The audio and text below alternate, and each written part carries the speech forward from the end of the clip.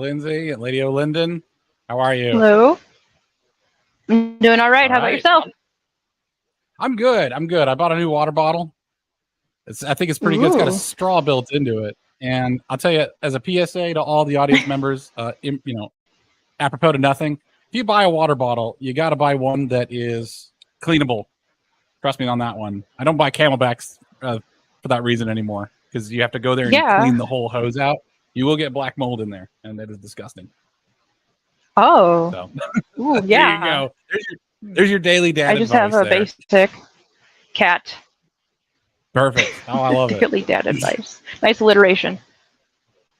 Yeah, your daily dad advice. I should probably just start making that a series where I just put low effort, right? Here's some advice, guys. This is how your taxes work. Yeah, Tax brackets don't work the way you those think they do. YouTube reels or whatever they're called. Or shorts. Oh, yeah. Yeah, exactly. Oh, yeah. Hashtag daily dad advice. My new daily dad advice is how to roast your own coffee. I started doing that about a month ago. So I bought 60 kilograms of coffee from Sumatra. So I have buckets and buckets of green coffee beans, and I just roast them when I want them. And so I have fresh roasted coffee all the time. Okay. I think it was like $4 a pound. Ooh. Was what it came out to, which is like nothing, because it's about $15 a pound for roasted coffee. I was going to say, yeah. Nice. Life hack. That's dad advice, Hashtag man. That's daily dad advice. And here's your daily dad advice. If you want to jump right into it, here's your daily dad advice. Is like, son, you may not need to love her the way you think you need to get married. It's not a magical switch. I know that's a controversial statement. I think Disney, so I have an expansive definition of pornography. To me, pornography is the artificial satisfaction of a visceral urge. And the problem with the artificial satisfaction of a visceral urge is that, I'm going to just mute my camera for a second, is that it screws up your expectations. Your expectations are all screwed up. You think that love or this, that, and the other are going to be a certain way, and it's not. Maybe you think that food is supposed to be a certain way. You know, there's like food porn, right? I'm not sure if I'm allowed to say the P word on YouTube. I just realized that, but whatever. Well, you just did, so. I just did. There you go. And it skews your expectations. Like all of a sudden, the thing that you have isn't good enough for you. And I think that romance novels, Disney, all the stuff that typically ladies consume, really skews the. Typically ladies. I'm being polite. This is I could be more impolite and more blunt. It's for ladies. Okay, let's put it that way. You know, so excuse the expectations. Excuse the expectations. Like you think you're gonna go on some vacation to Greece with your family, and then you're gonna meet some windswept, amazing guy, and it turns out he's a millionaire, despite being just like the He's the wave. Like what was it called? Get married. Yeah. I don't know. Happily ever after, have beautiful children. Yeah, exactly. And that does not happen. That does not happen. The banality of good. There's a banality of evil, and there's also a banality of good. I'm going to put it that way. Here's expand upon that, please. Oh, yeah, sure. Things that are good are not glorious, typically. Things that are good might be that you just show up to work on time, that you are polite to people. That stuff makes a big difference. Having to save Western civilization like Aragorn from Lord of the Rings, not always that. It's not always like that. I mean, you have to understand when you are being artificially stimulated, and sometimes artificial stimulation kind of kickstarts a train of thought. Like obviously you can't be a person of your own experience forever, all time, or else your range of experience is going to be very small. It is okay to, I don't know, it's okay to indulge in certain things, but you can't get lost in it, and you got to remember that it's not real. And we are not, we're not Aragorn. We're not going to come to some glorious victory sometime. And that's why I like the Lord of the Rings, because the characters who are the best characters, the hobbits, they are probably the utmost good. They're a great example of the banality of good. They want to share feasts together. They want to shoot fireworks. They want to hang out, and then they're called that's cute. to this great adventure. Yeah, exactly. They're called to this great adventure, and they just doing it for their friends. I don't think. Merry, Pippin, Frodo, Sam, they're kind of just doing it for each other. They don't really give a flip about. I mean, they think Ents and elves are cool and all, but I don't see the hobbits like leaving to go and save the elves in some elf war someplace. They're really only going because their friend Frodo got involved. That's it. They're just being friends. They're being mates. They're being lads. You want to be a good guy? Be a lad. Yeah, yeah. And if you want to be a good husband, also just be a lad. Like imagine if your husband was like Samwise. You just had a Samwise husband. You know, you got this big burden you got to take on. Like, so maybe having a child is not the same as carrying the ring, but it can feel like it sometimes. I can't carry this child, but I can carry you. You know, sort of thing. As you're moving through pregnancy, it can be like that. Just be a good mate. And the thing about it is that my thesis statement for love is there are several layers of love, and you have to make sure it's not being infiltrated by the influence of that PORN, right? That artificial stimulation that pushed you along, changed your expectations. Well, and right now, a lot of people would agree with that, as that is. I think where people tend to disagree, and what you and I tend to hit on in terms of how we see things differently, actually has to do more with the details or the technicalities, maybe. I don't think people know what love actually is. I don't think people actually understand love very well, because I don't see overall it. I agree with that. Yes, that statement. I don't see it, and I think the boomer truth is that love for the man is I'm supposed to provide for the family. That's my job. That is part of your job, but it's not your full job. There's a lot more to it. That simple boomer truth is what destroyed all of Western civilization, as far as I'm concerned, is that they raised multiple generations of people who have no idea the traditions that kept society going. Christmas is like Christmas feast and the Christmas day, you know, the actual singing and dancing, all that really wholesome stuff that people used to do had a reason. I had a Christmas with an old girlfriend of mine back when I was in high school. I was dating a college girl because I was mature for my age. I'm just kidding. And they're having a Danish Christmas, and the Danish Christmas was lots of pastries, a lot of singing. We danced around a tree, and as a modern 16-year-old kid, that was super weird to me. And then by the end, and there was a feast we had where there was like this pudding that they made, and if you got the whole, and there was pieces of almond in it, but if you got a whole, there was one piece that was a whole almond, and if you got the whole almond, you get a wish or something like that. Right? It's Danish tradition. That's cute. And I got the whole almond, and I covered mine. Everyone's like looking around like through their pudding trying to find it, and I'm like being cheeky. And just like I just like nudge my girlfriend. I just like uncover, like take the raisins off of it and show her the whole almond, and she just like. Oh, I would have done that too. Stupid. It was cute it's just super cute, and it was totally pointless. There's no rational reason to be dancing around a tree, and like I don't need a scholarly study, like some peer-reviewed study, you know, to tell me that was a lot of good times. I still remember that. I remember, and we had to sing in Danish too, so I had no idea what was going on. I don't know if Danish people's. I think that language is made up. It's just a bunch of weird guttural. Yeah, you ever heard Danish before? It's all like I don't think I have actually. Think of the Swedish voice. Think of the Swedish voice was like you know that the way making fun of the Swedish people. Yeah, and just make it really guttural, like it's like that's what it is. I'm making fun, but that's what it sounds like to me. There's actually a funny skit. Yeah, it's an approximation. I don't know how they communicate. It's the same thing with a lot of like I don't know how Chinese people talk to each other. I just can't discern where one word ends, the other one begins. English is nice because we have names like Bob and Fred. It's like, oh, there's the word Bob. It's totally separate. It's not like Xinhua Wei, you know. It's like, wait, what? No, it's like it's Bob. It's Bob. I don't know. I'm just gonna make Bob Lake. His name is Bob Lake for some reason. That's an English name. It's easy to get. That's why they ruled the world. Okay. Okay. Can't be ruled by someone who doesn't know. I mean, you could.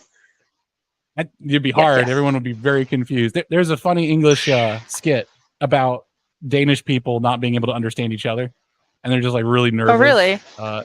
I'll send you a link to it. It's very funny. But anyway, that's not the topic for today.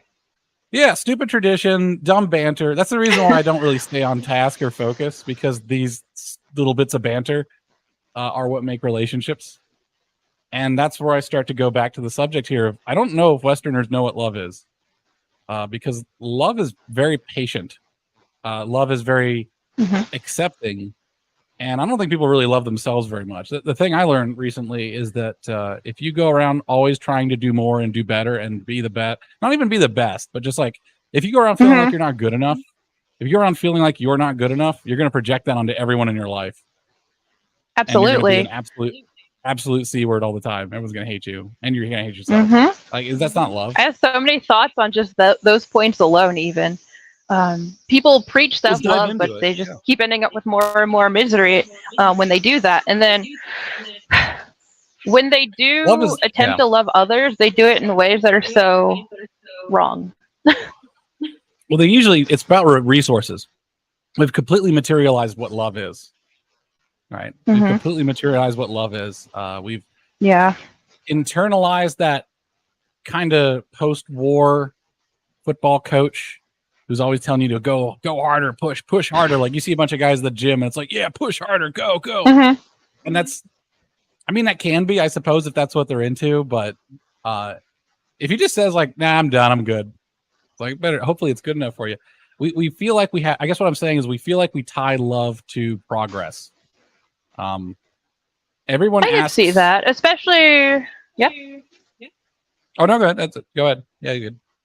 Well, I was going to say, especially in the way that people are so quick to abandon other people at this point. They're like, oh, your parent, for example, they don't understand you, they don't accept you, all this other stuff. Instead of trying to make it work out, even if you don't necessarily get along the best or you don't agree on everything, they instead encourage people to say, oh no, burn that bridge, cut them out of your life, it'll be better for you. And it's not better for anyone. I would steel man the argument that parent has made a terrible mistake as well, though, with setting expectations for their child. Now, there's things you should do because you love them, brush your teeth, get decent grades, all that stuff. But in the West, I don't think that's typically good enough. And you have parents and students who are just burned out. They don't even try anymore, like both the parents and students. Or you have the opposite, where it's like the helicopter parent. Like, I don't know how many healthy parent-child relationships are around. At least in America, I don't either. Like, everyone has beef with their parents. That's a serious problem. That is, and your parents are supposed to be people who teach you what love is. Yeah. It takes you only get one youth, and that's when you're supposed to learn how to work with other people. Like, there's one of the most successful education systems in the world is Finland, and I think they only teach reading at like 7th or 8th grade. They teach socialization first. Really? Yeah, that makes sense. I think we try to stuff our children full of knowledge so they can pass a bunch of tests, but there's no standardized test for how socialized you are or how well integrated you are. That's why usually when you have a 4.0 student go off to college, they could go off the deep end on drugs, they could power through it, or they could burn out. It's just like there's no consistency there. Like, some there isn't. Like, I used to tutor physics when I was in college. I would tutor the high school honors kids, and one of them went to he was a big braggart, super smart kid. But smart I actually have no respect for smart. People use smart like a compliment. It's more of an attribute. I don't care if someone's smart anymore, because this super smart kid who was smarter than me, the tutor, he'd figure stuff out faster than me. I think he does he went to a nice university, burned out, dropped out, went to a community college, and I think now he collects samples of seaweed on the beach.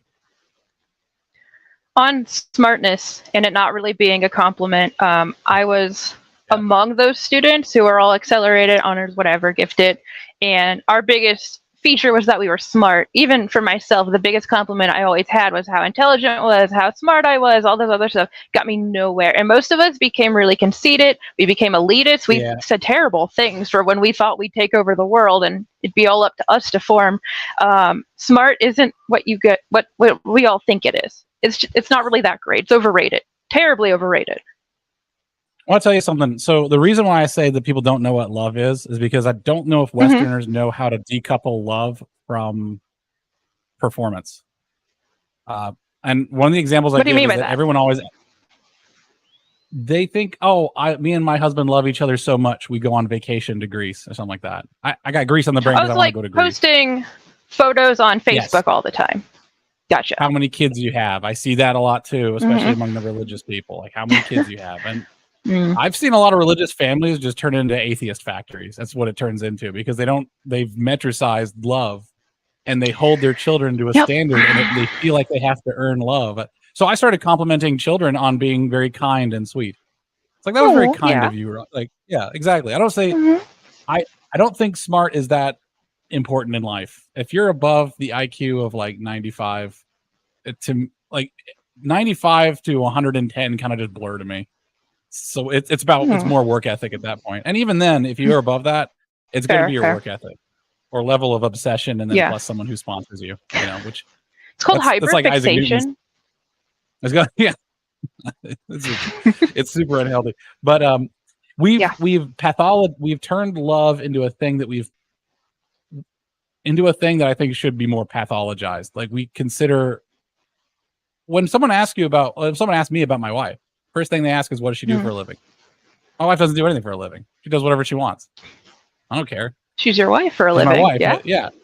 I love. She doesn't have to do. We don't have to do things for a living. We don't have to like perform services to the greater world to contribute and do our bit to just justify existence. Like, we don't have to do that. That's another issue for like disabled people. I've known too many people who they can't actually offer anything to society in that sort of sense, because they're disabled. They just can't get by. They need the government assistance. They rely on other people to help them throughout their daily life and such. And there's just a general feeling of awfulness, and that I shouldn't be here because I'm not worth it, because I'm not giving anything back to everyone else. So there would be no leftists. Here's a bold statement. There would be no leftists in the West if flipping burgers was given the same amount of dignity as writing poetry. I'm cribbing Langston Hughes a little bit. He said that tilling a field should have the same dignity as writing a poem, but we have completely put on an altar scholarship, and that's what these guys go for. And these guys really should just, like, some of these leftists. Like, I know there's a Twitter thread a while ago about, hey, what would you do if the Great Communist Revolution succeeds? And it was hilarious. Have you ever seen this before? Oh yeah. I don't know if I've seen that one in particular, but I've seen similar, at least. Well, their answers were like, basically boiled down to be a housewife, to work on handicrafts, paint. And I was like, dude, you could just live out in the middle of the country and do all the same thing. That's why there's no communists in the middle of the countryside. Like, everything is kind of given the same amount of dignity. There's no right. I used to think it was silly to complain about the wealth gap, but jealousy is a real thing, and what our society values. If it's wealth, that's what everyone wants. And then if you don't have the wealth, then you're not successful. You're not as much of a person. And that makes everyone who cannot attain that very bitter. Like, why is everyone I do think there's something interesting with wealth and jealousy as well. Because even when I was growing up, I come from the middle class figure. We all knew that wealth isn't everything, or we were told that. We'd say it ourselves. We're like, and besides, if you look at wealthy people, they're usually not as happy. Their families aren't as close-knit. They don't love as much, etc. And yet, we all still ended up wanting to get more money anyway. Well, that's a lie too. Nobody's done, again, the whole studies thing. If there's demographic information, but you can't really get demographic information on like happiness. But a lot of people are wealthy and they're super happy. Like your dentist. I imagine so. It's just a matter of how you live your life more than it is. But I'm just saying that's something we were told, that also, even though we were told we'd be happier even without necessarily all the money, we still ended up choosing the money anyway when given the choice, it seems. Well, that's because our words don't really match our values. And that's another good reminder about love. Like, we say that we love somebody, but do you really love them? Do you even love yourself? Do you even love, like, drowning yourself in booze and watching Netflix and eating Haagen-Dazs is not self-love. And a lot of people do that. I'm like, that is, if you love not somebody, even self-care. It's self-indulgence. And that's what we've made into love. Love is an indulgence. And where you were going to that, if you really love somebody, you don't let them do that. No, you wouldn't. You'd say, like, what's wrong, honey? we gotta go. We gotta go for a walk or something. You'd have an intervention. Yeah. I would. Mm-hmm. The problem of us turning love into an indulgence rather than a duty. So here at the 20-minute mark is where I get into the meat of it. We treat love like an indulgence and not a duty. And that's the problem, because an indulgence, you change it as soon as it stops indulging you. You change it as soon as you're no longer feeling pleasure. Love is not supposed to be pleasureful. Sometimes love is just patience, like sitting there waiting. Yeah, love is like sitting there waiting for your kid to find the right shoes, and they keep coming over with 2 left shoes. And you ever see the kid like try to find their shoes? It's the most pathetic thing in the world to see. And you just have to just sit there, and but you can't do it for them, or else they'll never figure it out. So you're just no, those aren't your those. That one is black, and that one is blue. And he's like, oh, okay, I got it, and he runs up and tries it again. Which is, we've made love into this pleasurable thing, and we feel like we're not in love anymore when it's no longer pleasurable. No, you probably still do love them. I don't have any data for this either, so I'm just a guy with opinion. My anecdote is that my mom and one of my friends' moms both divorced their husbands. So my mom divorced my dad, and my friend's mom divorced his dad. Within about 3 or 4 years, they both wanted to get the marriage back together because they were lonely and they'd made a mistake. And they actually were still in love with their husband, I suppose. But love is not always a pleasurable thing. So the pleasure stopped. They thought they were out of love. Oh, we drifted apart. You'll see this on like Kevin Samuels, his old call-in show, where a woman will say that she's divorced her husband, and he does not like that. He does not like that at all. Right. Well, and he asked, like, why did you divorce him? Yeah. It's the pursuit of pleasure has actually destroyed the institution of love. Love is absolutely, yes. Clearly. I mean, what do you think are the duties of love, I suppose? Duties of love is to choose to be there even when it's difficult. You're always going to care, even if that's tough love. You have to say things they don't like, or even if you have to step up your game, do things you don't want to do that normally you wouldn't do, but because you love the person, you're going to do it for their benefit. Even if it makes them hate you for a little bit, you're still going to do it. Yeah, love. A good way of putting love that I've heard is that love is when you love someone, you treat them like family.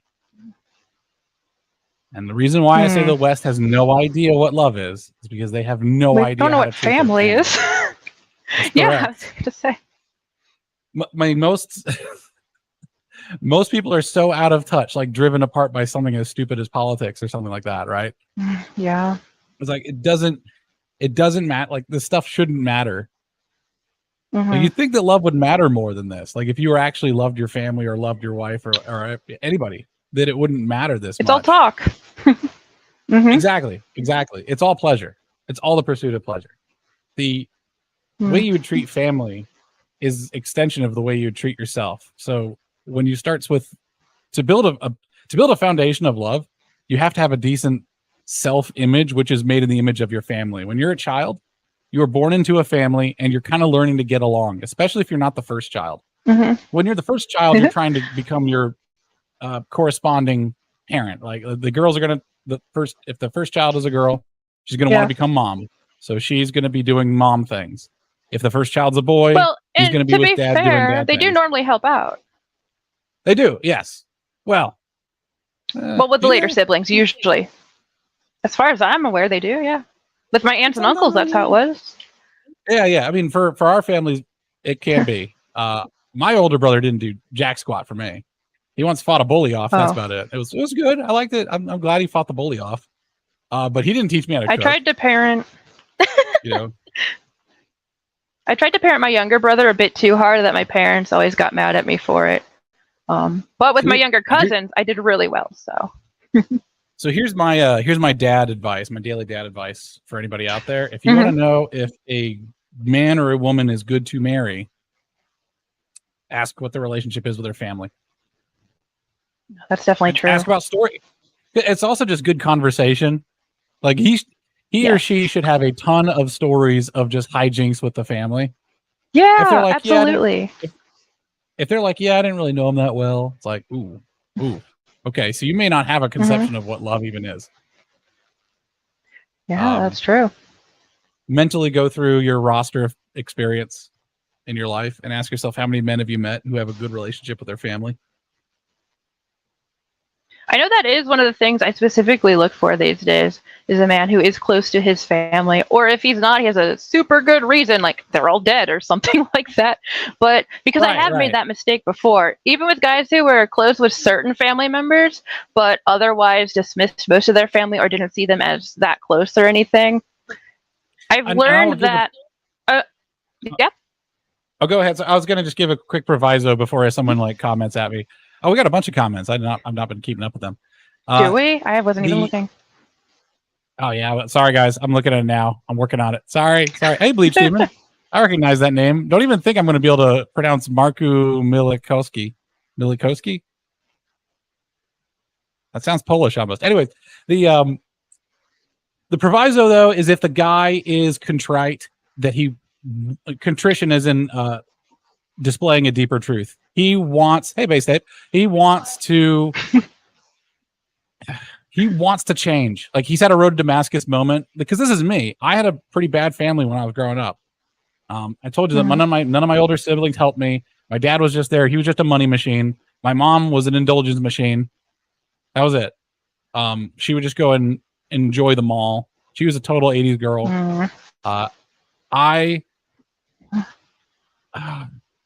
I hated it. And I had a vision for what I thought a family should be. And I would live vicariously through my girlfriends' families. Like I would, that night, that was the best Christmas I ever had, was that one Christmas with the Danish girl. That was awesome. I was like, this is what a family's like. And I've been trying to find out what a family even is. And in so doing, I figured out what love is.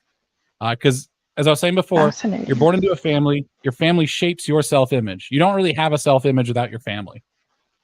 Okay, and that's why friends tend to fill that gap these days, and then friends send the kid into. But it's not the same.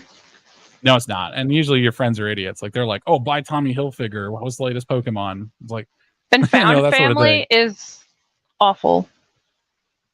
It has its place sometimes, but overall, it's just you don't want to do the found family stuff. Well, the found family is preferential too. Like you have a preference for your found family.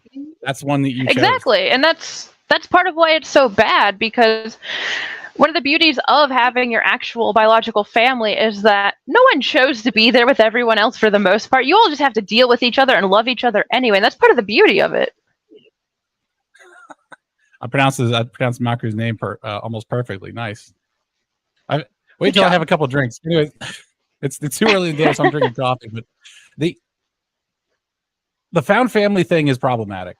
And the problem is the found family thing is not, it's not a, here's the latchkey kid and they found the family. Usually the family finds them. And you know what I'm talking about. I'm talking about indoctrination. Yeah, exactly. And so there's your family doesn't usually have an agenda behind their relationship with you. They're not trying, they're not using you genuinely with the best. Right. Yeah, I mean, the worst that you get is your dad is a carpenter and your dad wants you to become a carpenter. And there's expectations. Or your mom tries to pick out husbands for you all your life and you never like the picks that she makes. That's a good segue into the next part of how necessary do you think love is for marriage? And we're at about the 29-minute mark here. How necessary is it then for love for marriage? Because the word love is of a place and of a time and of a people. And we're stuck with ourselves. So we're not working with what the definition of love is supposed to be. We're working with what the definition of love is among our people, in our place, in our time. And is that necessary for marriage to work? Not as they all view it. I know for me personally, I tend to think that love isn't something that has to be there, even at the point of getting married, but there has to be the openness to let it, take root and to grow and to eventually, blossom and bloom. However, there should still be like a care and an ability to realistically accept that there will be love if you actually let it happen. I don't think that people could genuinely never love each other if they're open to it, even a little. There was a time actually where I've also had my experience with marriage kind of flavored because I used to talk with old people a lot. I used to volunteer with the elderly. Oh, that's awesome. And marriage is it was boy. I don't know why I did it. Their stories were pretty funny. Like the old veterans were pretty based. It was pretty awesome. Oh, I'm sure. Yeah. I mean, all my neighbors around here too are like all Vietnam veterans. Tennessee Vietnam veterans are a different breed, man. They do not mind the war. They're like, yeah, the war was great. I missed it. It was fantastic. Here's a shotgun I used to shoot it. Vietnamese people. Oh, you hear rustling and you just go blah, blah, blah, blah, blah, blah, blah, blah. It's like, and I was like, there's no iron sights on this. How do you aim it? He's like, you don't aim it. What are you aiming at anyway? It's like, this is insight into the mind of a warrior. And then he taught me how to grow tomatoes for a while. So anyways, useful info from my neighbor the Robert. Duality of man. Yeah, blasting Viet Cong and then growing tomatoes. The funny thing is, like, they all like the Viet Cong anyway. They don't mind them. They're just like, yeah, we had to kill them at some point. It's all right. But I'll get to them because they're actually taught me a lot about marriage as well. The conception of marriage that we have right now is tainted by our definition of love. So yeah, meeting a Tennessee Vietnam veteran is a real trip. Our definition of love is very much one around pleasure, and it's around, I would say, an animalistic attachment and a lot of expectations of what love will become. I think your convenience. Yeah, exactly. And I think your conception of what is necessary for marriage is a good start. Talking with those older people before I got on that tangent, they would one of them went and got married to a guy and was married to him for 70 years. And you know how she met him? Guess how she met him. She met him in Vegas. Did she? Oh, Vegas? Yeah. I don't know. Then I was gonna guess she showed up to his dad's funeral or something. I heard that one making the rounds on the internet not too long ago. That's funny. Sometimes there's actually there's a good wife guide that tells you ladies how to meet a husband, and one of them is like keep an eye on the obituaries and then go hit up the widowed husband. Interesting. It's pretty devious. These women hustled, man. Take all like the Twitter hustler culture, and that's what these women would do to get a husband. It's just like claws. Look, women have always been that way. It's just we had different priorities before, so it worked out better for everyone. We need to get back to that. We've always been devious like that. And the way that we overcome our nature is by having a culture and a tradition. And our culture and tradition is a template for who we are to be. Let me put it that way. So I'll just cut right to the point. So when I talked to this old woman whose name is B, which is hilarious. No, it's Boo. Her name was Boo. Boo Law, I think. Boo? I forget. Anyways, God rest her soul. She's passed on now. But she met her husband in Vegas, married him the night she met him, stayed married for 70 years, loved him to death, because the culture at the time had more or less templated what a man and woman should be and what they were supposed to do.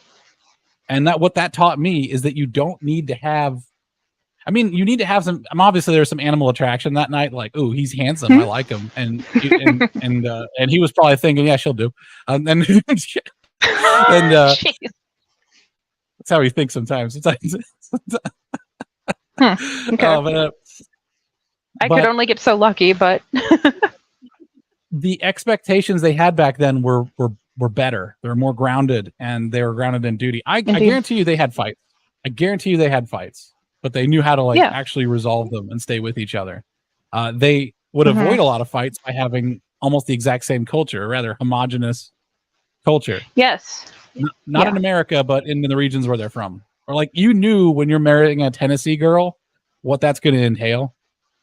You know, it's like marrying from a clan of Scotland, of Scottish Highlanders. It's like, you know what you're getting into, and I hope you're ready for that. Because there's a shotgun weddings turn into shotgun funerals real quick. Around here, or if you marry a New England girl, or if you marry like a Irish Catholic girl, or you marry like these are templates. You know what you're getting. You know what you're getting. Now everyone's so atomized and out of tradition that they don't know how to approach each other at all. The expectations, it's just like, who knows? Right. Can you imagine and not only that, though. Oh, go ahead. Yeah, go ahead. Sorry. Yeah, not only that, but people have intermingled to a point that I think it's really left us without an identity. I know they used to say we'd be the melting pot, we'd all end up looking the same, being more or less the same, but it's really just confused everyone. And there is virtue in staking with people like yourself within your own group that you don't see, especially among Americans who are more European descendant, particularly. We all intermingle, even religion-wise. There's a lot of intermingling these days. I know recently I was given the advice by a friend who had been a nun for a while that I should, specifically for myself as a Catholic, that I should seek specifically a Catholic husband, which is something that I hadn't even really considered would be possible for me at all for years. And I'm starting to warm up to it again anyway, but it does, there's a concern in it because yes, it does narrow down the options, but also there's something that would be very nice about it. Just thinking, doing the traditions and the celebrations and the things my family did back when we were still in the extended family, I mean, connected and close knit as a proper family, and thinking of being able to grow that with the man who would be my husband is actually very alluring and ideal. But we don't do that anymore as a culture. Most of my friends will say, no, don't do that. As long as they're fine with you being Catholic, what's the issue? So that's not going to work out. Yeah, that's bad advice from your friends. But, well, because it's going to turn into a fight every time of like when you want to go to mass, take the kids with you. Every time you have an expectation of what he's supposed to do that was just baked into your culture. You know, some cultures don't feel the man has to be the breadwinner. How do you think that's going to get along with just like a standard American? Like, imagine 1950s American, and then just like, I don't know, Nigerian princess or even like Kenyan goat farmer. It's like the cultures are so different that it doesn't make any. You're going to have tons of fights all the time. You're going to be constantly adjusting each other. But if you're able to just like smoothly glide in and like, oh yeah, this is what you do. This is what I do. Expectations sorted. Like imagine if you went onto a football team. Imagine a football team where there are no roles in the football team. There's no linebacker. There's no quarterback. There's no. I don't really know anything about football. I kind of dug myself into a hole on this one. Just chaos. All those other people that you know, the bashy washies and the tossy wassies, all those people, it's just like everyone's the same position. It's not going to work out.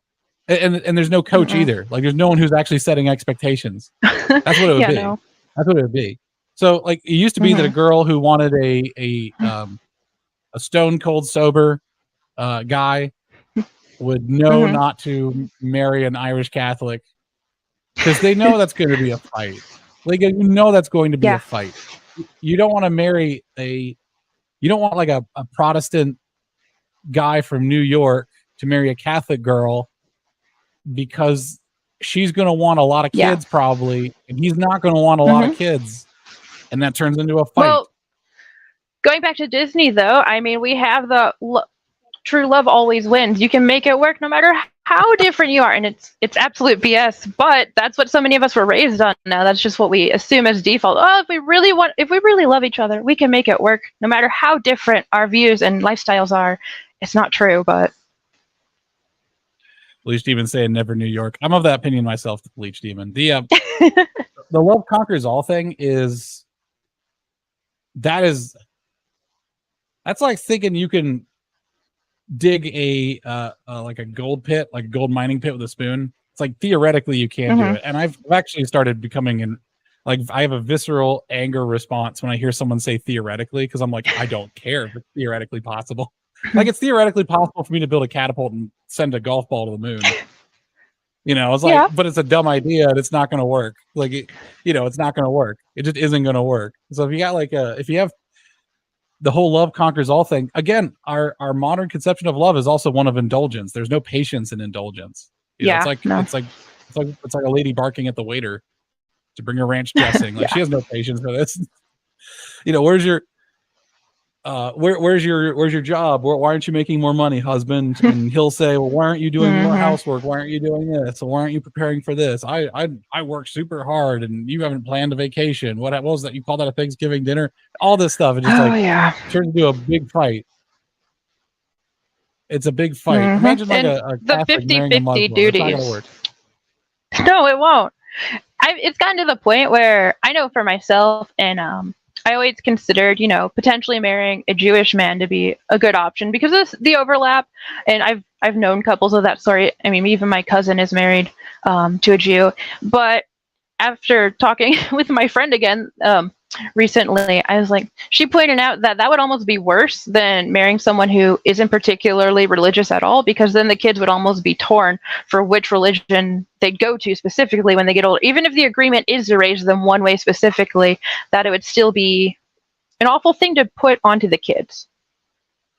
Well, the matriarchy is where the Jewish line comes from. So the mom has to be Jewish for the kids to be Jewish. So even if they wanted to go become Jewish, they'd probably be outcasts and they'd be probably called like fake Jew by the other Jewish kids. Oh, jeez. Yeah, it's pretty rough. Kids are pretty rough. Like mudblood. To get bullied by Jewish kids. Dude, any kids will. I mean, any kids, but it's a. Well, right. The thing is, the Jewish people, especially the Orthodox ones, have some immune system left in their culture, so they will reject outsiders, as they probably should. Yeah, I have noticed that overall. Yeah, because we have a couple communities, Jewish communities around where I live. So some like that are more Orthodox and traditional specifically. Well, Tennessee is the same way. Like we have a bunch of laws that I was talking to a friend of mine from Maryland, and he's a Republican, I suppose, conservative, and he was thinking we were way off the deep end because we have dry counties here still. Like it's funny what's the famous? Oh shoot! What's that famous whiskey? Wait, from Prohibition? Yes. We still have Prohibition counties. In fact, dang it, I'm totally blanking on this. I don't drink this this particular whiskey, but it's the famous one. It's got the black label on it. It's not Johnny Walker. Dadgummit, totally forgot. No. Jack Daniels, that's the one. Jack Daniels is the Jack Daniels distillery is in a dry county. I went and visited him. So you can't actually buy the alcohol, the Jack Daniels, in a liquor store near there. They have a deal with the county to sell souvenirs, which are bottles of liquor. So souvenirs. Yeah. Nice. Exactly. Yeah, there's a bit of lag between the video and the chat here, so thanks for popping up the Jack Daniels there. So we also, abortion's illegal here. No abortion. I don't even know if there's any circumstances where we allow it. Thanks to Matt Walsh, we are making it very difficult to be trans here. Woo! Good. I would love it if we should revoke the medical license of all of the doctors who were doing those operations on. Oh, absolutely. Especially since they were doing it like motivated by money, just straight up. So I got to write luckily my state senator, I think his name is Buck Sexton, but I keep thinking that's a country singer, but no, I think it's Buck Sexton. He's the chair. He's actually the chair of the state legislature. So I should start writing in letters. Yeah, you should. Yeah, just be real draconian. And I was telling him, like, my friend was complaining that being sprayed by the splash of a jet ski has the same penalty as a DUI here, and he was trying to use that as an example of a draconian law. And I was like, yeah, don't spray people with your jet ski. Don't be a jerk. Yeah, I mean, and I used the example of like getting canned for spitting gum out on the streets of Singapore. Yeah, he's like, that's so draconian. And I'm like, what you mean is draconian to not let you spit gum? Like, you don't have to spit gum on the floor. You don't have to splash people with your jet ski. Like, we have really brutal punishments to keep social norms in place. That's called a civilization. Well, that's true. And I know people won't like this, but it's very still cool, I guess you could say, to hate on Christianity and Christians. But the more I've realized since coming back to Catholicism, the more I've been like, maybe we just should go on our way to overall have just a Christian nation again. Clearly that worked a lot better for us and works a lot better in general as well. I mean, I'm a bit biased, but I have no desire to drag the rest of the United States into my ridiculous stuff, because I don't think the rest of the United States deserves it, honestly. Like, if you're not on, I'm not going to force someone to be a Christian and be a good person. Right. Well, you shouldn't force them. I don't know. Like, if you want to sacrifice your children to Moloch in New York, like, go right ahead. I'm not going to stop you. Like, it's not it's not Tennessee's job to save the wicked, just like it's not the Christian. It was never the Christian's job to save the wicked. You're just there to save souls, so provide a good place for them to live. I mean, I don't know. I'm torn a bit on that. I mean, you might as well go I off would to- you rather might as well go help off to the people Middle out East. and do what's Yeah, better. like where does it end, right? Like where does it end? Does it end That's at our true. borders? That's If we do true. that? Like, Fair point. you know, we're not Islam. We don't like convert people at the edge of a sword or the edge of a legislature. That's true. And that wouldn't be Yeah, productive anyway. we just make our own territory inhospitable to outsiders. That's true. That's, people in Tennessee, that would work. yeah, people in Tennessee will let you know if they don't like you. I had one neighbor that got into an argument with somebody, and like it sounded like dogs barking, and then I heard gunshots, and then like 30 minutes later, the arguing resumed. So apparently, gunshots does not end an argument here in Tennessee. We just keep on trucking through it, powering through it. Like, yeah. You know, I got one more thing to say to you. Blam. You know, it just keeps anyway, going. to tail the tangent. It was a bit of. I do love my tangent. Love my tangent. Well, anyways, Yes, yeah, having a culture that's cohesive. Having a culture that's cohesive. We don't have communists in the countryside, right? With like, and as a generality, I'm sure there's one, but that one is the exception that proves the rule. Right. Because everyone has dignity here. Like we have a cohesive culture here. Like people say like, oh, I can't find a good wife. I got to go to Thailand or something.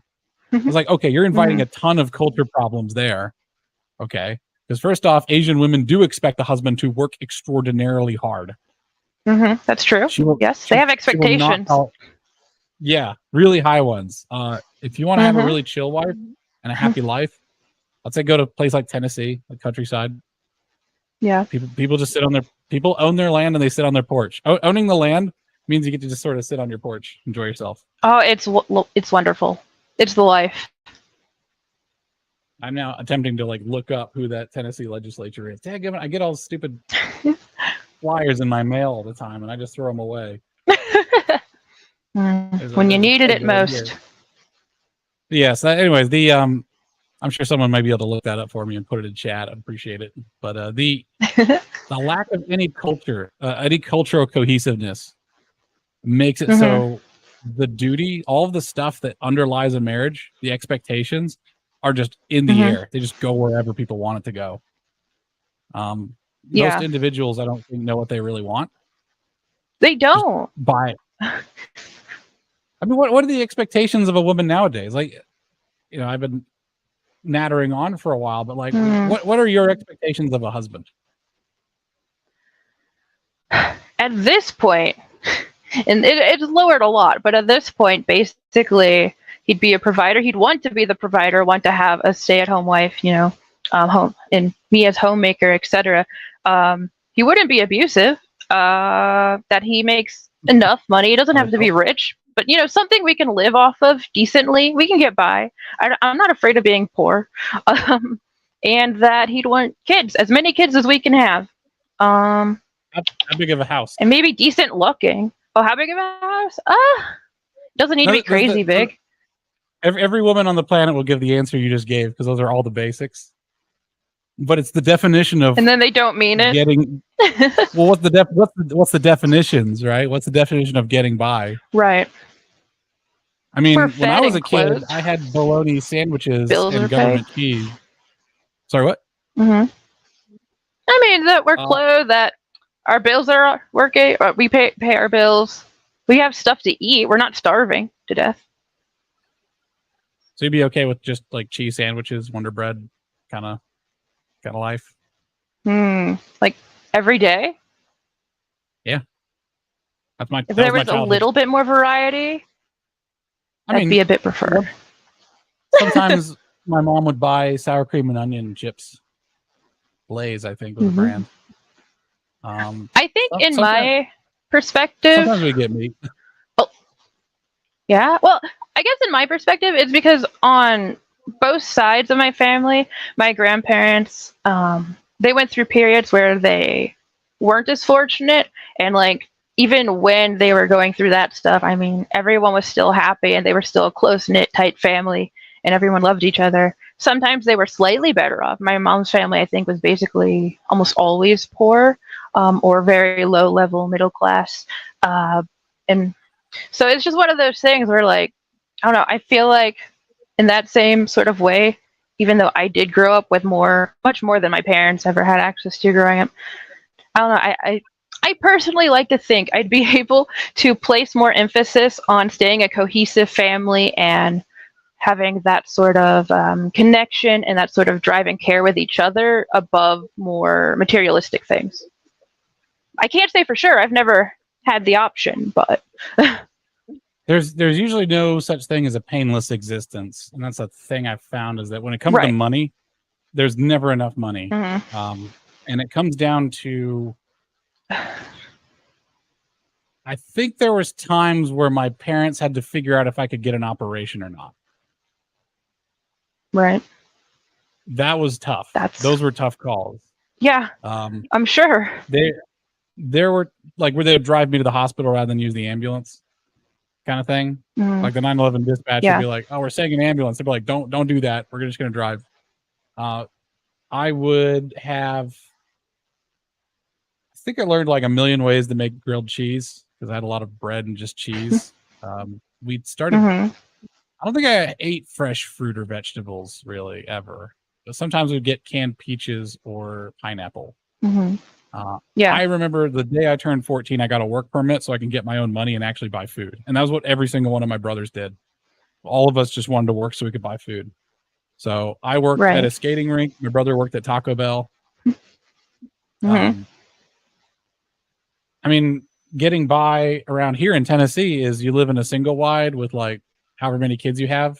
And there's like two bedrooms, 2 bathroom, maybe one bathroom. I shared a bathroom with 4 boys when I was a kid. Oh, wow.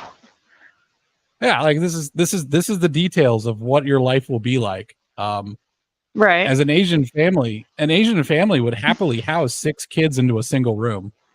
And that's just how it would go. Because they would house 6 adults in a single room if they had to.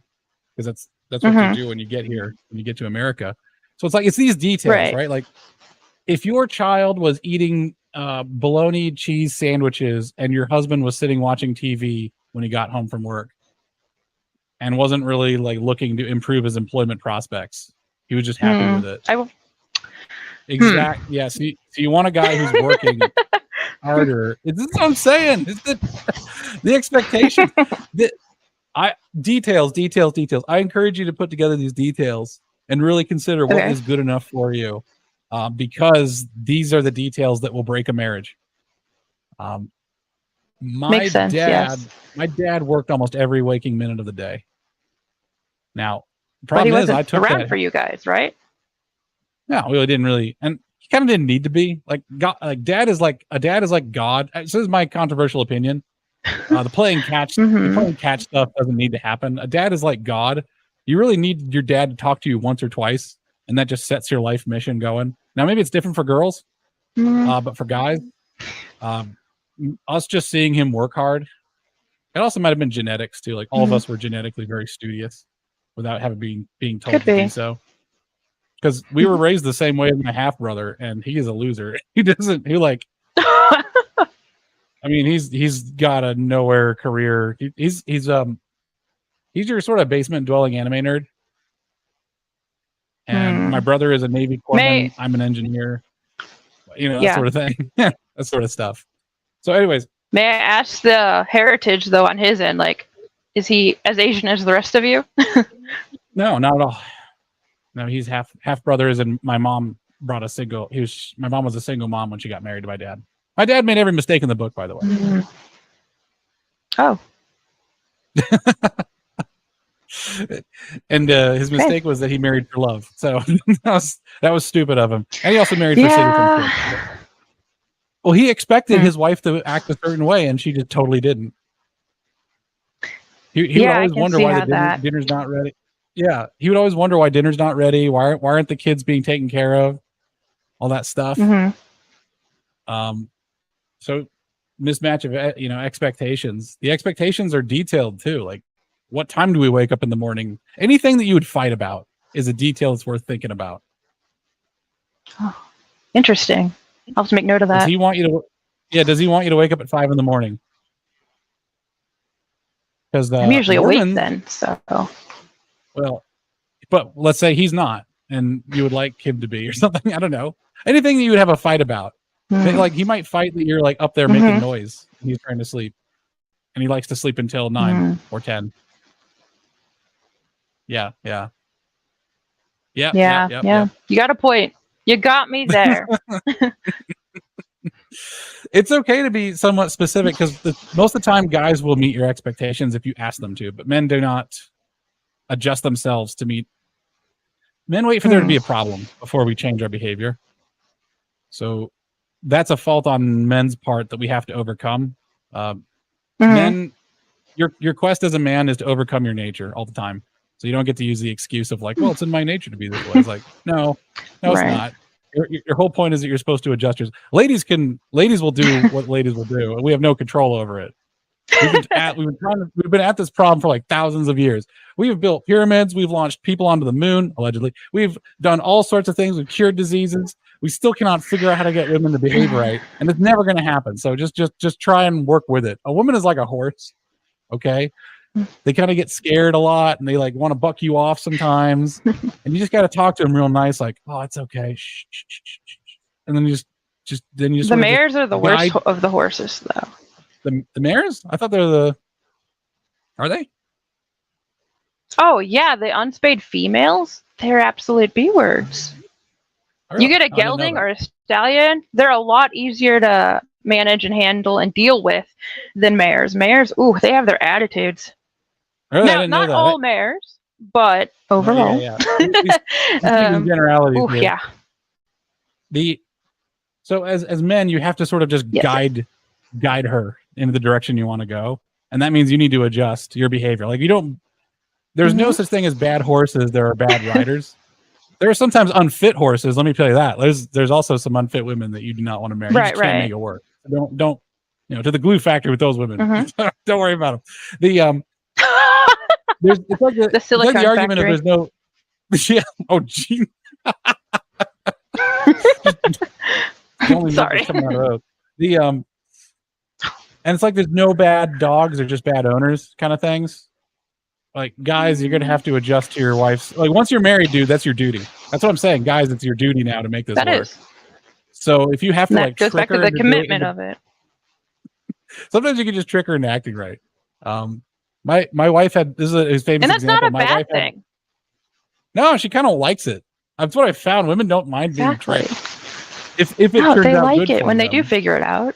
Usually. It's like, wait a second, you didn't find that cat. You went and got that cat, didn't you? Like how? That's why the cat has a chip in it already when you brought it in. Yeah, you got me, but don't you love him? Don't you love his little voice? And it's like she's like, oh, I do. I once accidentally, I was getting out of bed once and just full on need my wife in the back, just bam. And she looked over and says, "Oh, you need me." And I looked at her and I says, "I do need you." And she's like, and she went, "Oh, that's perfect." Yeah. It's like, oh, that's a real tough one there. Could have been. That was a good save, though. It was a good save. It happened pretty organically. So you've got to. I mean, there's another line from Finding Forrester: "An unexpected gift at an unexpected time." Give a woman an unexpected gift at an unexpected time, because what that tells the woman is that you were thinking about her. You didn't need any event. Yes. You're proactive about thinking of her and her needs. I saw this and I thought. And then if you do miss an event.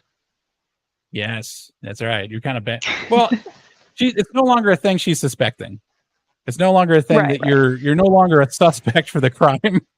She's like, "Oh, Alex wouldn't just forget my birthday. Must be some. He must be really busy with work. How stressed he is. Let me get him a foot bath." Fair. I was like, yeah. I'm like, "Oh man, not only did I get saved, I also got a foot bath somehow." All right. It works out to be better to each other. It just works out for everyone. And you got to be better for her in a way that she's receptive to. Because bringing home lots of money, eventually that's going to wear off. Like your role as a provider is just keep you sleeping inside of the bed or sleeping on the bed. That's what bringing home a paycheck does for you guys. That's it. That doesn't get you anything else. And you know what I'm talking about. Doesn't get you meals. Doesn't get you field. Doesn't get you anything else. You just get to sleep in the bed. You can make $150,000 a year. That's just a bed rental. There's something. Oh, geez. But on that sort of topic, though, and I don't think we necessarily plan to touch on this, but you know how people talk about their love languages? Oh, what's your love language? Or I need to know my partner's love language. I think that stuff is well intended, and yeah, it can be useful in circumstances, but I think people are putting a bit too much into it at this point. Yeah, I don't know. Like, you need to be a bit flexible with understanding and working with your partner, but at the same time, I don't know. Love languages are a thing that women use a lot. That coffee went straight to the back of my throat. I never drink a coffee that way again. I just went full open-throated. Don't open-throat it. All right, even if it's cool. The love languages is used by women to tell their husbands what they want. It is not a good guide. It is also a good way of husbands to tell women what husbands want. Okay, but primarily it's a way for women to understand it. It's the same thing as having like a disorder, like a mental diagnosis or something, where it's like, oh, this is just the way I am, and you're gonna have to work with it. That's what it is. Now, whether or not that's actually true, men abandon truth. Like, listen, all truth abandon all ye who enter here. Just throw it out. It doesn't matter. Like, there's the. I'm an engineer, not a scientist. I don't really care about truth. That's terrible to say. I care about what works. So if I was like on the tarmac just twerking and that made the helicopter rise, I'd be twerking. That's what I'd be doing. I don't care. Like, if engineers sat and waited for us to understand how things work before we did it, we wouldn't have pyramids. We wouldn't have radio that goes across the Atlantic. Most of the stuff we have no idea. We wouldn't have penicillin. We have no idea how this stuff works. It just does. I don't know. Try it out. Sure, but it's.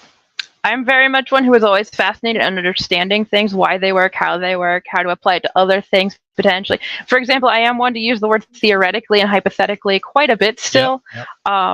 But I was going to go into either biology or physics. So one of my roles of a lady is to reflect and think and live in a calm state, like being in a shady garden and reflecting. Us men are out there busting bricks out there. We're out there getting stuff working. We don't know how it's working. We're just praising God every time something happens to work, and it's like, all right, we're just gonna keep doing that. Okay. If I bang the chisel into the rock a certain way, then it makes a nice cleave, and I can use that to go build the building and make money.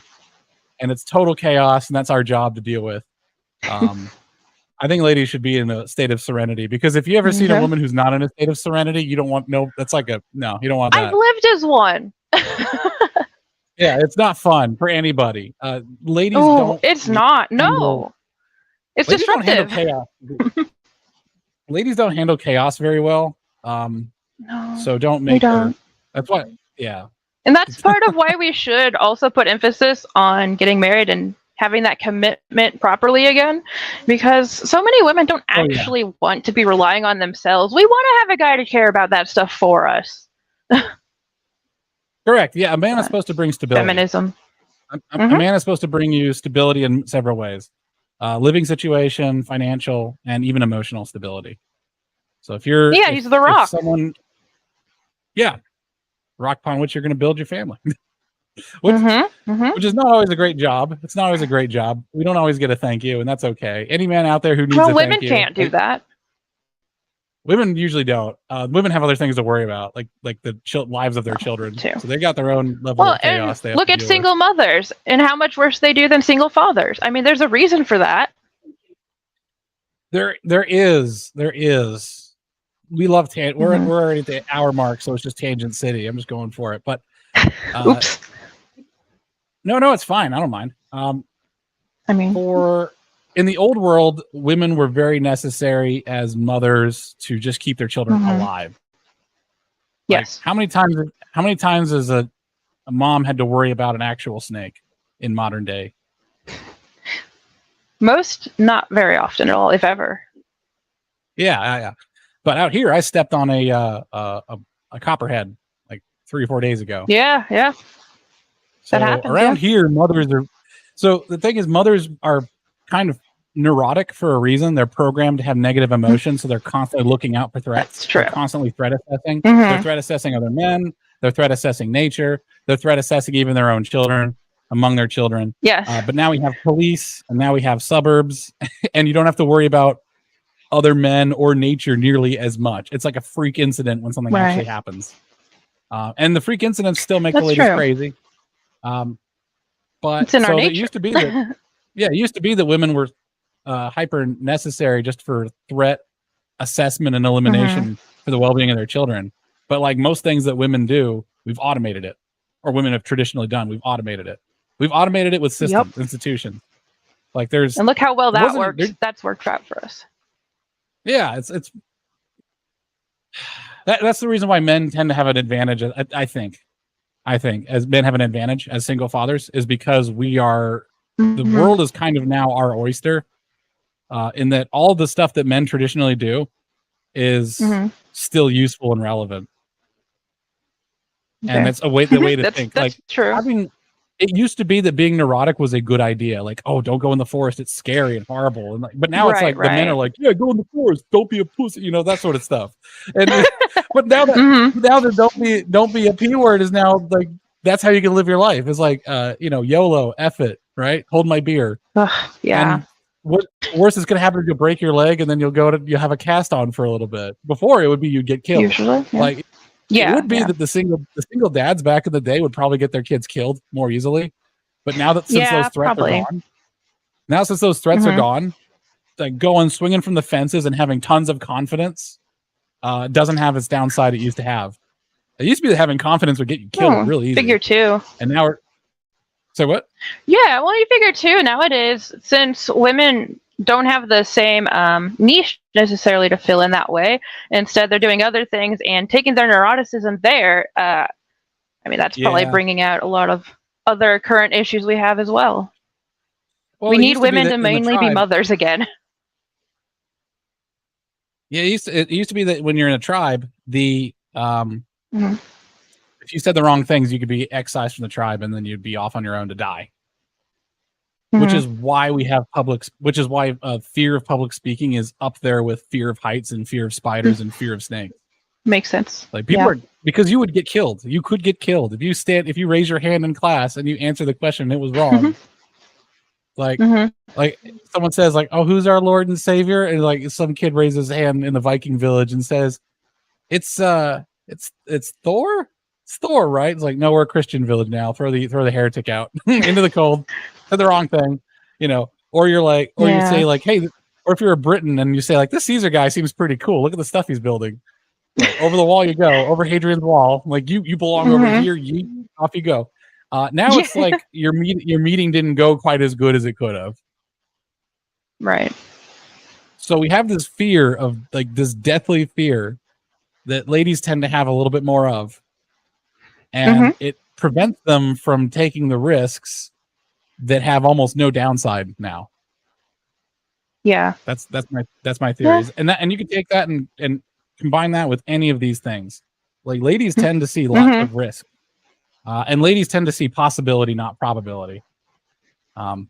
Men are gamblers. Yes. Oh yes. Men are total gamblers. Yeah, men are total gamblers. So we're like trying to figure out the odds of stuff. It's like there's like a 2% chance this thing. Like, I think men probably had a better response to COVID because we were like, it's like a 2% chance we die. Screw it. I'm not wearing a stupid mask. Like, we literally did not wear a mask. It was like, 2% chance of dying, whatever. I eat gas station sushi. These are chump numbers. Yeah. Ooh. Well, women also follow on bandwagons as well with each other too, because we are more socially inclined in that way. So an idea takes a few women, and then next thing you know, all the other women are also getting behind that, supporting. Even if they don't really follow it, they will at least outwardly, if only for the sake of fitting in and not being exiled. Yeah, dude, the exile fear is absolutely crazy. And I forgot here that we have some graphics here. I'm going to put the pictures that you sent me up. We'll just pop back in. Yes, that's fine. We're not pro streamers. We haven't quite gotten to those topics just yet, but yeah, we're still new. We got time. Practice makes perfect. So I'm going to work on the technical issue with trying to get this thing up.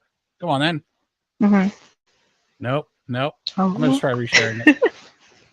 All right. I'll take a look at. Yeah, why don't you see if we have comments. Oh yeah, why don't you go ahead and do that? Yeah. I'm just gonna do the entire screen Trying to be fancy. There we go. Boom. All right, can you see that? Everyone, yeah. Are you still there? Uh-oh. We might have lost her. Am I still here? I guess based up, you can clip that if you want to. Oh, let me check. Yeah. I see you. Okay. But no, women really are, I guess you could say, like mares, and men would be like stallions in that sense. So I guess it does work out ultimately, the mares to stallions sort of stuff. And looks like graphics are coming up. So there we go. You got it? I see it. Now, did you want to? I just want to make sure that it would pop up here because we're going to work our way to. We can work our way and segue into this thing. I was going to say we haven't really gotten to it just yet, but I'm glad I did a technical check because it didn't work the first time. That would have been a bum. But anyways, the brood mares. Oh dear, I get a couple of those. I was telling somebody that I could probably be polygamous. And then it's like, oh, you can't, they're going to fight each other all the time. It's not going to work, Alex. And I was like, what if they're all on the spectrum? That could work, maybe. I've got my like village of on the spectrum women's like land of misfit. That just sounds that'd like be interesting. That would be up there with Clarkson's farm right there. I'd have to. Yeah, make it a show. People would love that. They'd eat it up. I'm just jolly as hell, just like living life. This is the best. All of them. Them all. I just keep building more houses for them. Jeez, all the children. Okay, Genghis Khan. I'd have a different house for every woman. You'd not catch me trying to have them cohabitate. That's not working. I would probably just have a stone tower that I can just retreat into in case the mob is coming after me. It's like Frankenstein's castle, or just one tall pillar, one keep. The issue with marriages that we have right now is that we have expectations and we don't measure any of the works that come with it. I don't know if you're still there or not. I'm not sure whose internet is crapping out, if it's mine or hers. If you guys are in the chat, tell me if either of our internets are just crapping out. We'll see. I'm going to DM her.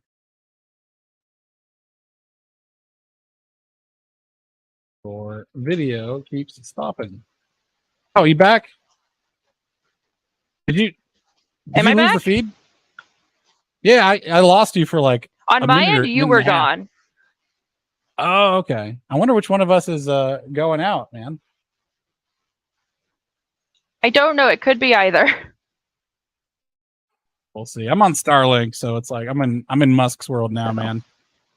Everything seems okay on my end. Oh. But who knows? So it's probably me then. Probably is. It might be. Well, and we've had storms on and off here, and when it gets stormy, the Wi-Fi gets weird. All right. Sounds good. Okay. All right. Yeah. If you freeze up, I'm just going to power through. Yeah. Okay. The problem with a lot of marriages is we just don't let it sit and be.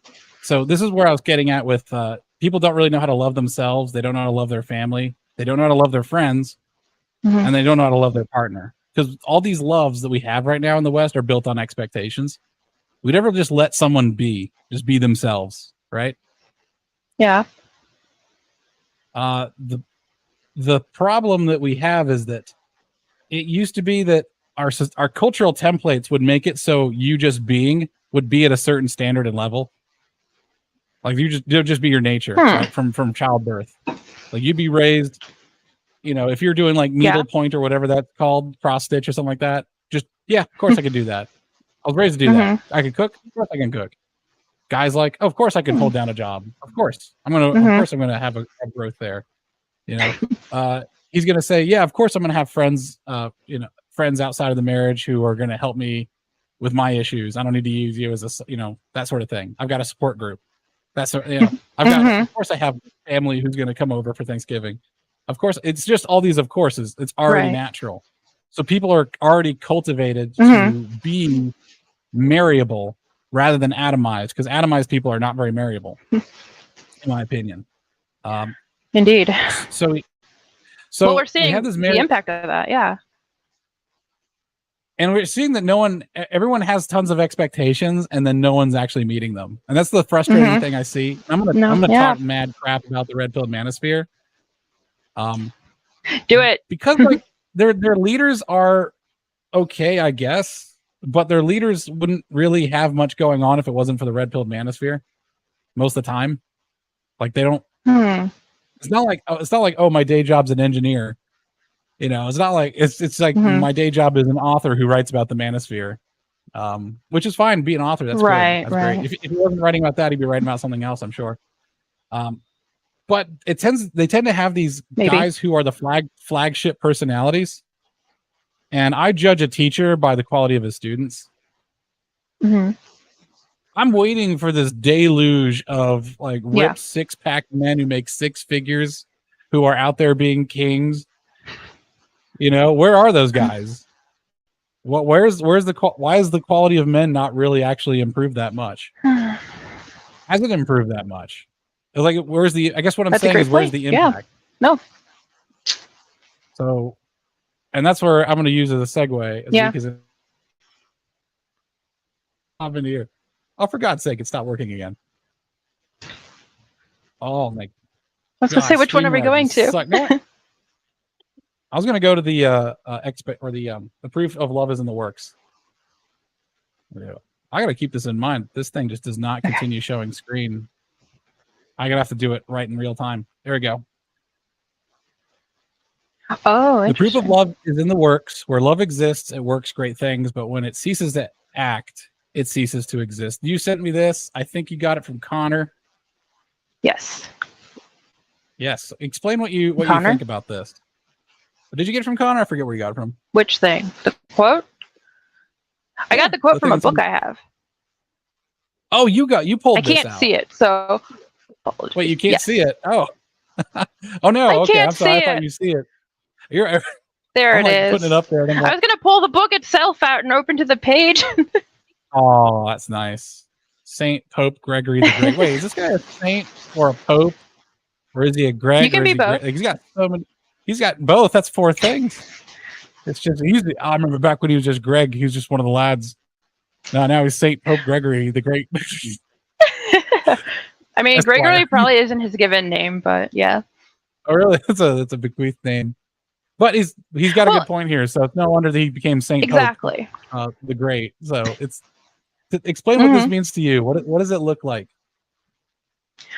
It means, well, sort of what I mentioned earlier when you asked what my expectations are, or my definition of what love is, what it actually is, and that you choose to keep doing the things you do because you actually care about the person. You want them to succeed, and even when it's difficult for them, when it's difficult for you, and you maybe don't even want to be doing these things, you still do it because it's keeping each other going in that sort of way that actually is the love. It's the actions that prove it. It's not just saying I love you or I love them or whatever else, just feelings or something like that. It's actually doing. Yeah, it's effort. It's you could be eating, you probably actually might be satisfied with just like the cheese and bologna sandwiches and all that if at 5 o'clock when he got home he was also like putting in effort to better himself, to get more and provide more, or help you with the house. If it's really just the effort that you put in, because if it becomes works based, I forget what it. That's right. There was a news story a little while back about a guy who got cancer and his girlfriend his girlfriend just decided to leave him. Yeah, and then she wrote something about it later about how awful it was for her. It's like, excuse me, ma'am. What about him? If anybody wants to like take anything from what I say about what love is, love in Western culture has become purely self-indulgent. It is, what do I get? What do I get? I don't feel the love, right? Like you don't feel love, you see love, right. like working hard as it can. You don't have to feel love. It's like trusting God. You just have it, even when you don't feel it there. And once you've been married, which if you're religious at all, as a bond under God, you have a duty to just keep going with it, right? Like I had marital problems this last 2 months, And I stopped asking myself how I felt because it was no longer productive. I asked, what is a good husband supposed to do? What's my job? And that's what I fell back on. And then I saved my marriage. Simple as. Exactly. I saved my marriage by just asking myself, what is my duty as a husband? My duty as a husband is to provide some stability, to take care of the other person. It is to make them feel, or make sure they're feeling okay. It's hard to describe. You have to do the best you can. In other words, you have to put in the effort. And not think too hard on it all the time. Yeah. So a lot of guys. Well, it's similar to how we need studies for everything these days. It's similar to how we need studies for everything these days. People look and overthink on themselves and situations to the point that it's beyond unhelpful. It actually makes things worse. And if they just say, what can I do that'll actually help things actually be better, instead of thinking, oh, is this because of that and we need therapy, etc. It's like studies for the stupidest things where we didn't need a study to tell us XYZ, but thanks anyway, I guess. It's like that sort of stuff. We're overcomplicating everything, including our interpersonal relationships. Yeah, correct. It's like we're bringing the expectations of the average, like, oh, an average marriage lasts this long. That's why another thing I hate about the red pill manosphere is they keep talking about averages. I'm like, well, don't be average. Like the average person also makes like, was it $45,000 a year if they have a college degree? Like, do you want to be that guy? Yeah, it's like, do you want to be average? There's no other thing in which the average would be acceptable to you, and yet you're expecting the average when it comes to marriage. Like, I mean, if you want to be an average dude, you're going to have the average results. Sure. That's don't true. Be an average husband.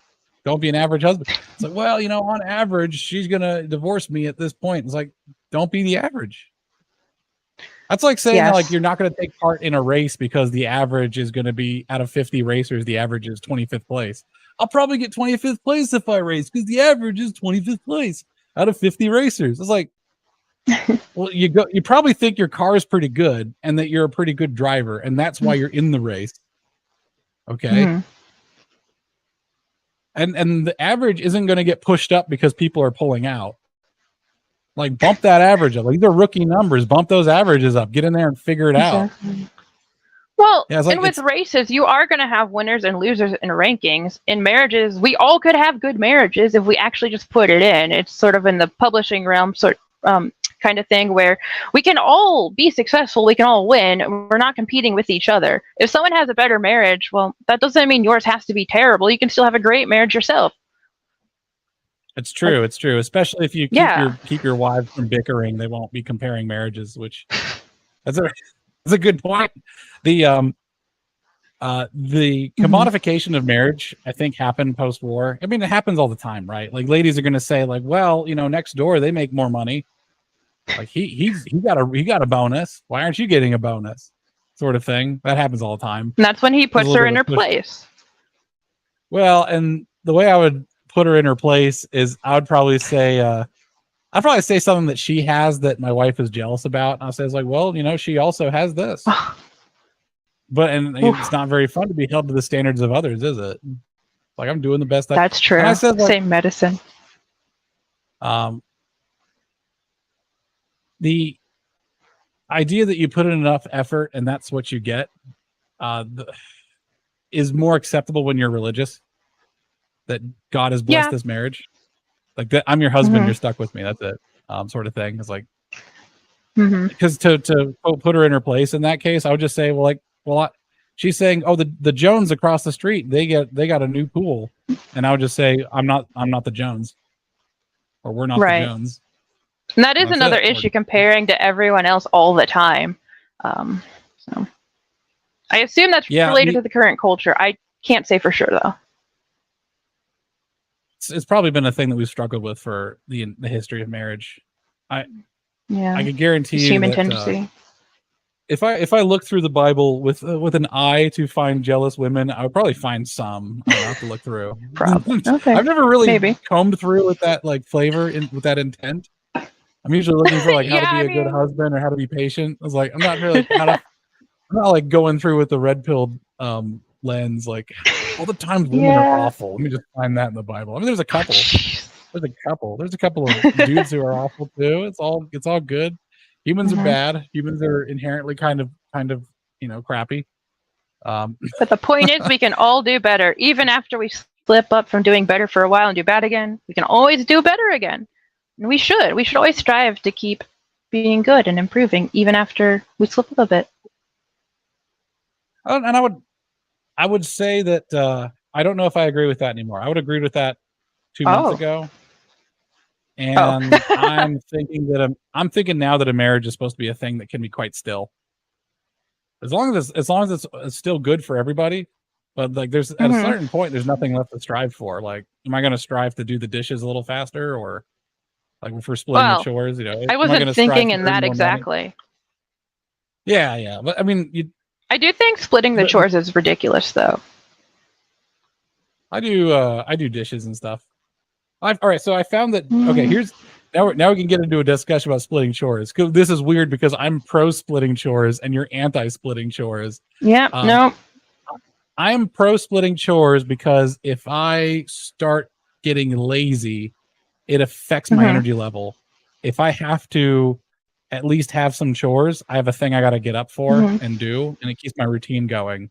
I mean, this is an experiential thing for my marriage. Okay. Everyone's marriage is going to be different, by the way. That's why comparing marriages is always a bad idea. And I've never been married, so hopefully one day, but we'll see. Yeah, no worries. God willing and all that. The comparing marriages is like comparing yourself to other people. Like once you've gotten out of that mindset, which is a very difficult mindset to get out of, stop comparing yourself. You can stop comparing marriages. Your marriage is going to be what it's going to be. It could be real weird with it. I will get I split chores because I have I probably still have depression, I guess. It's kind of like a manic depression, really low level. It's very functional. Oh, yeah. Gotcha. But if I start slipping up and being lazy and my wife is doing all the things for me, I'll actually start, my work productivity will suffer. I kind of need to have anchor chores that are there every day because my job is so irregular and inconsistent.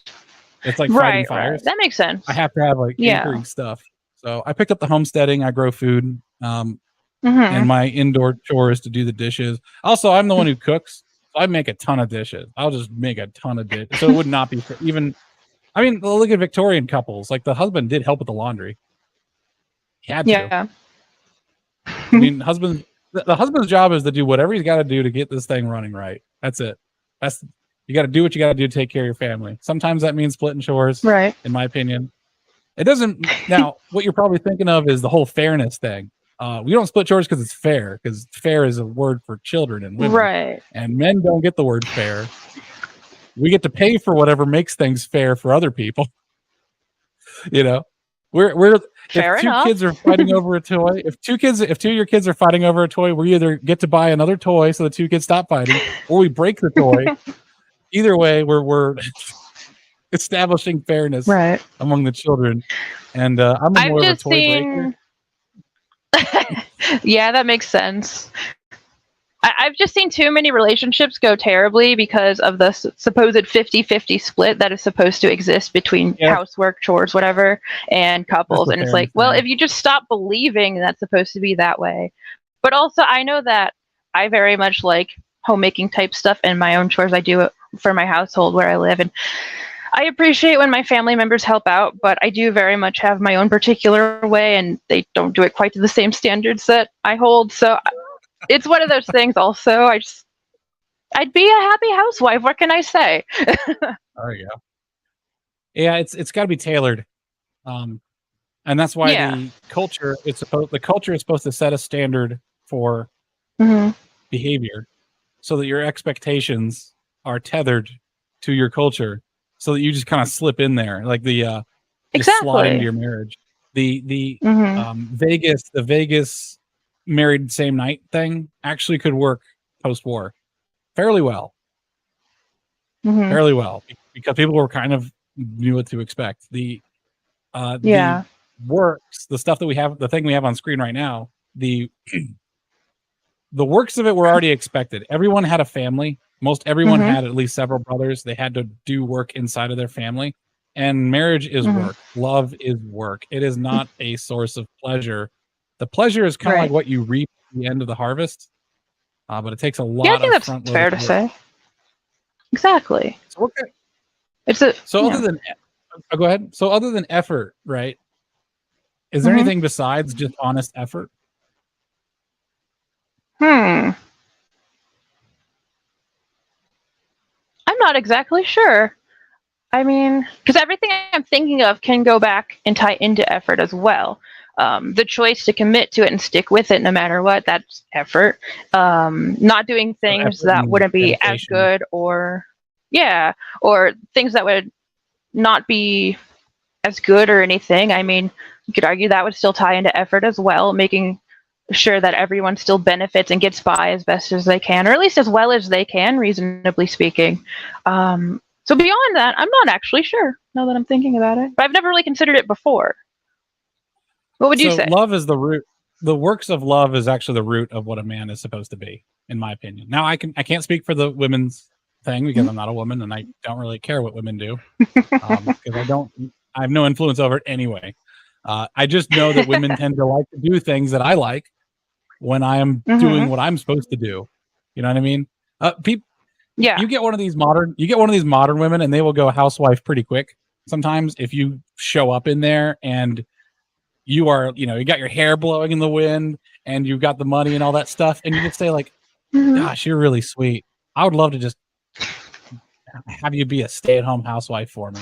How'd that sound to you? And she's like, oh my God. And she's like quitting her job. It's like, I'll pay for everything. Don't worry. It's like Most women like, don't oh, okay. actually buy into feminism. They No, don't. no. It's just the thing that we tell each other to do socially, and so many of us do it. But most of us don't actually even want it, let alone truly buy into it, and we'll abandon it that easy. I would it's funny if I was one of the most interesting movies that I've seen is Crazy Rich Asians.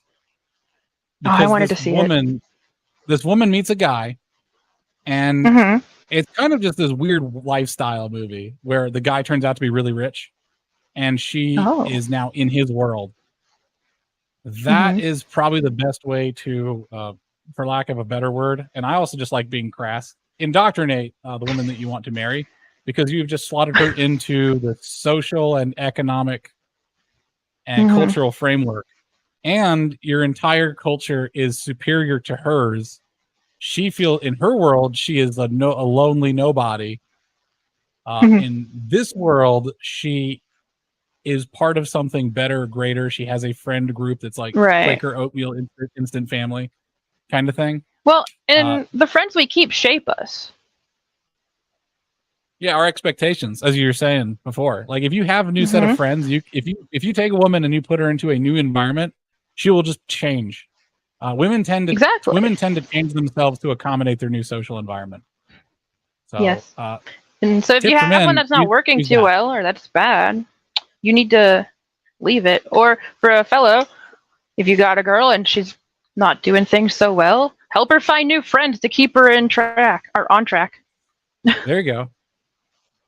So anyways, the root of what a man is supposed to be, in my opinion, is actually in this quote. And I'm really glad that you brought this up. That ours is a good man is known by the works of his love.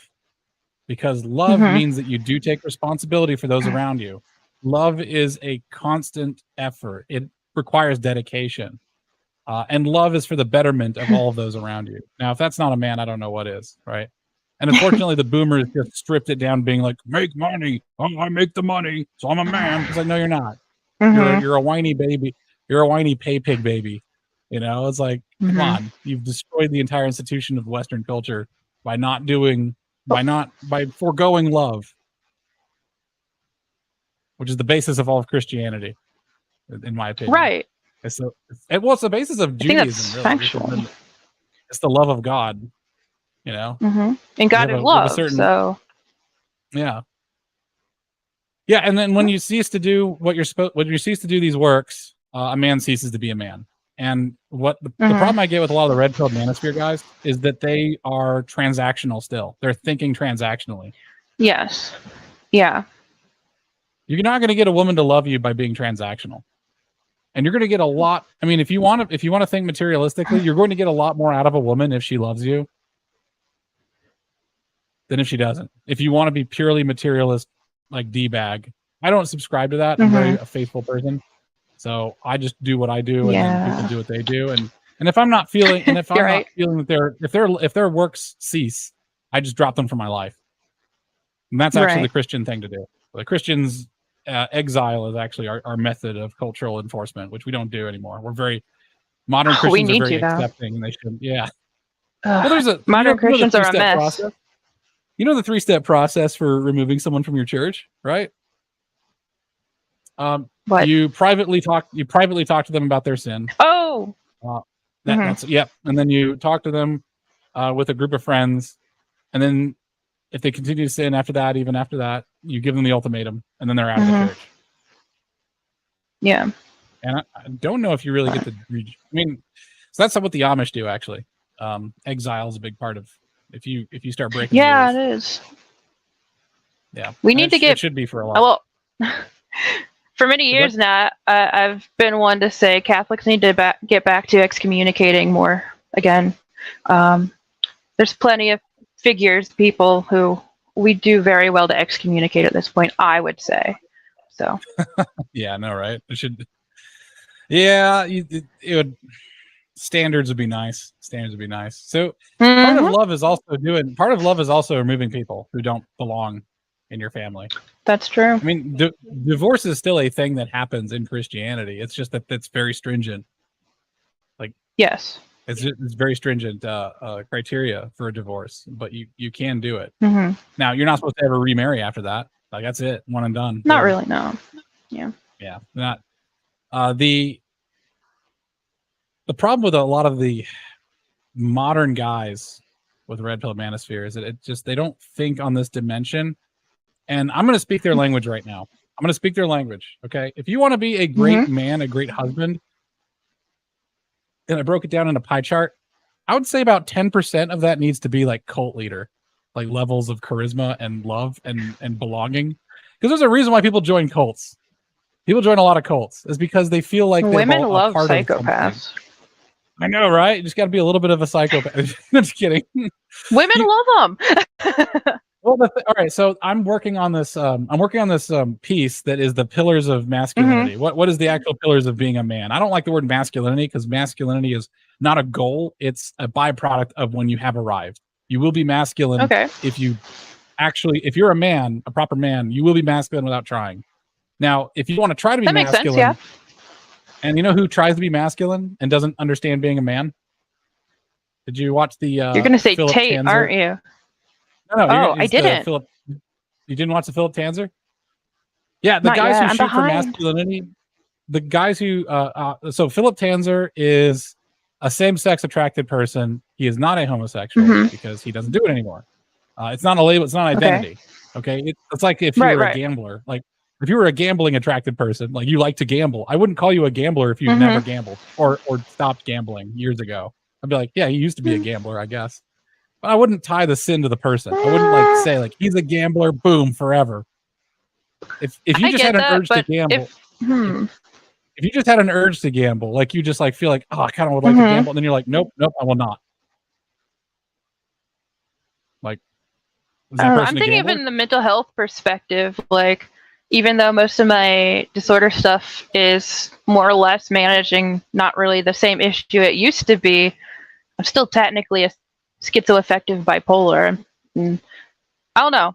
I'm not sure how I feel about that technically, but I don't feel like that's a point to really hash out right now. Yeah, exactly. Well, my opinion is that a person becomes separated from their sin when they've asked for forgiveness and they've stopped doing it. Because that right. Well, people aren't their sins, but yeah, you know, so to call someone, I don't even like the label of calling someone a sinner because that's like their profession is sinning. Like, no, it's a person who has sin. You know, it's not like it's not like this is what this person seeks to do. It's they've made a mistake. It'd be like if I made a mistake. I was working at a carpentry shop and I made a mistake, and then they just called me an F up for the rest of my life. My career is like, oh, that guy. He has an urge to F up. I can see it. His hands wobble. He's got to F up. He's about to F up. I was like, no, it's not very healthy. it's not a very healthy way to. I think for me, it's more a matter of semantics and how language can be used in various ways, which again isn't the topic at hand. So just let that one go. Yeah, another time. Like, yeah, no worries. That'd be a good one to debate, think about, because I have strong feelings about it. Anyways, Philip Tanzer is a person who understands the mindset of a same-sex attracted person or of a homosexual, all that stuff. Yes. Homosexuals don't really understand what it is to be a man.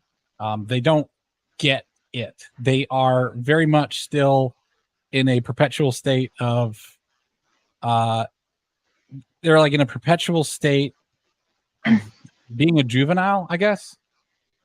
They don't have to grow up. In other words, they don't really have to grow up in that way that men usually have to do. Interesting. They're still having fun. They're still having parties. See that maybe. They, however, they look at being a man and all they see is masculinity. They don't understand what being a man is underneath the masculinity. They don't understand the essence of it's like looking at a piece of art and you can't see the essence of the art. You can just see the brush strokes. Right. So men who pursue masculinity, this is my new thing. I now refer to them as homosexuals.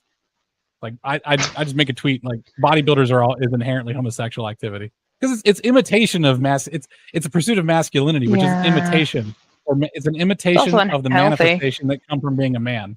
That's true too.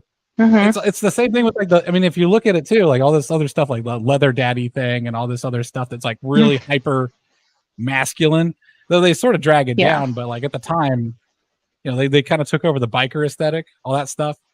Yeah. So all this stuff, they are an imitation, which is why I think that's why the red pill manosphere tends to be led by homosexuals.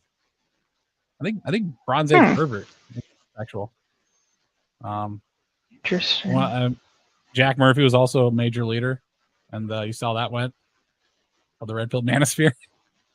I don't know if you know Jack Murphy. Well, I mean, if that would tie, I've heard of that would tie into how the manosphere is essentially the opposite side, but still same beast essentially as feminism.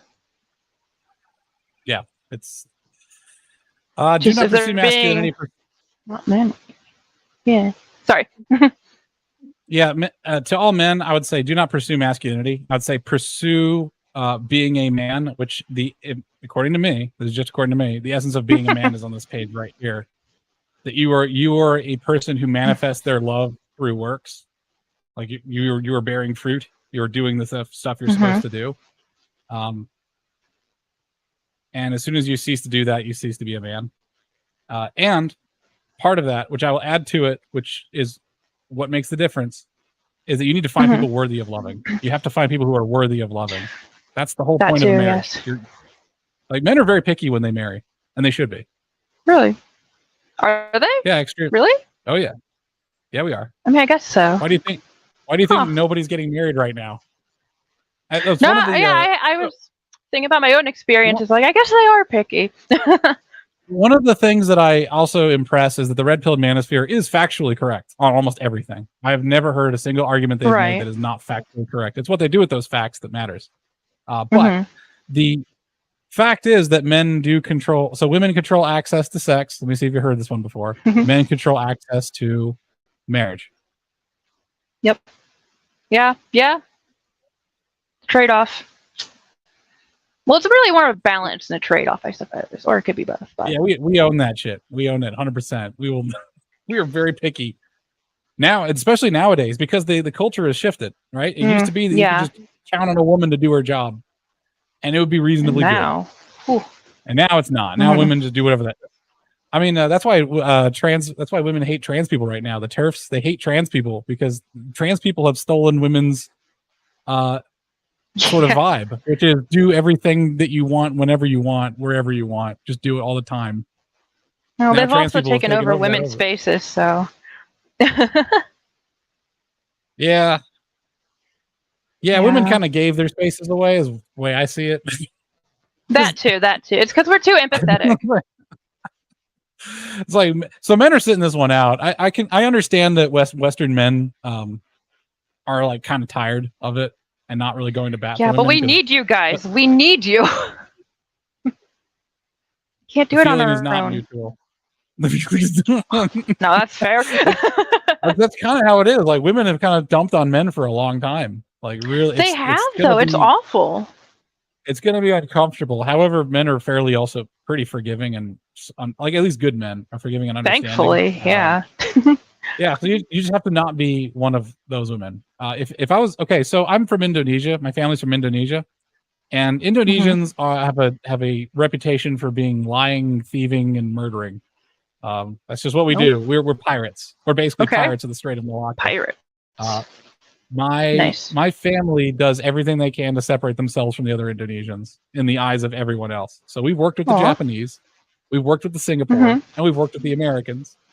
We've prepped in, we've miscegenated all that stuff because we don't want to be associated with the other Indonesians. We're not like them. We're the good ones. Right. Yeah. So ladies, you got to do the same thing that my family does. You're gonna have to you're not like them. You're the good ones, and you got to display that. I've been working on it. It's just I know. Like all women need to separate themselves as much as. And I know you like the trad women, and I had a whole hour where I just dumped on trad. I do. Women. I still haven't watched it yet, but I will. The problem, all right, I'll just summarize it for you. Trad women are social media bait, and no traditional woman would be on social media in that way. I should not know. That's true. Like. However, isn't there also the argument that they're setting an example for how women should be? Someone's got to do that, right? To be fair, a lot of them could dress a lot more modestly, but no, they're prostituting themselves for social media likes. They're not setting a good example. They're selling a lifestyle that also us men don't need. I don't need a woman to be okay. I'm gonna put it this way. I don't need a woman to be a housewife. I can work for like an hour a day and just take care of myself, and I don't have to deal with any of the extra baggage that comes with it because I have a dishwasher, a washing machine. I've got all that stuff. But women are so lost. We need guidance, and that's some sort of light, even if it's not the best light there could be. It's still not the worst. Right? All right. So who do women need guidance from? Is it men or other women? Okay, we need it from men. However, we tend to look at other women. So I don't know. You're preaching to the choir more or less. I know it. That's what I'm saying is that I'm telling you that trad wives and trad women are leading you girls off a cliff. Because you girls will do anything except ask us men what we want. That is true. I have learned that myself. I've learned it the hard way. Yeah. I want someone who is for me personally, right? And a lot of men, we kind of just want a woman who cares about us. Like if you ask men what do they want, there was a really funny video where this interviewer was going through and asking men and women what they wanted in a partner. And the women were like, lots of money, I want her to be handsome. And the guys are like, I want her to be kind and gentle. It's like all the men are really that sounds so easy. That's right. Yeah, Kenergy. You want to live in Ken world, okay? You want to live in Ken world. Ken world's a good world. True Barbie world. Barbie world is like, oh, I'm so much great. I'm better. It's all measured in materialistic things. I have a set of skills. It's like men don't actually need their wives to have any skills necessarily. We don't care that much. My wife doesn't have to do anything. I have a wife that doesn't have to do anything. She was very. So here's a fun fact. Ants. They seem pretty busy, don't they? Busy ants. They're doing stuff all the time. Yeah, about 1/3 of the ant hill is actually sitting around doing absolutely nothing all day. So why are they there? Yeah. Are they just breeders or something? No, they just they're literally sitting on their asses doing nothing. They have no purpose whatsoever? They have a purpose, but most of the time, like, are they others die? Yeah, that too. So you'll see this 1/3 of the hive activate when you step on the ant hill. Their job is to sit around until an emergency comes up. But if they weren't there, like evolutionarily, if those ants weren't there, the hive would be destroyed, right? Like, because if that like 1/3 of their biomass is dedicated to doing absolutely nothing except swarming when something happens. Women could be that. Yeah, women could be that. You could. sometimes one time I left my passport across state lines, and it was like a 3-hour drive, and I needed to verify my employment on my first day of work because it's the I-9 employment verification. And I didn't have it. So my wife, and I couldn't, it would be a 6-hour round trip for me to do it. Right. So my wife sent a courier. She arranged it, found the courier, sent it in. Trust me, there's enough information, there's enough emergencies out there that you stay pretty busy doing stuff like that. I imagine especially when kids are involved as well. Yes, 100%. Like, it's just, you could be on 100% disaster response. And he can still do his own, he doesn't, because it's not about what you do in a marriage, it's why he wants to marry you. What makes you worthy of love. And if you think, oh, I'm cooking and cleaning, and those are all materialistic tags. I don't know. Those are all. Does that show that you love him? I don't know. Well, it comes back to the whole topic of the discussion then, doesn't it? If you need love before you get married or not. That's yes. Okay. I will say that a lot. We need a kind of love. All right. So the funny thing is, love has a lot of flavors, and I don't think we really study love very well in the West. That's true. Yes. You do need to care about this person. I would say actually, bare bones example. No, you don't. Just flat out. Right. I mean, you could make it work. Because the Vegas people. Right? Like they get married in Vegas, and they stayed married for 70 years. So what happened though? Like, marriage isn't the end of your relationship. That is the beginning of your relationship. So really, you just need kind of infatuation and a realistic expectation of the other person. That's it. Do you even need the infatuation though? I feel like this could go into the discussion I had that I believe we can also put on screen if you're ready for that. Boop. Yes. So generally the way I would argue is that infatuation and it's what really gets people together at first, and then once they're together and the infatuation wears off and there's that commitment and understanding of what everyone's bringing, sure, then traditionally speaking, it should work out just fine. However, well, clearly that's not going on quite the same these days between how people say, oh, you should date for many, many years before you actually get married, as well as cohabitating before marriage. And also, even people insisting you need to have like this ultimate sense of love before you even get married. And I'm potentially a little bit extreme on how I'm viewing it at this point, in which I don't think you really need to be in love with someone before you get married. And not too long ago, where I go for my particular regular news source, Podcast of the Lotus Eaters, I had a conversation in the comment section. I actually left the episode. It was episode 706. If anyone wants to go back and look. A particular presenter made some comments, Connor Tomlinson, and it was regarding Beauty and the Beast, and how Gaston was actually, well, he should have been the hero and the prince instead of how the story actually goes, with Gaston dying, being killed, and the Beast being the Prince Charming in the end. And I've actually felt that way myself for several years at this point, because it's just very true. I essentially just made a comment about that. I don't know if people can read it or not. But essentially, I just commented on that and how it is accurate. And I had another user reply to me and basically disagree quite a bit. But their argument was that, well, Gaston only wanted her because she didn't want him. And, I guess as a trophy or something they were saying. And well, Beast actually cared for her, and he was also kind to her father, and he was reasonable, whereas Gaston, he wasn't, and he imprisoned her father and all this other stuff, which for one, I think misses the whole point of it. We're not talking about actual feelings and fairness, whatever.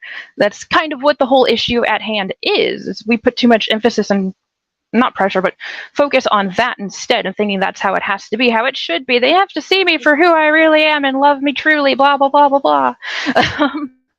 The whole Disney charm, I suppose, that's ruined generations now.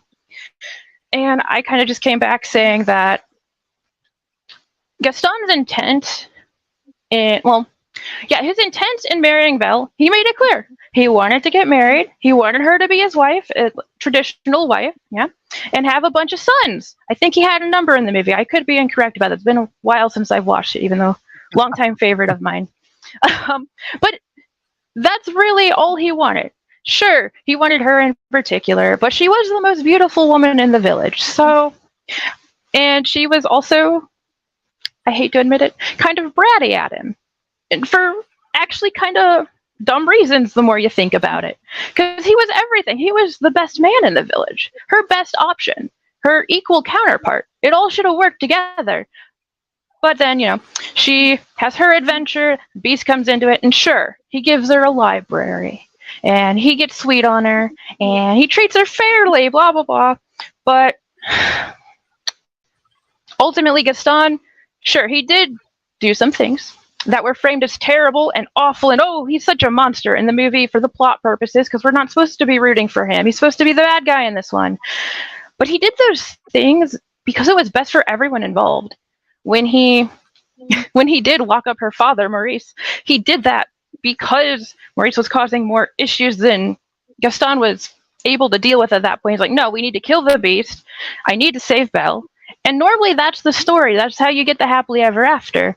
And even what he did with Belle and like kind of ignore some of her comments and complaints, what have you, it was all in her best interest. He just wanted to give her the happily ever after, be a housewife, raise our children, and I'll do the hunting and protect our community.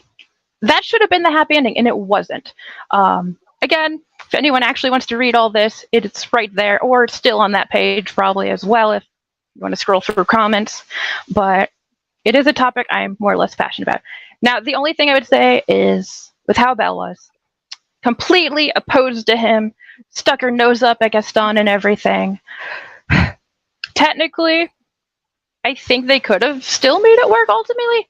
I personally like to think if she had gone ahead and married Gaston, she would have ended up loving him just after caring for him, being with him, and learning to respect what he offers after so many years. But even if she never did, I think if she were to put the focus on duty as a wife to a husband, and then later with the children, and the community and all of that as well, I think it would still have been viable. It wouldn't have had to have been awful and bad and abusive or toxic or dysfunctional. Obviously, you should actually have some sort of desire to be with the person you're with before you get married, but I don't think it's really technically essential. I think it's best to be willing to let love grow. Let it exist, come in, and just grow as you go. But people these days want to be fully head over heels in love with someone before they even consider marriage, let alone actually do it. I think that's extreme, but maybe I'm extreme. I mean, extremes are helpful in proper scientific research. We'll test the extremes to verify. Let's say we have a mathematical model of how things are supposed to work. We'll verify that the extremes still make sense. I mean, obviously, marriages that don't start with love can develop well.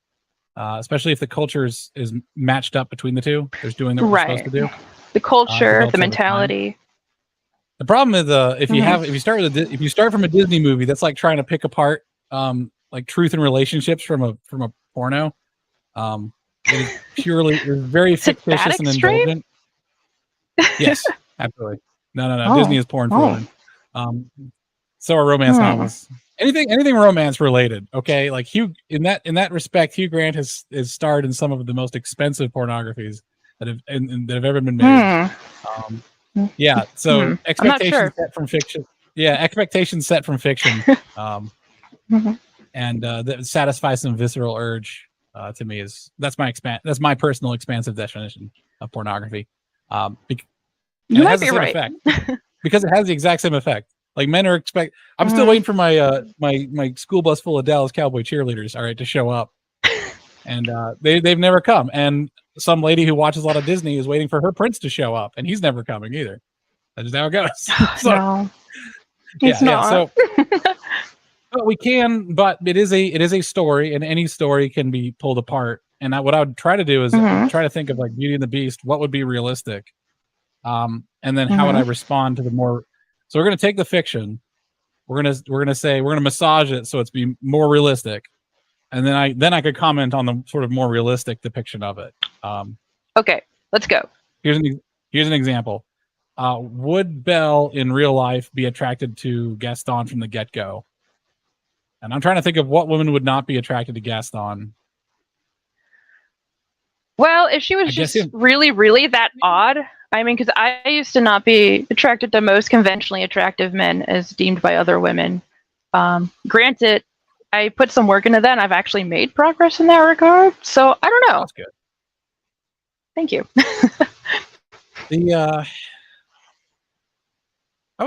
For some reason, I was never really attracted to what people would consider attractive. Looks didn't really matter that much to me. I don't know. Lucky. I like people who are just kind to me. It's always nice. Just kindness. Always good. Aw, but lucky. I wish. Dear. I'm not going to make any comment on that. Oh my gosh. Probably like me 20 years ago, if I'd like tried to date you, you'd be like, no. I'd be like, I'm just being nice to you. It's like, all right, we'll see. I've gone for a-holes and such before. I have a bad type. Type that's very bad for me. Well, that's a good segue, actually. Of Belle would probably like Gaston then. Like ladies like assertive a-holes who have okay. So what does Gaston have going? Sure, but he's still good for her.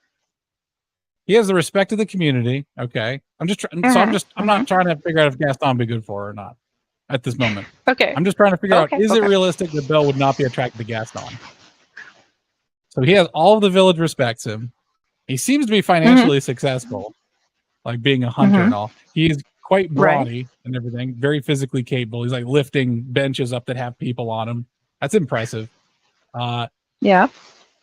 And he seems, the only thing wrong with him is he's kind of pushy. But sometimes ladies like it. Let's be honest, women tend to like that. No, yeah, that's a good point. That's a good point. The we act like we don't like it, but we do. Just putting that out there. Be assertive, guys.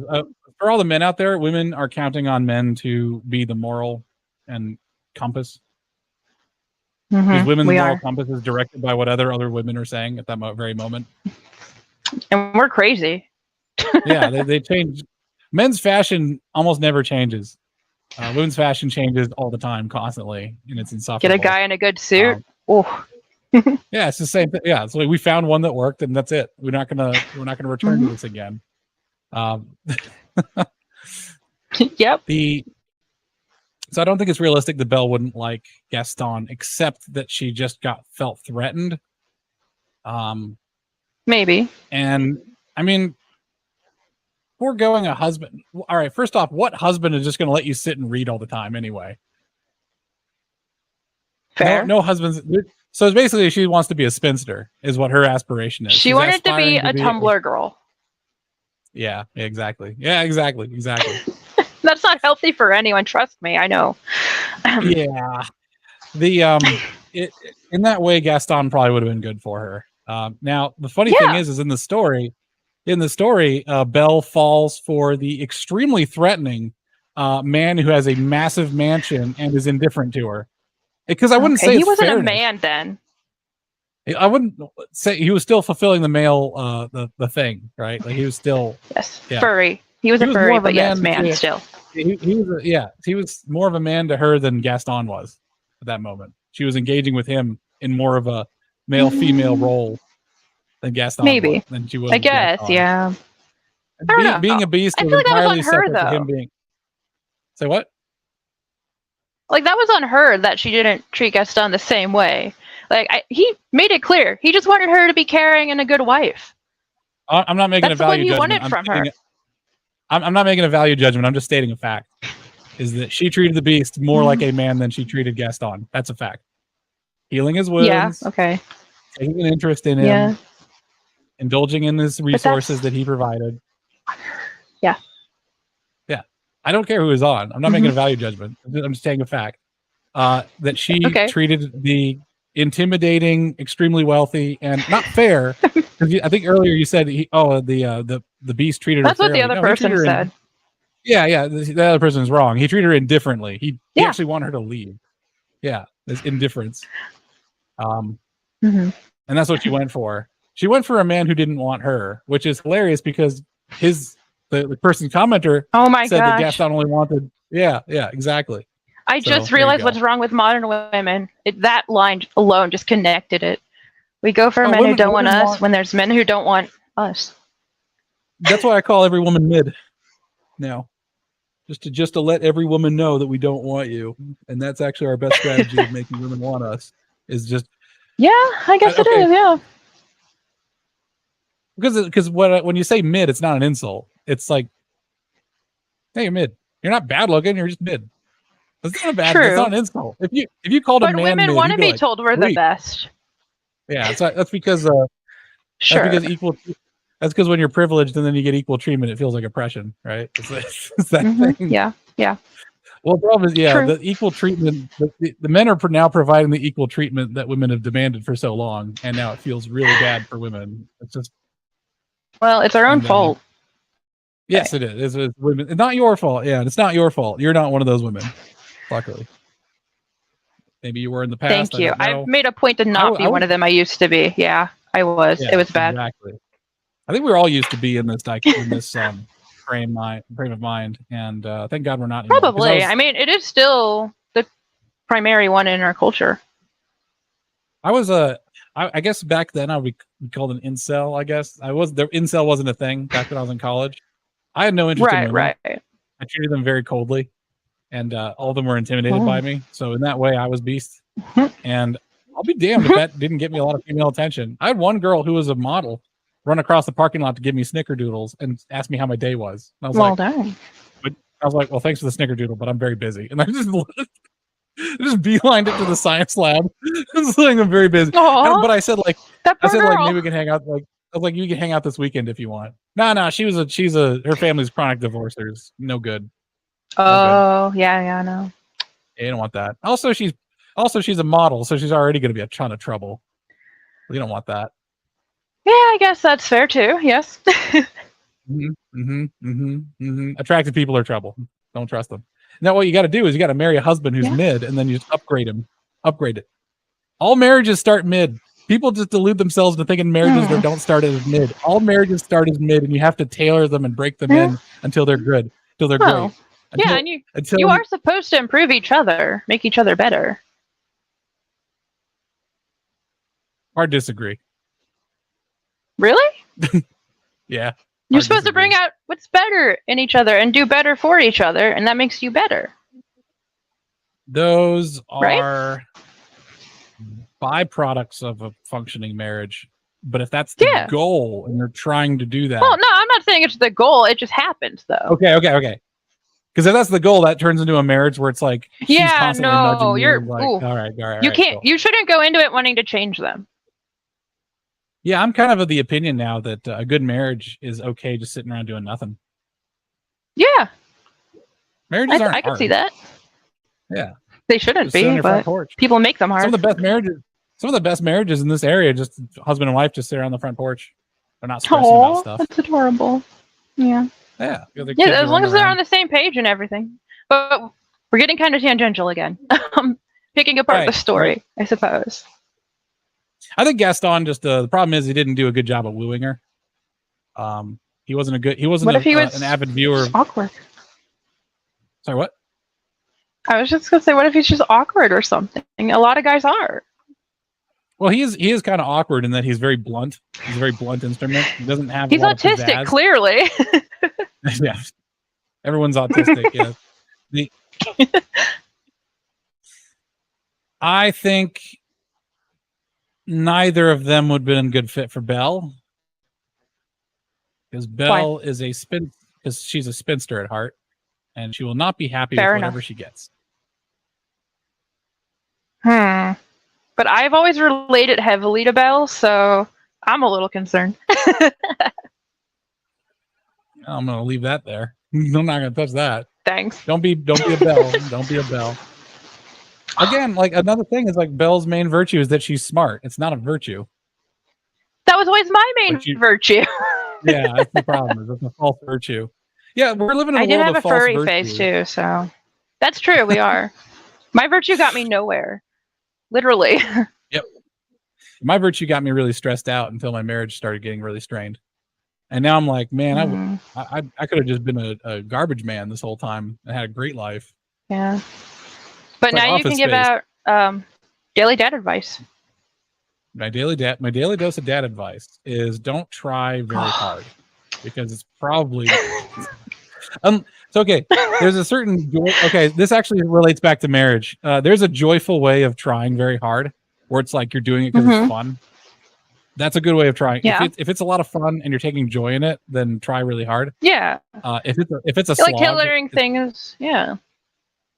If it's a slog, then it's probably because you're going a place you don't even want to go, and you're not sure That makes why. sense. Right. Well, I was just going to say with that, I know I've had exes where the ones who I really wanted to be with, like, I'd go out of my way to, I wasn't really cooking back then, but I'd make like little notes, or if I got them gifts or something, I'd make it special to them, not necessarily like unique to them, I guess, but if I knew they preferred something one way, or if they really liked something particular another way or something like that, I'd lean into that for a purpose of getting them happier about it or more grateful for it or something. Just wanting to make a note that I had paid that much attention, that I knew that they preferred it that way instead of something else, if that makes sense. I'm blanking on examples. It's been a while since I've been in a relationship, but it's all good. It's all good. I mean, people tend to give in the relationship what they value the most, and you probably valued attention. And that was something that you probably want to have back. Like, you'd like them to pay attention back. And I relate this to guys. If your wife does something that's like, if your wife does something for you that required a lot of attention, or if she's giving you lots of attention, that is like if you bought her a really expensive car and then she just didn't care for it. If you just brush off the attention she's giving you and don't appreciate it, it's like if you bought her like a $50,000 car and she just sort of like treats it like a $5,000 Corolla. You know what I mean? It's like the love languages, I guess, and sometimes they're useful. Yeah, I think the love language is cheesy, but it seems true-ish to me. I think it's just women and men are just different. I think all women want attention. I've not met a single woman that does not like attention. No, that's fair. Even when they say they don't, usually that's when they really do. But yeah, no, it's like I'm not like the other girls. Like, no, you were especially like the other girls. Yes, indeed. But anyways, so the lesson here, why I'm saying is that Belle is the right choice is neither, because Belle is not good, is actually a really good analogy to why red pill exists. And I don't the red pill. I find the red pill manosphere to be having a very pathetic reaction to there being bad options, that they're getting like angry, and like, there's no reason to be angry, man. Yeah, there's bad options. They're being feminist about it. Come on. Exactly. Yeah, they're feeling entitled. It's like, ooh, why are women changing? I was like, because you haven't changed them yet. Women will change if you provide enough social pressure. Like, that's true. It will. Like, how many dudes wear spray-on tans? How many women wear spray-on tans? There's only one guy who's famous for spray-on tans. That appears to be Donald Trump. And a lot of women do spray-on tans. Yeah. I mean, there's not a gimmick in the world the ladies won't fall for it, because they think men want it. So all you have to do is just project your desire into a bit of an ad campaign.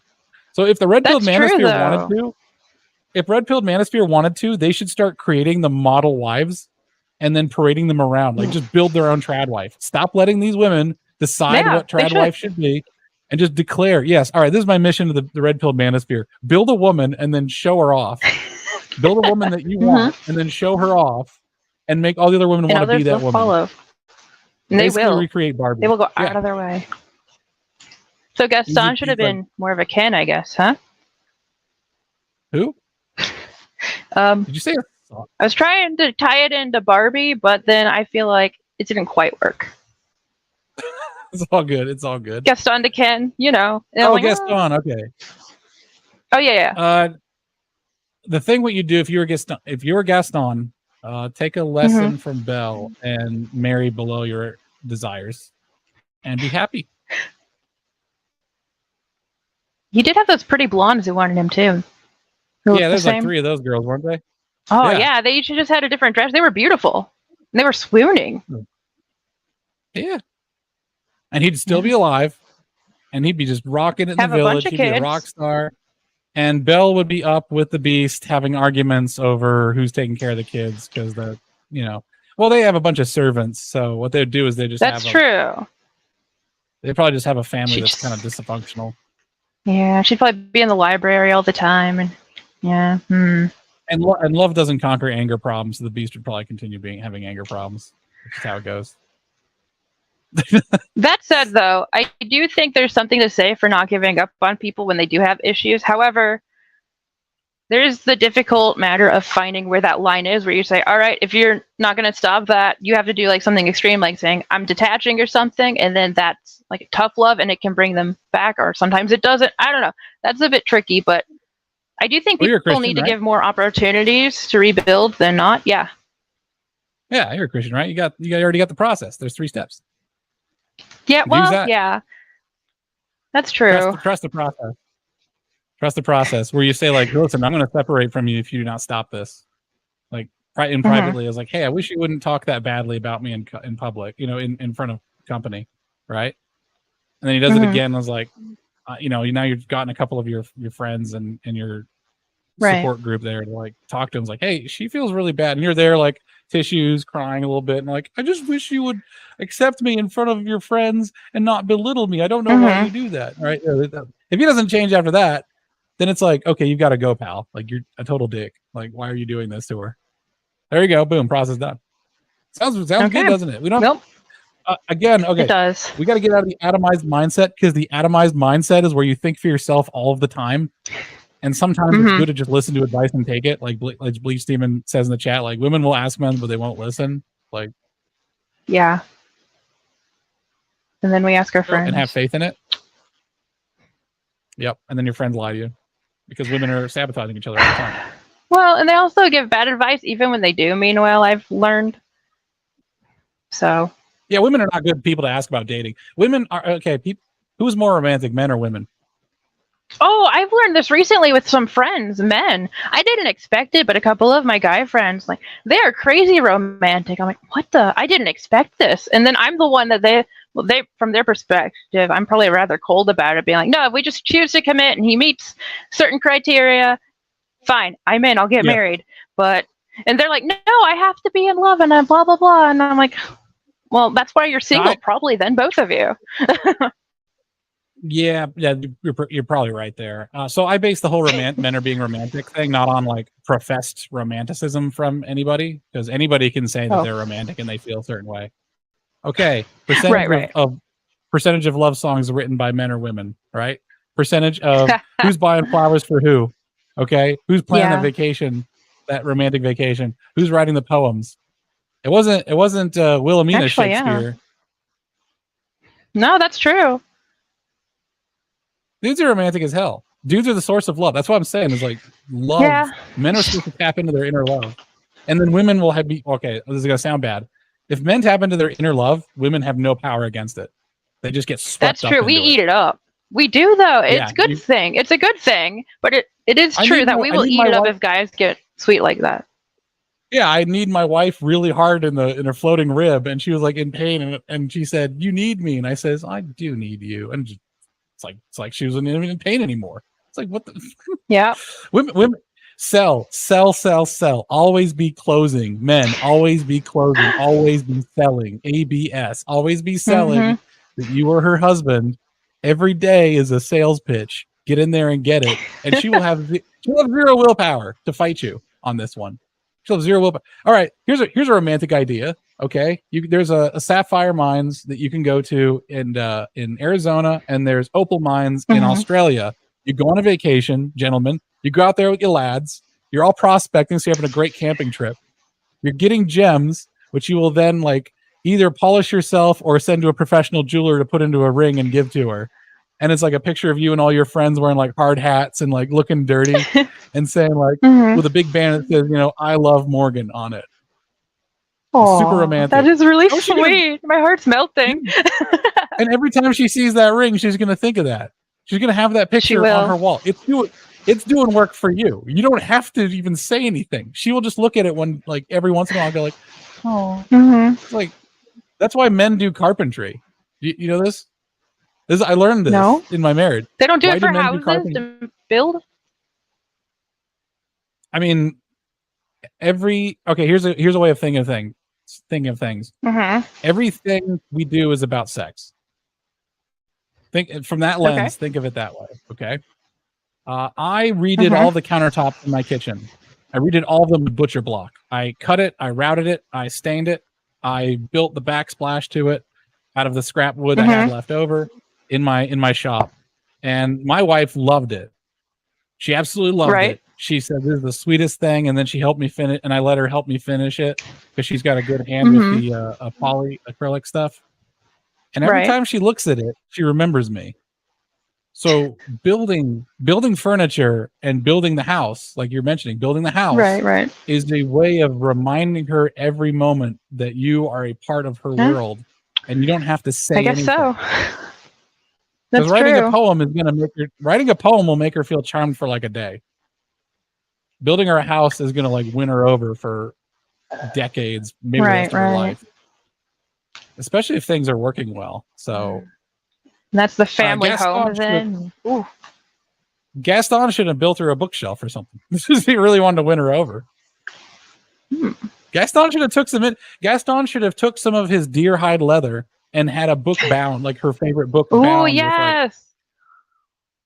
Okay. Yes. This is what I'm saying. You got to meet. All right, guys, if you want to close this deal, okay, Gaston, listen, I know you want Belle. All right. I'm going to show you how to get her. Okay. And it's not going to be hard. It's going to be very easy. You got to take things that she values, things that she pays attention to, and show that you value those things too, and that you're paying attention to her. She pays attention to the book. You pay attention to her. And the funny thing is, like, us guys, we're also supposed to get rejected a lot. It's just natural. Yeah. So we'll do this. We'll do this romantic stuff. Write a poem, sing a song, plan a vacation, and we'll get rejected anyway. And then just go back to the lab again. We're back in it. It's like update Facebook status to single. Boom, we're back in it. That's it. It's like we back in lab. Yeah. You know, you put the record needle on Boys Are Back in Town, and you and the lads are hitting the pubs again. That's how it goes. Right. No stopping this. You could tear into you could let the pretty ladies dry your tears with their handkerchiefs. All right. Get you on the rebound. It is so for a lot of women and a lot of their media, they don't consider failure an option. And that's why all of their stuff is so destiny bound. It's never it just didn't work out. Almost never it just didn't work out, which is probably why the Barbie people thought they were making a big point where she just walks away from Ken and all that stuff, which fell flat and doesn't ring true to women. Women want it to work 100% of the time. Yeah, we do. Which is why women like arranged marriages and men who just do what they're supposed to do. Yes, thank you. Exactly. I've been told I'm dumb for wanting those again, but you know, at this point, that wouldn't be so bad. I don't think. I mean, they do better in terms of divorce rates. Yeah, but again averages. You know, it's just a nudge in the right direction. Sure, but my parents could pick better for me than I've picked for myself, historically speaking. You'd probably be like, well, I'm not attracted to him and all that stuff, right? I would make dumb excuses, but I'd end up taken care of and with kids and otherwise happy. and you won't be attracted to him until he like builds you that, I don't know, bookshelf or something that you like. Like he's made it really like it looks real regal, or he's built you a stationary station where you can sit and make beautiful calligraphy. I know, right? Like you ladies aren't that hard to work with. He's gonna keep working on it. And he's gonna keep doing stuff. I don't know. Being sweet but not subservient. Okay, there's also guys. There's a fine line of being a simp and being a good husband. Being a good husband is done in a way that earns her, like almost demands her respect. Whereas simping, you're pathetic. Yeah, you're submitting constantly. Like a good husband wins. It's good for her ego, but yeah, sort of. Yeah. I mean, it makes her a worse person to simp for her, but it is good for her ego otherwise. She goes villainous mode. Women don't need egos. You really, and neither do men really. Ego is bad. Yeah, don't have an ego. I mean, imagine it's villainous. Imagine if a man let an unattractive woman in his life just because she kept singing his praises all the time. That'd be like the most villainous thing in the world. But would it, average though? women, yeah, it would. I mean, don't you think? All right, so he's got this girl who has no chance of being with him. She's like head over heels in love, but he keeps just sort of keeping her interested on a string enough because he likes to hear. Oh, I thought you meant like he married her and everything. I'm like, as long as he's taking care of her. Is it really that bad? No. But This is a simp. This is just a gender revolt. Oh, okay. Gender reversal. Oh, I see. No, yeah, you're right. It's horrendously villainous. So like the average woman is horrendously villainous at the moment. So anything that women want to do, that's true, I'm pulling the plug. And anytime a woman tells me what they think or what they want, I'm like, I hear you. Let me try this, and then I see if I can just completely subvert what they want, which is really easy because they don't know what they want. We don't. We're so confused. We tell each other things that are bad, and then. I mean, I would make up a female persona, put on the Instagram, and it would just be like her husband makes her things. Like, look at this beautiful,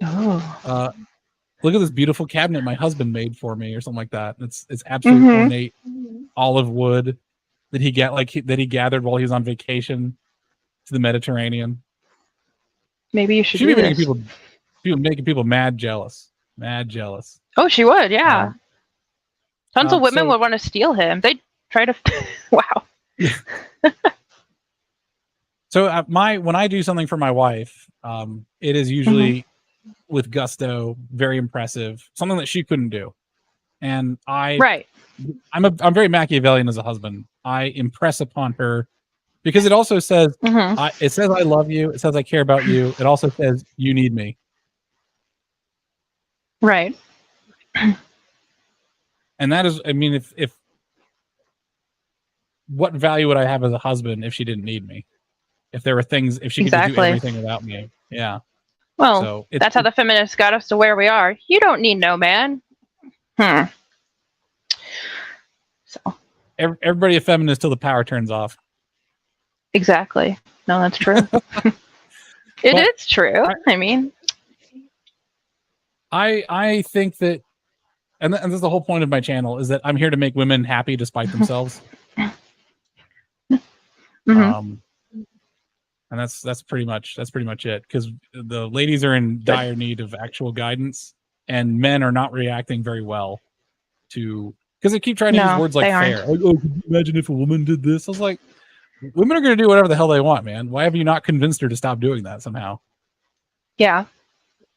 Like, why have you not completely subverted? Like, why have you not subverted whatever thing that she wants, and then convinced? Like, I work as a salesman, and if I walked in there and just gave people what they want, it would never be my product, because there's so many products out there. So I have to convince them that they want it. I have to change their mindset. You want it. You want it. You need it. You are putting it in your cart right now, and you're a better person for it. That's what it is. Right. It's about identifying needs and one of the ways that you sell is investment. Yeah. In for a penny, in for a pound, right? If the person is now sunk cost would be more selling for you than anything. And that's actually what marriage kind of is, if you want to think of it in a very Machiavellian way. That makes sense, though. Yeah. So men, you're at an advantage to begin with in the marriage, because she's already sunk it into you. She's already dedicated to you, and she's trying now desperately to justify the marriage, and she'll do so for the next 7 years or so. That's why it's called the 7-year itch, is when she like realizes that maybe this marriage I could have done better or something like that. And all that stuff. Yeah. Well, I'm looking forward to the adventure of doing this. As far as love goes, I will say that love develops during marriage. Yes. Not before. It takes like 4 years of. It takes like 4 years of cohabitation before you even really know anybody. Wow. Yeah. So you're saying you don't really even know. Really, you just make the choice, and then it happens if you let it. Which you should let it. You have to go into a marriage as if it cannot fail, or else it will fail. One and no more. That's it. Yep. And love will develop over time because it takes 4 years to even know the person, and then it could take another decade before you're like really love them. Who knows? Feeling it, I guess. Yeah. Love is not a waterfall. Like love is kind of like a deep, still pool. It's very serene. It's not a thing. Yeah. It's not a thing that, because waterfalls can, all that flowing water can divert. It's dramatic. Yeah, and it's very showy, and it's not safe. It can be violent too. Yeah. Yeah, exactly. Whereas the pool, it's going to be there. It's consistent and stable, and it's serene, as you said. It brings peace. Yeah, there's a stillness to it, and nobody wants to sit still, and nobody really. I would ask everyone to figure out if they even know what love is. Do they even know what love is? Let me show you some of the. Let me give you guys a flavor on what the works of love have been for my family. Oh no, this bad boy up here. This is not about romantic love necessarily. The proof of love is in the works. So if a lady was trying to figure out if I was a good husband, ask what I've been doing for my family. My brother and father put together like $15,000 for me to put a down payment on a house once, which meant I was able to jump into the real estate market, get a really good house. The house then appreciated about $60,000 because of COVID. And then I flipped that and I just sold it. And moved to Tennessee. And I moved to Tennessee as the housing market was rising. So I got a house for $365 and it was appraised at $415 when we closed. Dang. So I used a what was it? Like a $45,000 profit to then get a further $40,000 profit. Dang. Okay. I could brag about that more, but that's just because my brother and father loved me and wanted me to, and it was the thing I wanted to do, and they wanted to support me in that. Okay, what American families do that? Every single person seems to be on their flipping own. Yeah, these days, yes.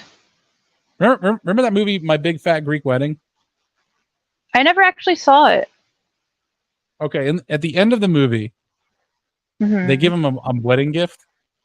The Greek family buys them a wedding gift. The wedding gift is an entire house. Just paid for. It's done. Oh.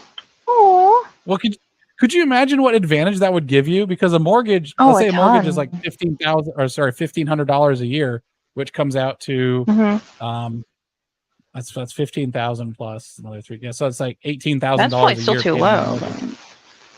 Oh yeah, that's not even a great house. Yeah, exactly. If you had all that extra, and that's like $700 worth of interest payments a month. Right. Yeah. So your family scraped together the money, put the upfront money there, so you could save $700 a month, which probably saves you $60,000, $70,000, $80,000 over the course of the mortgage, which just stays in the family. Like, what family does that? Right. Apparently mine. I have a good family, despite us being dysfunctional. They helped me get there. I mean, it wasn't a full house, but it was a good amount of profit. Right. Well, and I know too, for example, on my dad's side, the extended family was all very close knit. My cousins and I were also close. We might as well have been you could say, extended siblings, right? We were that close, and with our aunts and uncles, all of us were terribly close. And the past few years, that all kind of fell apart when my grandparents passed. And the thing is, though, all of the members of the family still clearly wish we were still as close as we used to be, and we still want that. We still dream about it even. We'll talk about how nice it would be if we'd all work together to have this or that like we used to back in the day. And yet we haven't been able to actually come together and do it again. And I think a lot of it has to do with how self-centered the culture is these days, and how certain family members have fallen into that in particular. But they don't realize that's what's preventing the greater family to be able to reconnect in that sort of way. And so instead, we're just kind of branches scattered to the winds. And none of us like it, but we'd be better off if we did, again, band together as a family and work to help for the greater good of everyone involved. Yeah, it's a scary thing to do, right? We're so used to not having faith in each other. I once we are. My wife was once my wife was once saying that what happens if a guy becomes violent in a marriage? Like, you never know what's going to happen. Because every woman's programmed to think that way. And I said, if you just took that analogy and you applied it to any other group, like let's say you don't want to be in an elevator with a certain race of people because you feel like there's an elevated risk of violence and you don't want to, what happened? What it could happen. It's like, are you just going to never ever be in an elevator with them ever again? Like, society is built on faith that's in true, each other, yes. that things will turn out okay. And we have so little faith in each other to protect each other that we just fend for ourselves. So no one's watching each other's back. We're worse off, yeah. Yeah, if it's a zombie movie, we would all be dead, that sort of thing. Like, no one's watching each other's backs. Well, call us conspiracy theorists, but that might be what everyone's trying to get us to, or at least, the elite would have you, put us against each other, make us all not trust each other. Next thing you know, communities fall apart. Yep, and that, exactly. And women were more susceptible to that kind of rhetoric than guys, because, guys feel pretty safe and secure with themselves, but you can make women pretty frightened. Yes, indeed. Yeah. So so men are going to have to earn. That's going to be another hurdle. Is how do you earn back the faith of a woman? And yes, that too. Faith is a personal quality. I think it's cultivated over time. And if you have a woman who's really broke, that's a question to think about. Is a woman who's had her faith broken or has never developed it, can she actually be made a part of something? That's true. Yeah, that is something worth investigating, for sure. I'm very brutal when it comes to the guys and their behavior and their attitudes, because I need men to have good attitudes, or else they will not be able to get what they want in life. So positive, you're in control. Use the Jocko Willink idea of extreme ownership. Everything is your fault. Okay, and you need to find a woman to love, and then you need to embody love, the works of love, and then find someone worth loving. That fifth point right there, find someone worth loving, is where I am extremely brutal on women. And my brutality I think that's fair, though, at this point. It's got to be, man. It's because I love these guys. I love these guys, and I want to help them out. And the opposite of love is not hate. It is indifference. Indifference. Yes, I'm indifferent to those women who are. It's like they don't exist to me. So when guys say like, "Oh, these women are so terrible," I'm like, "What women? I don't see any women. I see a bunch of thoughts. See a bunch of pay them no attention. They don't exist in me. What I see is so it's like we gotta compete over the women out there who are women proper. Right. Well, and you figure too, if less attention was given to the thoughts in them, the likes, more of them would start changing as well. Because they're only doing it for the attention. Even if it's bad attention, it's still attention. And thank you for summarizing my argument against trad wives. Men,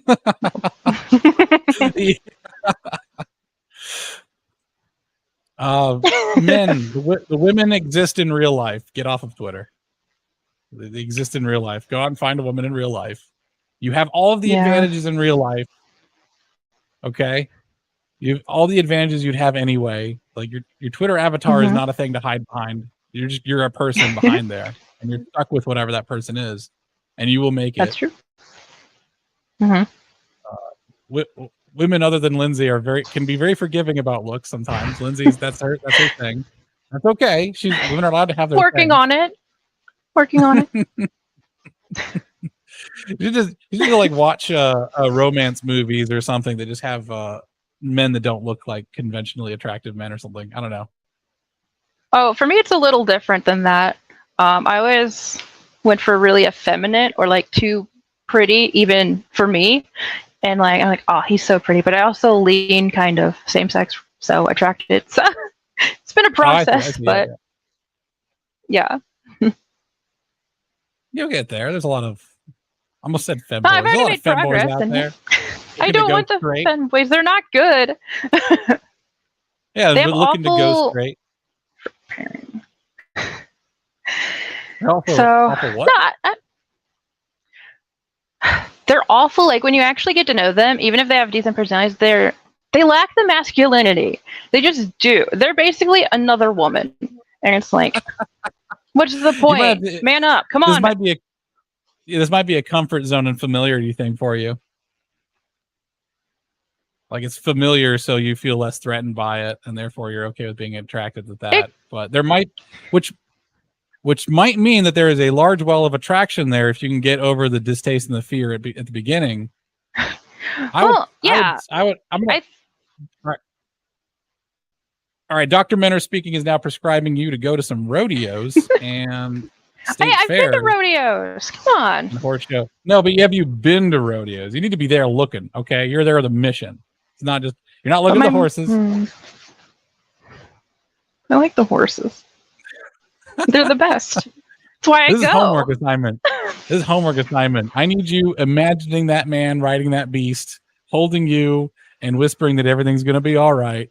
And just like the country songs all say, and just holding you real tight and loving you. And you're just going to put yourself in that mindset and see if it sinks. See if it sinks. But they're a little too gruff. I was always more English style inclined than I was Western. I just happened to live in a Western only area for writing. I want the proper Englishman, gosh darn it. There's a prescription. There's nothing to do with what you want. Fair enough, I guess. I mean, you can, if you want to go to the thing that you can't go to, feel free. But that's what I'm saying, man. Get your preferences out of here. All your preferences need to go. Stop thinking about preferences and start thinking about options. Not even a few. Wait, no. if it's not available to you, it doesn't exist. That's why I'm saying, like, to the guys, these thoughts, they don't exist anymore. It's gone. That life is gone. You cannot want something that you can't have. It's not healthy. It's also not productive. Can't even talk to guys here anyway, though. I've tried going out and just mingling. People my age don't talk to people here. You can talk to older people. They're nice, but I'm not going to get married because of them. The good news is you only have to find one guy. I don't know. I don't know what it's like for women. I don't know what it's like for women to date. My job is to tell men how to find women. I have had friends tell me too. It could just be where I am, and if I just got somewhere else, I'd have much better luck. But I don't know. I can't actually get up and move. Been saving up to maybe take a trip at some point somewhere and hope I get lucky, but we'll see. Yeah, I will have to dip into what the dating market is like right now. But my biggest stipulation is that if you are in a bad geography, you're basically boned, and you need to start traveling. That's the intent. This the summer camp. I'm going to call this the summer camp effect. Okay. You ever been to summer camp? If people start like having little summer camp girlfriends and whatnot. I've never been to summer camp. No. Oh man, you missed out. I'm sorry, your childhood is incomplete. Luckily, there's summer camps for adults. I think you should look for a summer camp for adults. I don't actually know. I'm assuming it's not for like. We're millennials, right? Everything that was for children has been made now for adults. Coloring books. I'm sure. I mean, that's true, but would that be worth meeting people at if that's the kind of people? You got better ideas? I don't know. I got friends in England. When I get the money up, I'm going. See if I meet someone. I'm just thinking I might be too far, but I'm just thinking like summer camp might. Well, it's not like summer camp, right? It's like going on a camping trip with a bunch of other people. Oh. For at your age, right? That's a thing? People go camping for sure. I've never been camping either. I want to, but I've never been. Well, it's a great time to start. I'd like to get into it. So the good news about a woman like you who is an outsider. So now I'm giving dating advice to women, which is something I am not qualified for, but I'll try it. If you go into a thing and if you go into something and you don't know anything about it, that is 100% something a woman can do. Because a man will probably take you under his wing and show you the ropes. And I'm going to tell you the psychology of that is that puts you now under the authority of that man who is teaching you, which will expand your ability to be attracted to other types of people. You ever seen the trope where it's like, you ever seen the trope where a girl's going to go and try something new and there's like, let's say she's going to try rock climbing. Right. And the rock climber guy is this like former SAS British dude, like real lean, not her type. So he's like showing her the ropes. He's like showing her how to do this stuff, and he's being really encouraging. And she's just kind of eating it up and loving it. And he's like giving her lots of positive feedback, and he's showing her ways to make it easier. And now she's better. She can climb the wall now thanks to him. Her abilities have expanded. Yeah. The women get really attracted to that. What I'm saying is that you need to start putting yourself into a position to be tricked into being attracted to stuff. Okay, I see your point. Might have to try that if I can. Make your like feminine strings that keep you dangling about. Put them in a man's hand and see what he does with it, and just see how it goes. I mean, that's literally what ballroom dancing is for. I wish we still did that, but we don't. But you can get that's the same another opportunity stolen. It's not stolen. You just nothing like that. Don't worry about that. The opportunity is still there. It's just not ballroom dancing. So go out and learn new things. Enjoy some life. Try a few things out. Be a try girl. Put yourself in that position, and then see what happens. So if I just take the rifle, I inherit it down to the gun range, even though I don't know how to use it or anything like that. That'll work. I mean, check with your local laws, but yeah, probably would actually. Guys would be way into that. Interesting. Be a helpless woman.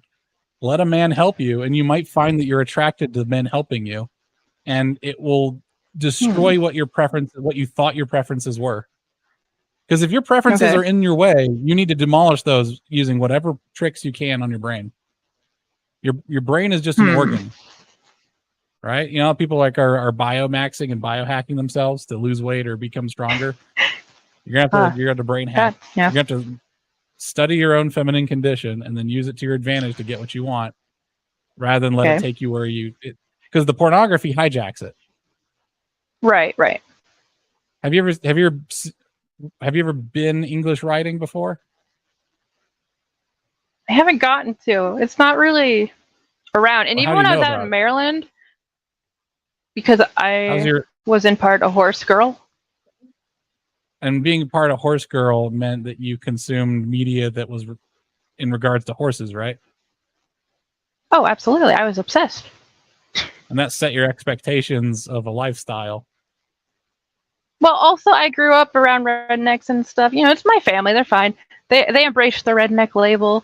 And don't get me wrong, it's nice and I appreciate it. It's helped me with my own sanity at times, but also I don't quite fit in with it. So all I'm saying is that your expectations were hijacked a long time ago by media of a lifestyle that you can't have or is not available to you, which made it so you didn't develop. Which means you didn't develop the taste for the stuff that's actually available to you, which is kind of like a guy wanting a porn star instead of an actual woman. It's the same thing. I see what you're saying there. Your preferences have been completely set by something artificial that you have no involvement in and has no availability to you. Like, I am never going to. I have not seen a lot of big booty Latinas in the world in real life. Okay, a lot of guys like big booty Latinas, and they've never seen one either. And why would they turn down normal sized booty white girl? I mean, yeah, but if they just travel to somewhere where they'd be, I mean, you can change what's available to you, right? In theory. Oh, you don't like theoretically. I'm sorry. Yeah, because it doesn't apply to you. Why do you keep bringing in arguments that have nothing to do with you? If I had a rocket ship, I'd go find moon women. Like, it's not happening. I don't have a rocket ship. I'm working on it.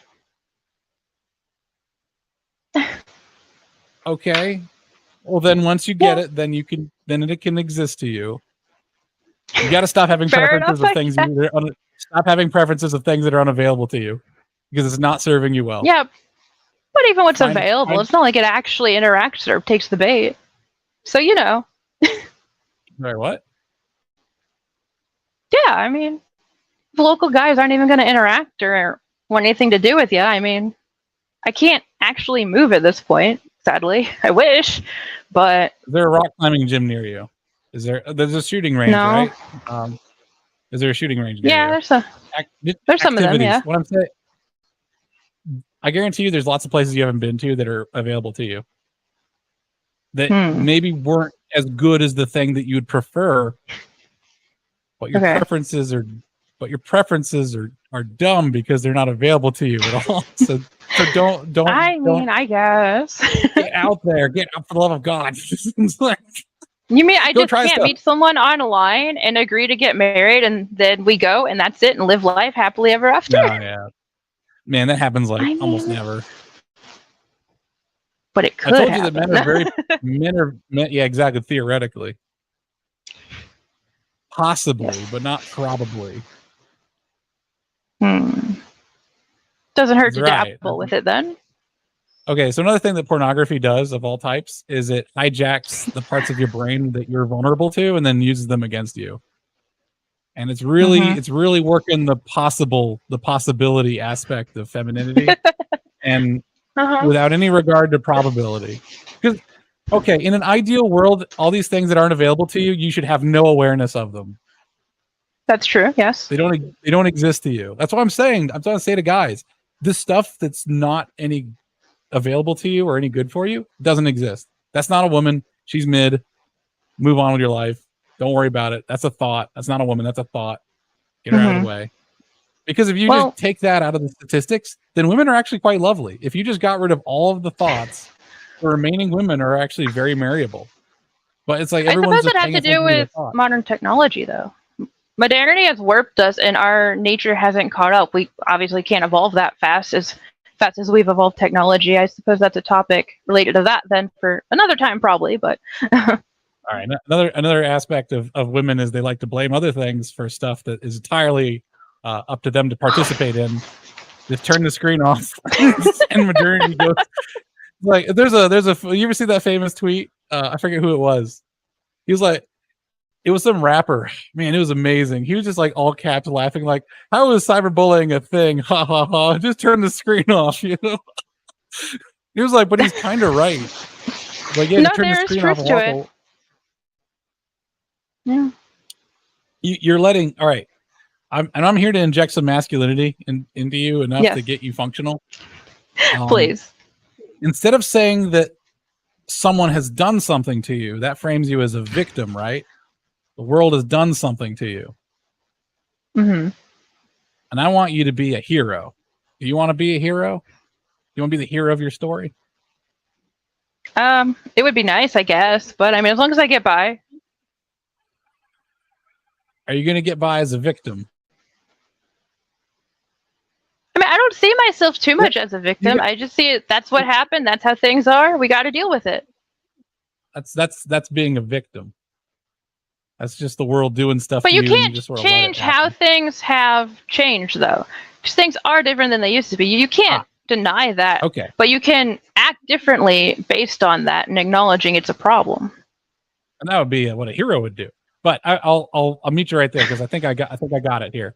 Okay, there's four types of characters. Okay, there's a hero, victim, villain, and god. God is in all control. So in this sort of story, society and technology is kind of the god. You can't deny it. It's always there. A victim will say, "Well, this is just the way life is, and I can't do anything about it," which is to accept the fate. Right. A villain would say, "I'm going to use this to my advantage, and I'm going to manipulate people and win that way." Which is tempting. A villain, yep. Which I don't think you're going to be cut out for it because it's well, a hero does actually use some.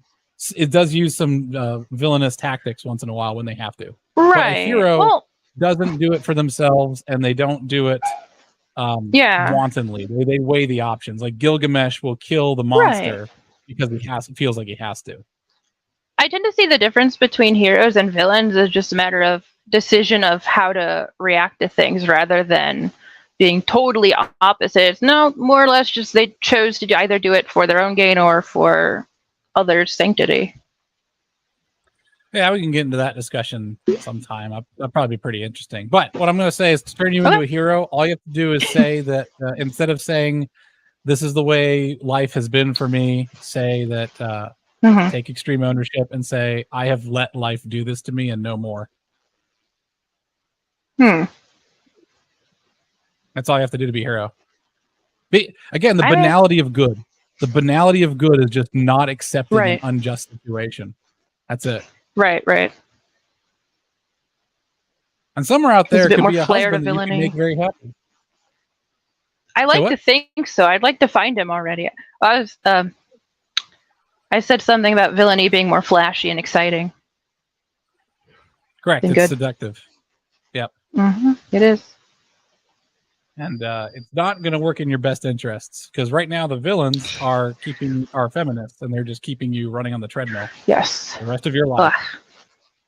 And they want to trick you into failing. And the way they trick you into failing is by making you want things you can't have. It's a very old story. Yes. Yep. So how are you going to overcome that and be the hero of your story is you need to realize there's an illusion there. And that illusion is not reality. Right. You gotta find reality and work into that. You don't sound like you're very convinced. Take time and convince yourself. I mean, that's a process of its own. It'll happen. It's just a matter of it's called faith. Taking time to. I mean, yes. I noticed something. You are never certain of any, or not never, but I seem to see you're not really, you're very uncertain about committing to the path of good. I've made a lot of progress in that already, and I hope to make more still, but it's been a journey. It's been a tough one. I used to be much worse about that. No worries. I'm here to tell you that that's not a bad thing. That's a human thing. And that you deserve to have more faith in yourself because it's very easy. It's a switch that you flip in your brain and then it's just going to happen. There's a button right there. And the process is just you hitting the button. I've accepted that I want to hit the button. That's the thing is now you're pacing around like thinking, oh, do I really want to? Because you're comfortable in your illusion. As tends to be the way the world is. Yeah. I think interactions are fine. But I would say that your preferences are probably your biggest enemy. And you're going to find a way to demolish those preferences. And one of the ways you demolish those preferences is never look at a horse again on the internet. Never look at until you're married. In real life, it's fine then.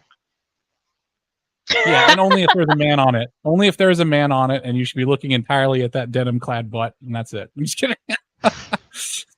Jeez. Okay, Mom. You sound like my mom now. Yeah, well, exactly. Maybe she might have been the first voice. I'm the second one. So you just have to set your preferences to allow things that are actually there. This is amazing. I feel like I'm talking to a porn addict. It's 100% what it's like to talk to a porn addict. This is fascinating. Like I'm like telling him, no, A cups are fine. You just have to be okay with that. It's like, oh, but I want big boobies. No, like you don't have there's no women with big boobies that want to talk to you. You're gonna have to just settle with A cups. Maybe B on a good day, okay? Oh, but I'm not attracted to them. They don't have big boobies. I'm like, I offer much better than that. Just gonna say. Right. Well, I'm just saying that you're not getting past a couple of small points, and they're about as piddly as the boobies thing, because none of these have anything to do with their character. It's all about like the set dressing. Like it's not like you're rejecting dudes because they have a low moral standing or they're not like good family. I don't even know if you're getting that far. I don't really have dudes to reject. That's because you're not letting them get past the stage. Like I rejected one guy recently, and that's because he was being annoying, and so. Well, that's a decent reason. But like, yes, what you want. Boobies are fun to play with, and so are horses. And don't clip that. That's a great line, though. It's true. If horses had tits, I'd be a stable boy, but they don't, so I'm here. Okay. Just kidding. We get raunchy. We're on hour number 3, so we're just rolling with it. No, but seriously, it's just like talking to a porn addict. It's like your expectations are out of whack. What was the first hour even about? Preferences and expectations are exactly. Yeah, that's true. That's a fair point. Well, preferences and expectations are. What is the difference between a preference and an expectation, really? I think expectation is what you see is more likely, whereas a preference is what you'd rather have, even if it isn't more likely. Yeah, so it's whether you've sealed the deal or not is whether it matters, right? Like if you're talking to a guy and you're not married to him, your preferences will reject him, and you'd be like, okay, gone. If you're married to a guy already and he doesn't meet your expectations, it's no longer I guess it's the staging, right? It's preferences and then expectations. I don't know. Yeah, I think so. Yeah, I think that would be accurate. It's tough to say, but like I would say unless you're building in that sales funnel and getting a wide number of guys into a zone where you're actually getting to know them. The same thing I would tell a porn addicted guy is I'd say, just go out with some girls that you're not that attracted to. Just go to lunch or dinner and just talk to them and see what happens. You know, just spend some time with girls that are achievable for you. And just do a date. Do a date. Do a date. That's all. Just like now. Modern guys are a little bit problematic, so you might have to prod them a little bit, like poke them in the ribs. There's a lot of women that were interested in me that I had no idea were interested in me, so I never asked them out. So do not take for granted that men will even understand that you're interested in them. But even if I were to ask, historically speaking, that's never gone anywhere for me, really. Because I've been one to just outright ask because that's how I've had to do it most of my life. Yeah. When in your life? Like early 20s, mid 20s? Well, by the time I got into my 20s, I was using apps and I had much lower standards for guys who weren't good for me, which I should have rejected, but I was like, but when I actually had standards, I mean, there were only ever 2 guys who were actually interested in me, and one of them I had to ask him, and then we got together, and the other one I lowered my standards, and he was the worst ex I have. But but otherwise, I was always doing the asking and getting rejected. So I never really. I assume it's just because I was weird. I was always kind of the odd kid. Okay, my recommendation to you social reject. My recommendation to you is to resume that behavior where you ask guys if you're just even the slightest bit interested, and then if they reject you, ask them why. They don't like telling why. I've asked plenty of guys before, and they're like, "Oh, you know, they always try to blame themselves, and I know it's not them because I'm the common denominator. But they never want to tell me it's anything about me, and I hate it." It's kind of tough. Do you have any exes that you could talk to? Because exes will be happy to tell you what's wrong with you. No. What was wrong? I can't make the guys that you're asking say yes. But again, the attitude I would give you is that you only need one to say yes, and then for it to work out. That's true. You only need to be 6, and that's how men work. Like how many? Okay, what would be a large number of rejections for you? I don't know. I just tend to assume the default is to get rejected.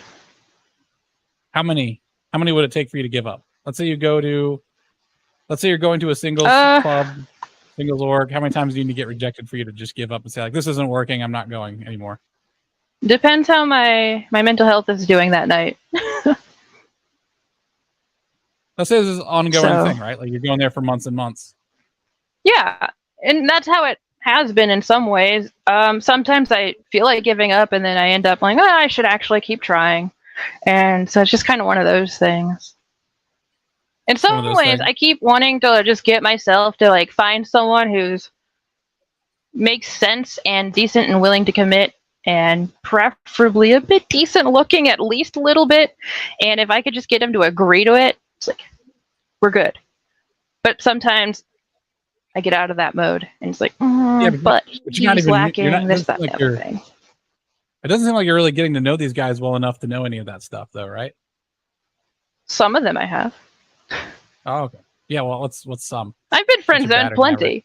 Okay. What I'm saying is, all right, so what you got to do is when you're getting rejected a lot, unless you have a better plan, you got to keep trying. You just have to keep going. So the number of rejections a man will take is an infinite. He will just continue forever until he is dead. Okay. Men do not stop trying. In my life so far. Yeah, no, keep going. Don't stop. And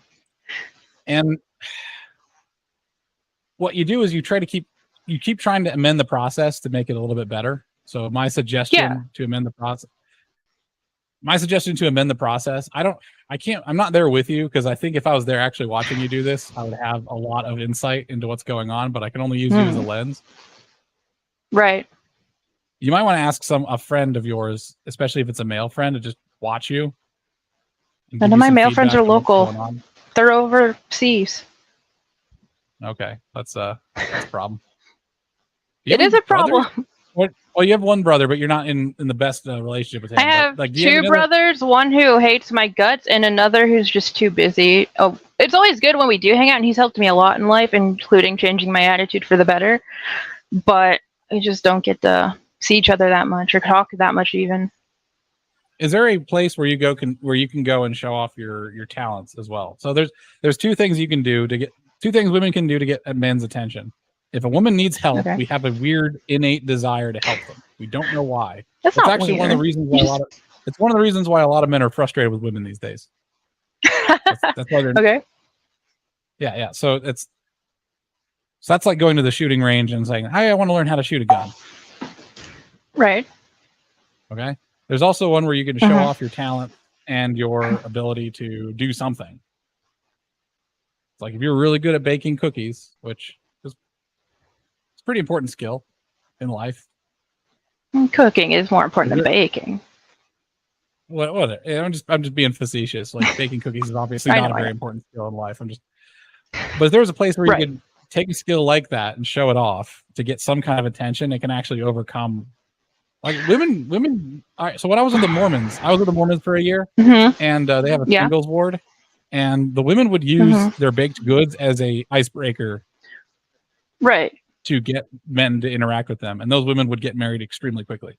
So they had a process. The Mormons actually have a process of getting the sales funnel, opening it up, and then going. Like it's a joke among Mormons that.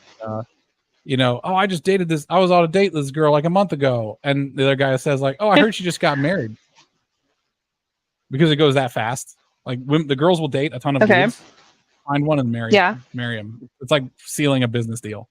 It's amazing. It's like selling a car. Yeah, it's kind of how my grandparents did it. That's the right way to do it. It's because it's volume. I'm envious of it. I wish I had access to that, but yeah. But okay, what other skills though than cooking or baking? Anything. What have you got? Oh geez. Not much that I feel like is easily witnessed or shared. I once watched accessible a woman even. Use a chicken. I once watched a woman use a chicken, and she was it was at a county fair show, and she raised chickens, and she was showing them off, and she was competing the chicken. That's probably kind of local to the Tennessee area, but just weird, quirky stuff where you can like. But that's the thing, like it's also mentally healthy, right? Like you shouldn't do things for fun just to get guys, but by doing the things for fun, right?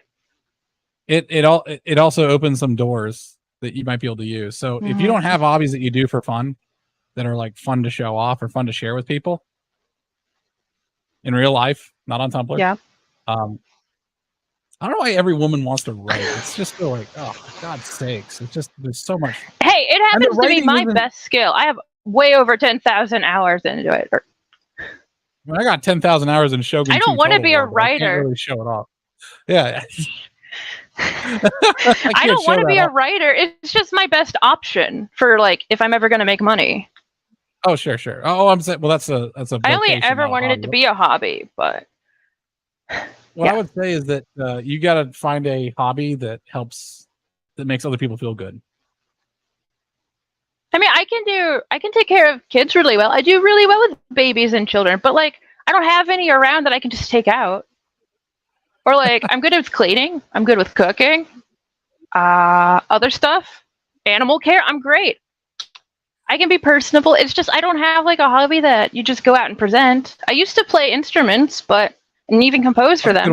But that's a good one. Yeah, no. So another thing with these Mormon girls, I told my wife that they're a bunch of killers. These women are absolute killers. I've never seen anything like this outside of Eastern Asia. These girls, I would love. Damn. Oh shit. Maybe the Mormons did this for us. The red-pilled manosphere. Base tape. I'll get to your question here in a second. That's hilarious. Oh, I didn't even see it yet.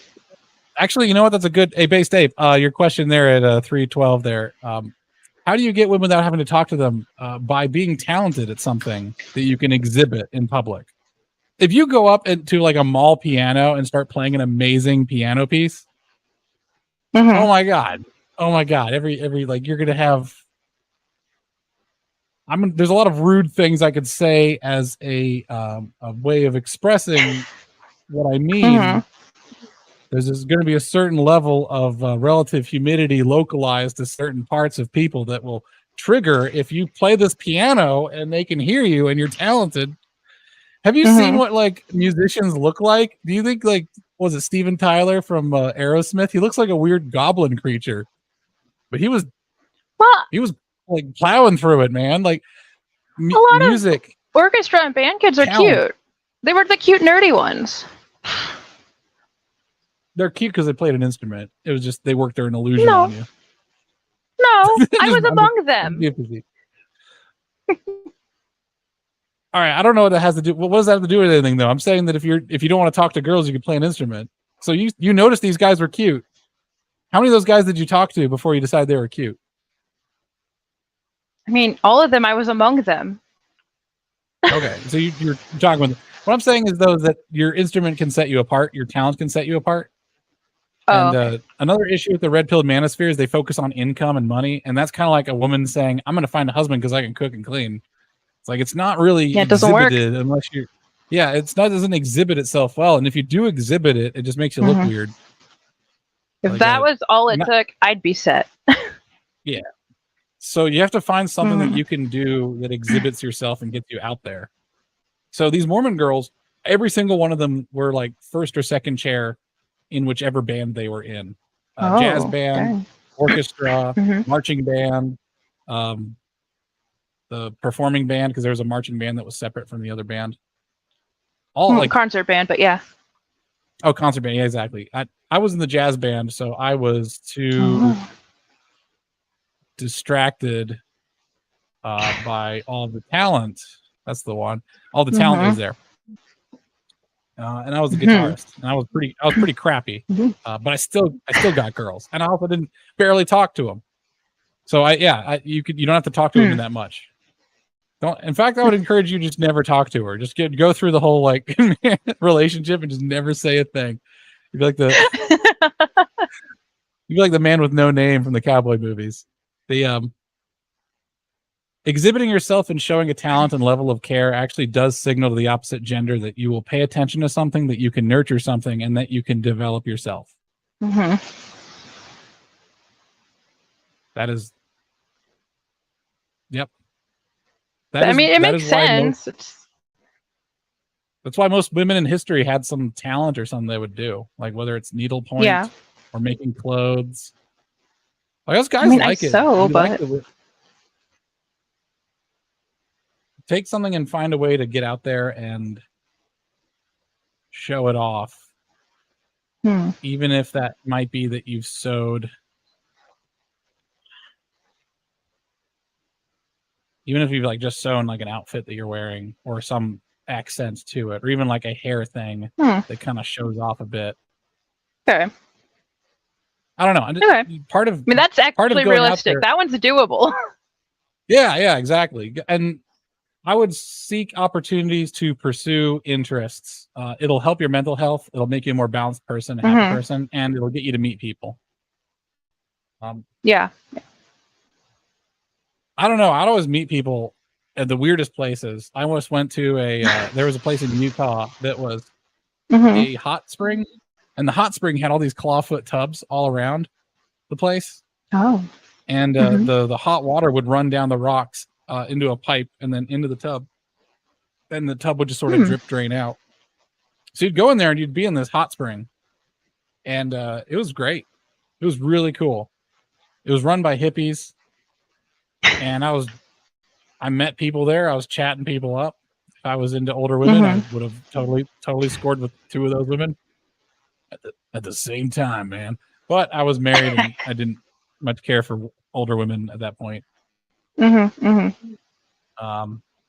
just like random encounters. Like it's like you're trying to catch a Pokemon, but you're not going into the tall grass. You just got to be around where the Pokemon are as much as you can, and just and where they're and where you're going to find the good ones. God, I'm using millennial analogies of Pokemon.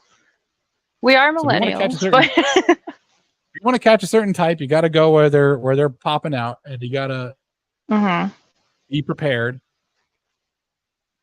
But I guess first you have to figure out where that type even is, though. That's a good question. Which is a whole set of frustration on its own, and then what you need to do to be prepared to catch it. Well, you don't even know until you've encountered it a few times. So that's why I'm saying your preferences are probably actually the biggest barrier to you progressing. Because I think that you're going after types that actually won't be good for you, like femboys. And you have preferences, and you have preferences that are not realistic for you. So I'm gonna have to ask you to do the woman thing and find yourself, and try on. Women do have to do this, and maybe everyone has to do this, but especially women. They have to try on different lifestyles, outfits, almost, and see what works for them. I have been doing that, and that does make sense. I know lately I have been doing self-work or whatever, where been leaning into the whole femininity and changing how I dress and how I look and stuff like that, how I carry myself even. It just happens to not be the necessarily the best for my area, which again goes into the whole geographical stuff, but I don't know. I've tried a few of them, but sadly, we don't get. Sadly, the neighbors don't really connect anymore. We used to have a nice community on our street, but as they died or some had to move out, others came in and they just don't talk to us. We don't know them. They don't take care of their lawns either. I mean, what the heck? But it's sad, but we lost our community. Yeah. Yeah, it's because there probably wasn't women there to do the social thing. That's another thing that women do really well that men don't. Men will go 10 years without. Yeah, men will go 10 years without talking to each other. We don't keep track of each other at all, so a community falls apart if you let men run it.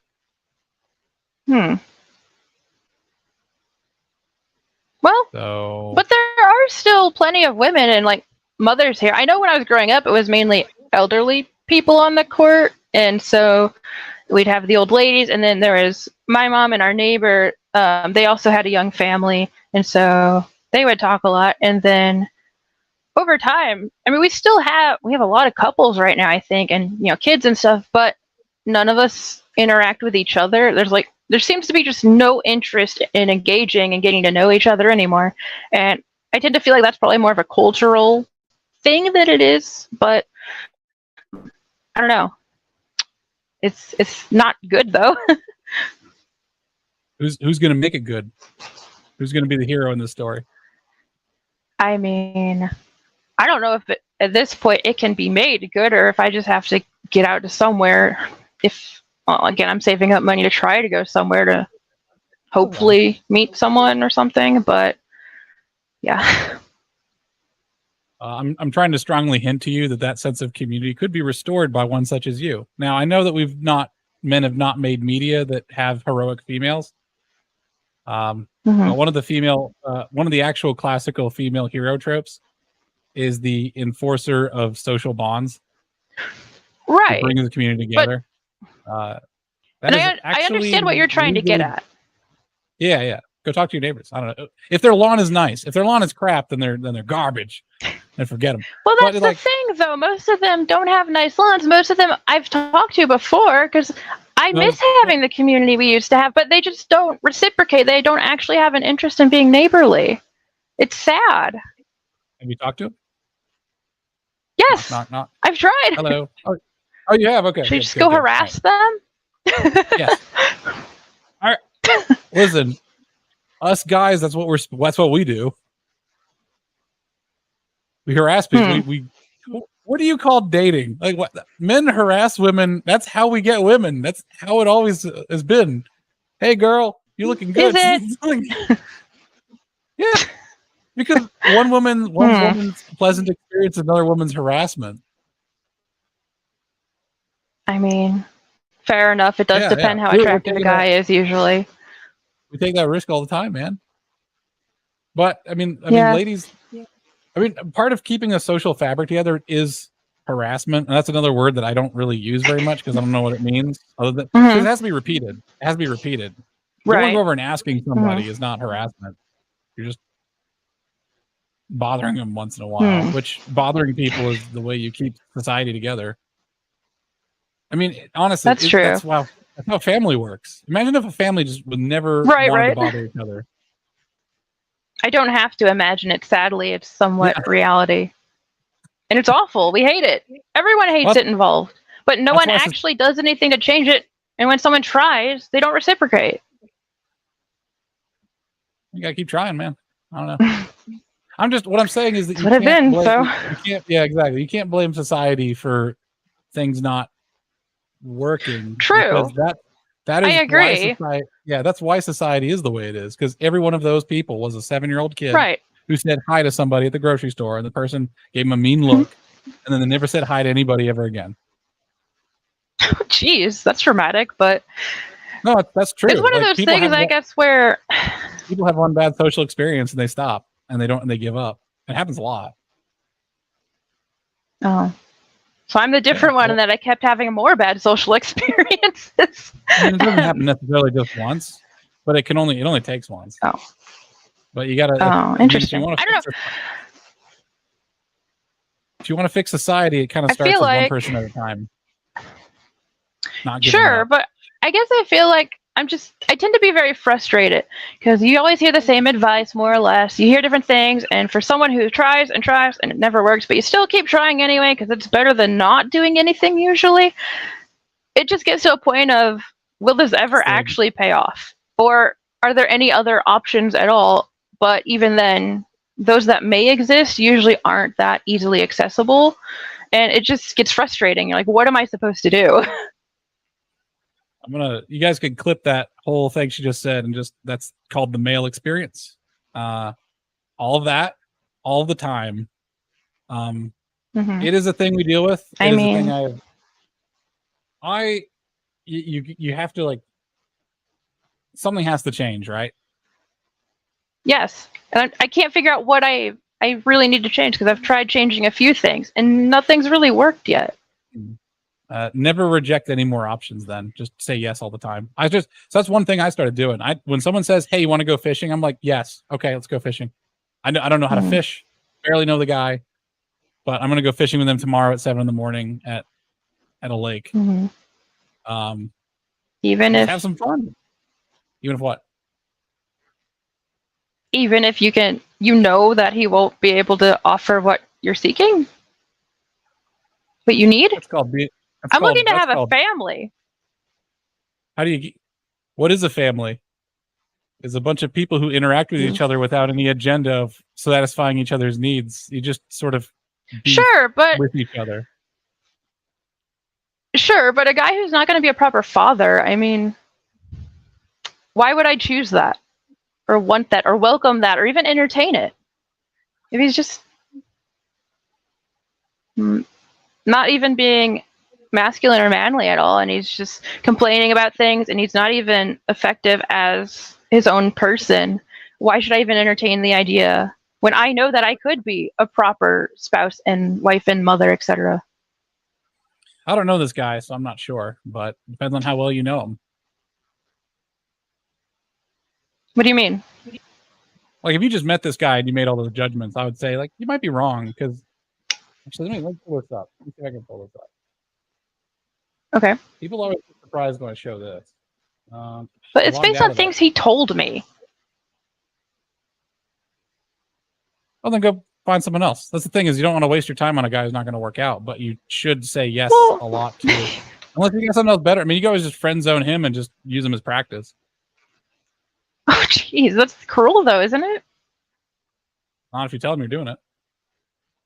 Oh, see, I have male friends, and that's helped a lot, but I don't need to interact with that fellow. Well, then don't interact with that fellow, but interact with some other fellow. Okay. But you had said say yes to everyone. It's like I said yes to go like fishing and stuff and trying new experiences. Not to go down a blind eye. So I misspoke there. Don't worry. Not. I said say yes a lot. I don't know what is around you, but when I grew up in a place, there's a lot of places I didn't even know about. A lot of subcultures I didn't know about. A lot of people I didn't know about. And the only way you're going to find them is by looking. Yeah. And if you want to give up and say society is bad and nothing's going to work, then just give up. I mean, I haven't given up yet. It's just frustrating. It's like try, keep looking places, etc., and nothing has yielded results. The best I have is friends who are too far away to actually be helpful, or even prospective partners. Do you think you should still be friends with those people? What? Do you think you should still be friends with those people then? Well, they're better for me than my local friends are, usually. I mean, I guess I shouldn't quite say that like that, but... I think you might need better local friends. It's easy to make friends. Where are they? You can't make friends. It's not, though. Not here. People don't talk to each other. I'm telling you, I've tried. When I was living in Maryland, it was another place that people didn't talk to each other, and I was dying for someone to just talk to me. And wherever you are, someone's dying. Yeah. All right, so look at my face right now. This is what I looked like when my marriage started. Okay, this is what I looked like. I was kind of fat. I was like 240. I can't see it.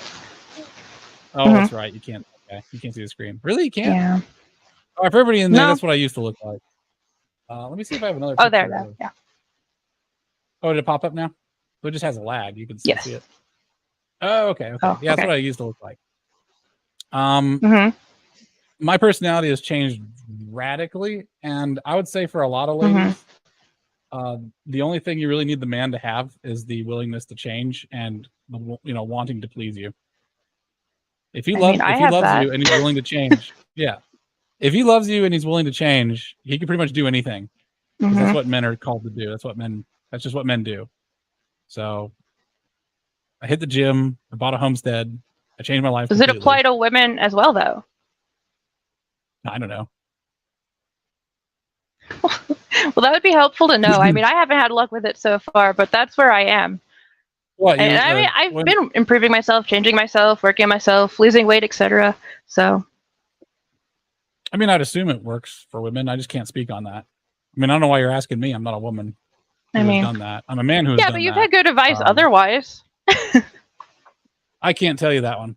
Part of the reason why I have good advice for you is because I don't give advice that I don't know about. So I don't know about that. Okay. One. Yeah, I mean, that makes sense. Story. Be the hero of your story. That's the hope. It's the goal. Be sure of it. Heroes are short. Heroes are determined because they have to get it done. Like Samwise wasn't like, I guess I'll help you, Mr. Frodo. I suppose if I have to. I wouldn't know. I never read or watched that Lord of the Rings. I'm behind in movies and things. I'm terrible with movie references and stuff. But I've never even read the books. I was a C.S. Lewis kid. Well, still my favorite author is Lewis, but you're gonna have to have more determination and not let stuff get you down. I don't know. There's something about the attitude that is very human and totally fine. It's just something that's going to be in your way, and you don't want your attitude to be in your way. Because if you're like shooting down all these things, or this hasn't worked, this has never worked for me. People who make stuff happen are like saying today's going to be the day. Right. I don't disagree with that. That's the thing, though. It's just it hasn't actually been the day so far. That is. Else I'd be in a very different position. It's an attitude you have that's not based on results. It is an attitude you have because you must have it to be successful. I mean, it's called faith. Sometimes I get caught up on. Yeah, I mean, working on it. Faith. You need to have faith. I don't know if you have to do daily affirmations, but whatever you need to do to find faith that things will work out and you will be successful. If you don't have that, you will self-sabotage in ways you do not know. Interesting. Okay. How effective are men at finding women when the man has no confidence? If he's uncertain. How attractive is that to you? Okay, well, I'm being hyperbolic. It's not, but it's not attractive, right? So he's gonna, even if he's doing really well, he's gonna self-sabotage on when he's going and talking to a girl. If he's not confident, if he doesn't have faith, things are gonna be okay. So I started getting women very easily when I just stopped caring. They're mid, so they're a bunch of mids. Who cares if I blow this one, whatever. And then I'd talk to her, and we'd hit it off, and things would be great. It only happened once I stopped caring so much and just went for it. And like, you mean in general? Yeah, all the time. Okay. You see a stranger over there? Reflect on it. If you see a stranger over there, don't care if he's attractive. Walk over and say like, "Hi, I'm LadyOLinden. How are you doing? New here? I haven't seen you around here before." Even if you're not attracted to him, because at least it'll be practice. And at the very worst, you're just being pleasant to somebody who might need some pleasantness. True. The thing is that the guy who's not attractive might know someone who is. And if he likes Didn't even think about that. You've just opened up a social network for yourself. Like you keep trying to go for it. Imagine if I went out and dated and I was like, I want a wife. I want a wife. I want a wife. And I'm like, anybody who wasn't wife material, I just move their face out of the way. I was like, I'm actually, you're sabotaging your ability to create a large social network. I have a very large social network. I've only been here for 2 years. Like, I know the names of everyone at my coffee shop who works there. I know what their interests are. I know that Ellie at the coffee place teaches ballet. Do you live in a small town, though? I mean, that's a little different than where I am, where everyone's different every day. I mean, the employees probably aren't necessarily different. You could start going to places that are like, I know some of them. Family owned or you can start. What I'm saying is that it's not about me getting to know them necessarily. It's just I'm being pleasant to them and I'm leaving a good impression. What I'm saying is I get that. The fruits of it is that I know people. But if you're not being pleasant to randos, because first off, that's just the way you should be all the time. Just be pleasant to people. Right. I like to think I do practice that, but it just never. I don't know. I don't see you, so do it. So that's true. But if you're not being like the most pleasant person in the world, like those ladies, your grandma probably was very pleasant to everybody she met. She'd be like, "Oh, bless your heart," that sort of stuff. Well, I'm in the Midwest, not the South, but you know. I don't know. I don't know what the Midwest is like, but maybe back then it was more like that. But I don't know. But I mean, the process is that it can't. The best way you're going to find a husband, and men, the best way you're going to find a wife is instead of trying to do it directly, transform yourself as a person and be a pleasant person who connects people, creates community with wherever you can find it, who addresses other people's loneliness. Like, I'm going fishing with my neighbor because he's thrice divorced 78-year-old Vietnam veteran, and he's kind of all alone in this world. And I'm just being nice to him. And besides, maybe I can learn how to trout fish. Apparently, he's a really good fisherman, so he said. I mean, turns out he's been really good at everything else he said he's good at. Well, yeah, I mean, that sounds amazing. You can't. But like, I'm saying is just be a good person, and things can kind of work out. But it's a working on yourself kind of thing. Well, I mean, a good person just to be a good person, though. Like, I don't expect things like that when I do that, but at the same time, with you saying that, it never has come to fruition in that sort of way either. I mean, I don't do it for that purpose anyway, but you're saying, well, this should lead to stuff. Well, it hasn't, though. Yeah, I wonder what's going wrong then. I don't know. I mean, maybe my friends are right. Maybe it really is just where I'm located. I don't know, but I don't have enough money or means or any sort of way to move. So I'm just stuck here for the time being. Yeah, geography can be pretty damning. So a lot of guys who want to go overseas and be passport bros, I would actually suggest you go and vacation inside of the United States, because you're going to find people who are more similar to you in your culture and are just nicer and might be more than what you want to be. Like, I want to be a Tennessean after living here for 2 years. Like, I want to integrate. These are my people. And if you're not with your people, you're going to be in some trouble. And I've always felt that way myself. I don't belong here. But yeah, I felt that way about Maryland too, which is why I don't live there anymore. Yeah. But even so, like, when I found my wife, her and I were both strangers in a strange land. We didn't belong where we were. We were two misfits on the same wavelength. And I met her by volunteering. I was a volunteer tutor in physics. Yep. And pretty much I just met people. Just met lots of people.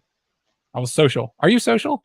Are you very social? I try to be, but it's not really possible. How's that not possible? You said you're not in a small town, so there's got to be a lot of people around. I'm not, but the people I already know, they're usually busy doing stuff. And then when you go out and try to meet people, it just doesn't work. They don't want to meet other people. They don't want to know anyone new. They don't want some rando talking to them. Unless they're like a lonely old person or just a friendly old person. It's easy to get on with them. They're really sweet, and I like talking to them. But at the same time, I mean, that's not people my age. That's not going to get me married. Well, it seems like you've already got this stuff all figured out. So, yeah, I mean, maybe my friends were more right than I realized. But what do you say? I was just reading the chat. I don't know what apparate 118. I don't know what that means. I have no idea what that means. Sorry, Bleach Demon. I'll have to look. I mean, if it's this dire, I can't help you. I'm working every angle I can to try and give you some suggestions. And if they're not gonna work, I do appreciate it. I guess my frustration is just that I have tried so much of it already, and there's just been nothing. So maybe my foreign friends are right. It really is where I'm located. I don't know. It might be. I might be surprised if I go out where you are and see how it goes. Yeah. I don't know. That's probably not going to happen because I got a lot of stuff going on. Right. I don't expect it to happen, but. So you said you're planning on traveling. May I ask where that would be? England.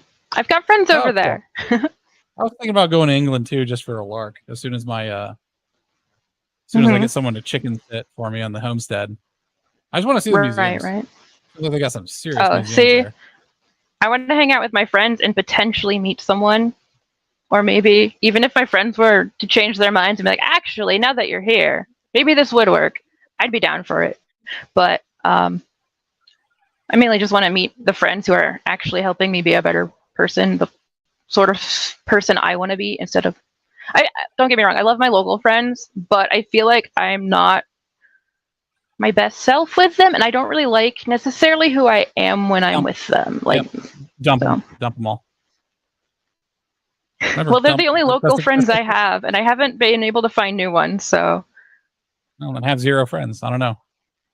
If you don't like the way you are when you're with someone, if you don't like the way you are with your local friends, then don't have local friends. I cut friendships off really quickly as soon as they're not serving me. It's like, because it's like, as soon as they're not serving me in the fact that there's no love there, there's no, like, I've had one of my friends come out to where I am about 4 times now, and every single time he's just kind of treated me like crap. And 4 times is the limit, right? I let him know, all that stuff. So it's not like that, because they do care and we have fun and stuff. It's just they tend to live rather differently than how I'd most like to be myself. Yeah, you might just have like single serving friends then. Just hang out for a minute, have a coffee or something. Yeah. And then just wean the friendship down. Oh. Well, they're usually too busy for me anyway, but with their lives. But I'm surprised the church hasn't provided you any sort of social group. No, right, I'm gonna say something like controversial. I'm gonna say something controversial. Do it. It's the church's job to do this stuff, by the way. It's the church's job to find you a husband. It is. Yeah, so they failed. Yeah, so, I agree with that. Which is what that's how it goes. I would also so I know you're saving up money to go to England. I don't know how. I don't know. Oh, go ahead. Sorry, go ahead. What? I was just going to say that the churches are kind of bouncing back still from the sort of cultural change for them. Because for a while they got really loosey-goosey and yeah, whatever, blah, blah, blah. And now they're getting more vigorous and centering more on the actual Catholicism part of it again. It's just taking time. So, how's that affecting you? But the communities kind of fell apart for a while, and hopefully they'll come back together. I think we're starting to see them come back. Oh, how much did you miss? No, it all caught up, I think. Okay. Yeah, I would. Have you complained about this? Have you asked your local church about this? Because all this stuff with the church and all that's great, but how's that affecting you locally? Like, what difference do you see? Oh, it's more like with younger kids or retired individuals and stuff. It's not really my age range. I mean, it never is, by the way. No, but unless you're Mormon, then they actually do try to help you get a mate. Well, from what I can tell, sorry, Mormons. Yeah, from what I can tell, it used to be better for Catholics. It's just we lost so much of our identity and our community and how we actually lived our Catholic lives that we lost all of the benefits that way as well. Oh, when was it better? That would have been. Let's see. My grandparents were born in the early 1930s, so sometime probably before my parents actually got into it. Although I guess it was still decent when my parents were there. Well, when they were young, I mean, before they met. But, I'm gonna shove that super Pope Saint Great Man Greg quote. And what I'm saying is the church isn't showing you the love, and you should talk to them about that because they're supposed to provide all this to you. The funny thing about God in the Christian religion, and I see your comment, Bleach Demon, it's 100% right. It's just not helping people help at all. It's right. The thing about God is he makes you a promise and he promises to deliver. He tends to say, if you do this, you will get this kind of thing, especially with like tithes and stuff like that. But there are things he does to show you, and you're supposed to you can kind of hold God accountable to not delivering. And that means the church. And that means the church. So like,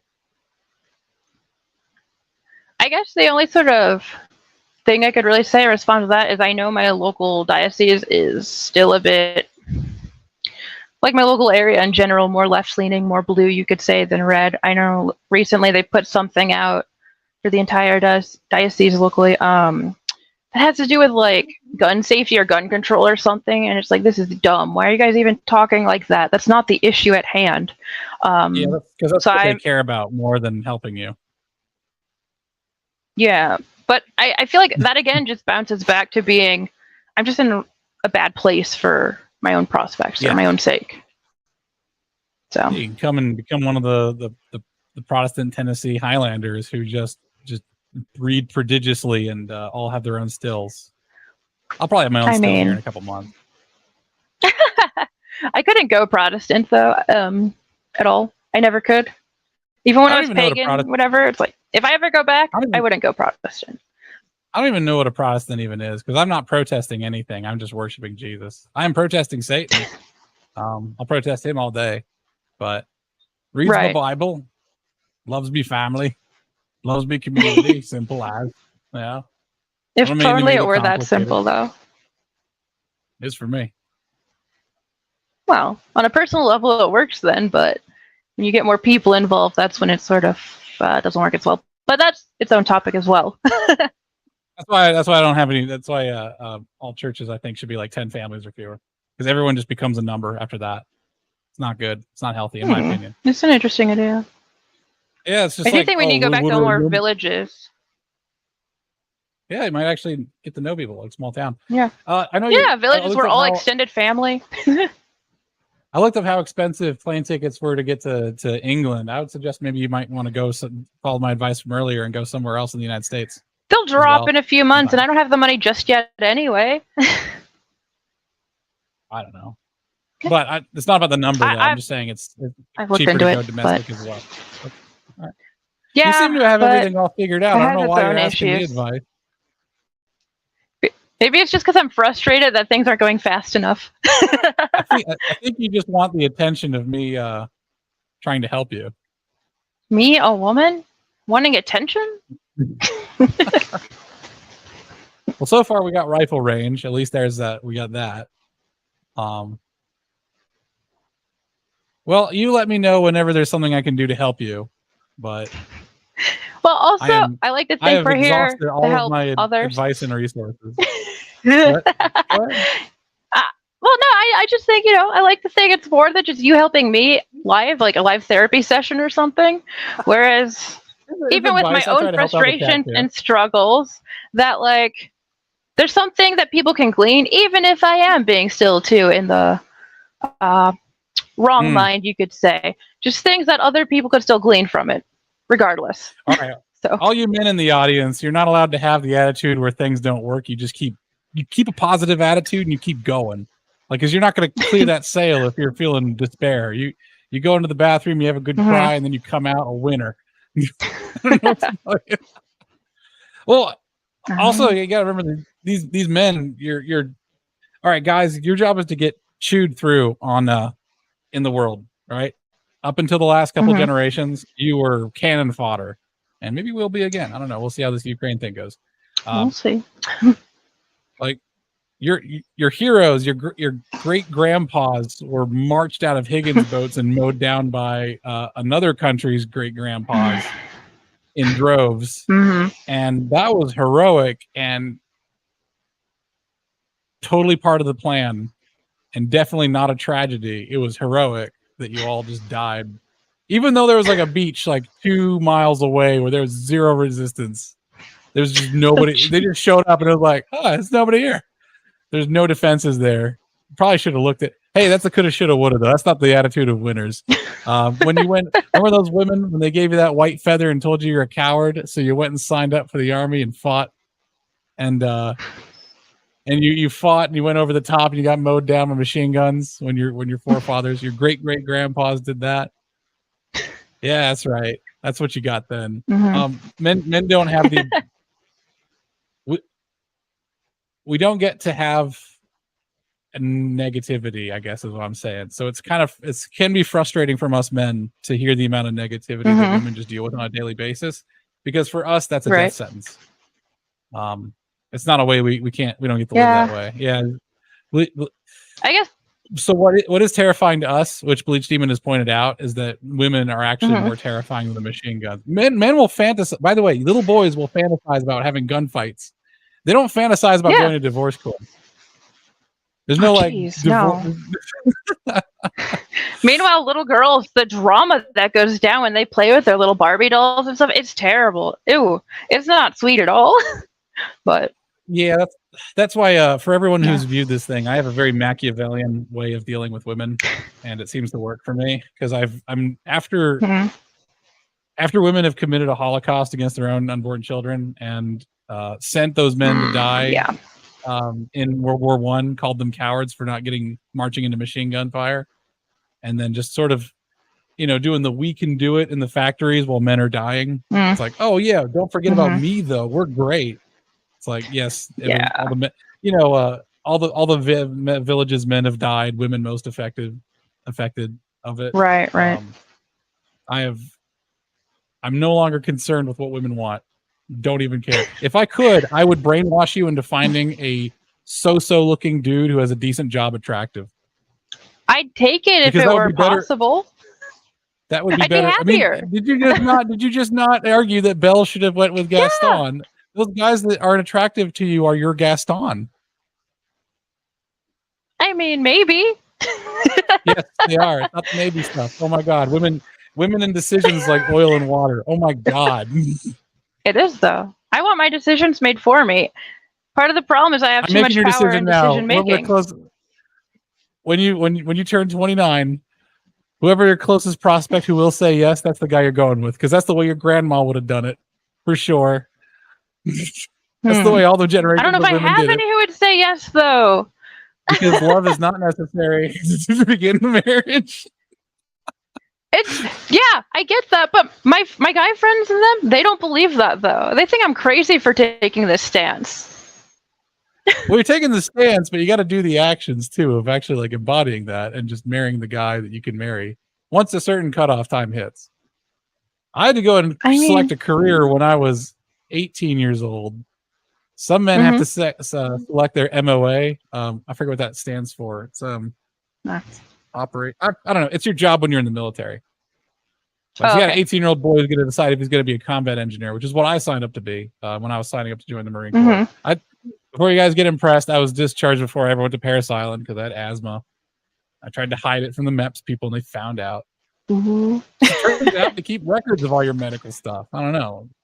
Anyways, so I didn't get to go. Luckily, they didn't imprison. You can go to prison, by the way, if you fraud. It's called fraudulent enlistment. So I avoided 2 years. Jeez. Turns out they don't actually want to throw you in prison. It's like only if you're like a drug dealer or something, and you're trying to hide a felony or something. You know. It's not based on skin color. Yes, decisiveness. Men have more of a you'll do attitude. I'd like to embody that. It's just a process of getting to embodying it all the time. Oh man, I have a really evil Machiavellian way for you to internalize that. Tell me. You like writing, please? Right? Okay. I don't like it, but writing? I do it. Thank God. Is there anything you like to do? Yeah, but what do you like to do? Not things I like to be outside. I like to be well, I like to ride horses a lot. I like exploring and adventuring. I used to go out when my parents would take us on vacations. We'd always go to these like wooded areas, and they'd have to stop me before I just run off and start climbing at things and just getting lost in the woods, because that'd be an ideal time. Nice. I like fishing. I'd like to get into hunting. I like a lot of things. It's just not things I can actually do. Yes, I really appreciate that. The good news about being a woman is you don't have to, once you find a husband, you don't have to do anything. Yeah, it's just finding one. You don't need, exactly. Which means oddly enough, doing all those things that you like to do, actually all those things sound really good. Like, could you? But you don't meet fishing. People. You'll meet. Well, I don't know. I don't know your area. That's the frustrating thing about me. I meet people fishing. I meet people being in the woods, just doing me stuff. Really? I don't know.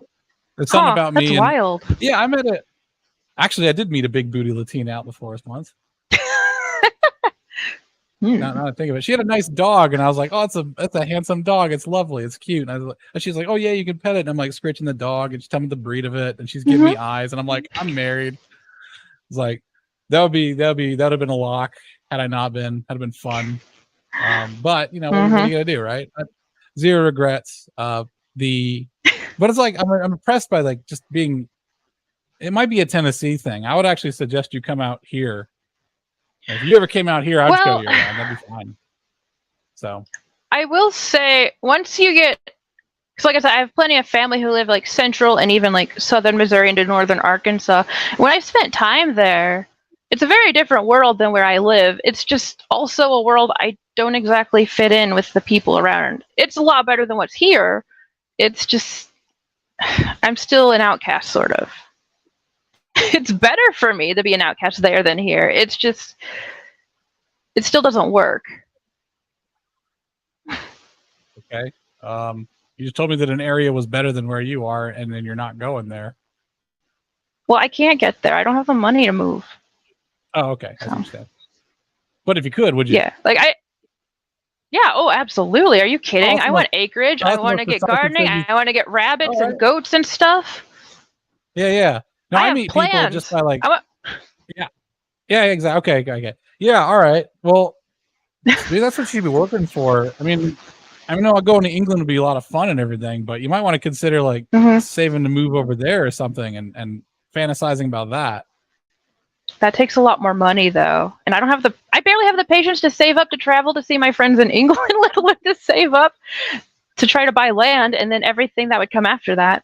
You don't have to buy land. You just live in an apartment. Like there's probably a housing share. Have you popped onto Craigslist in the area where you want to go? Not Craigslist, but I've looked at other resources, and housing is ridiculous and insane and nearly impossible.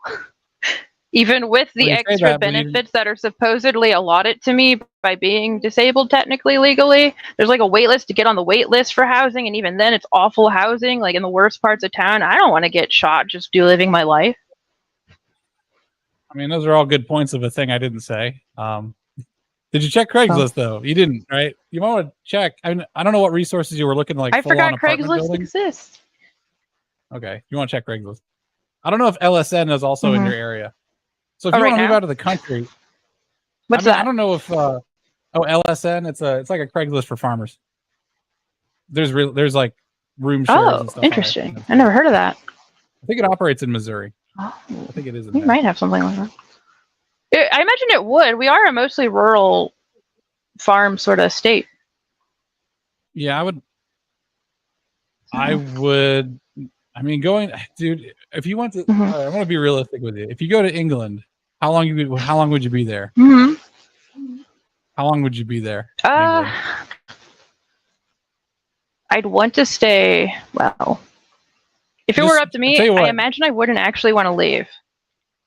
Just be an asylum seeker or something. Just tell them you're. I've thought about that, but I think I'm too pale for that. It's not. I don't think they'd let me. Tell them you're from Ukraine or something. Is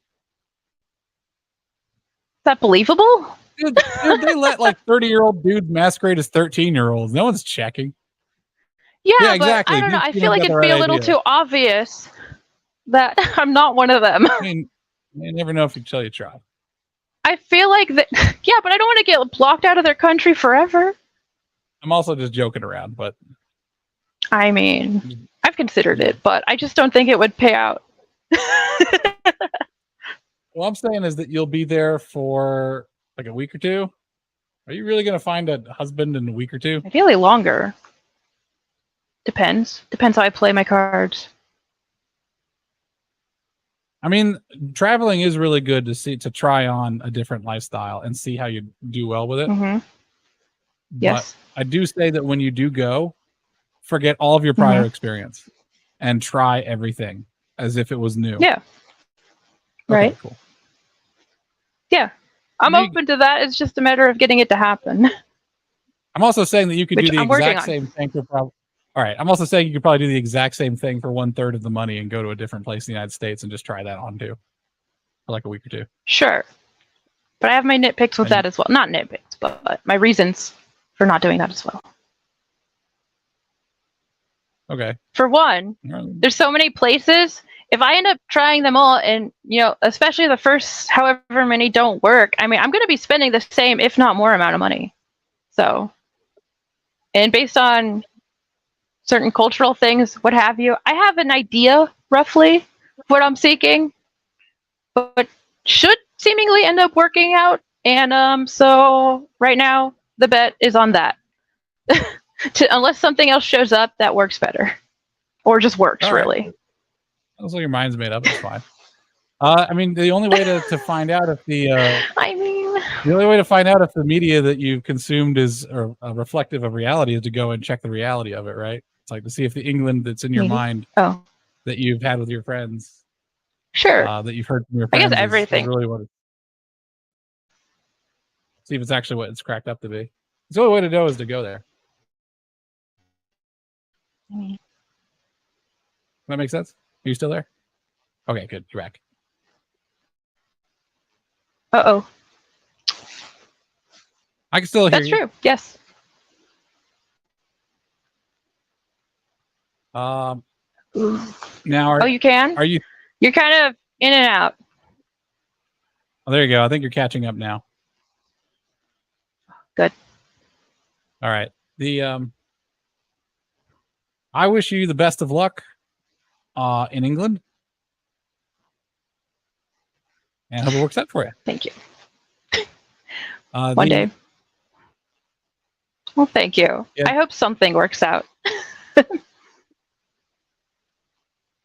I mean, the something though I'm going to say is you got to try a lot of things, and it seems like your area I'm is losing just, it again.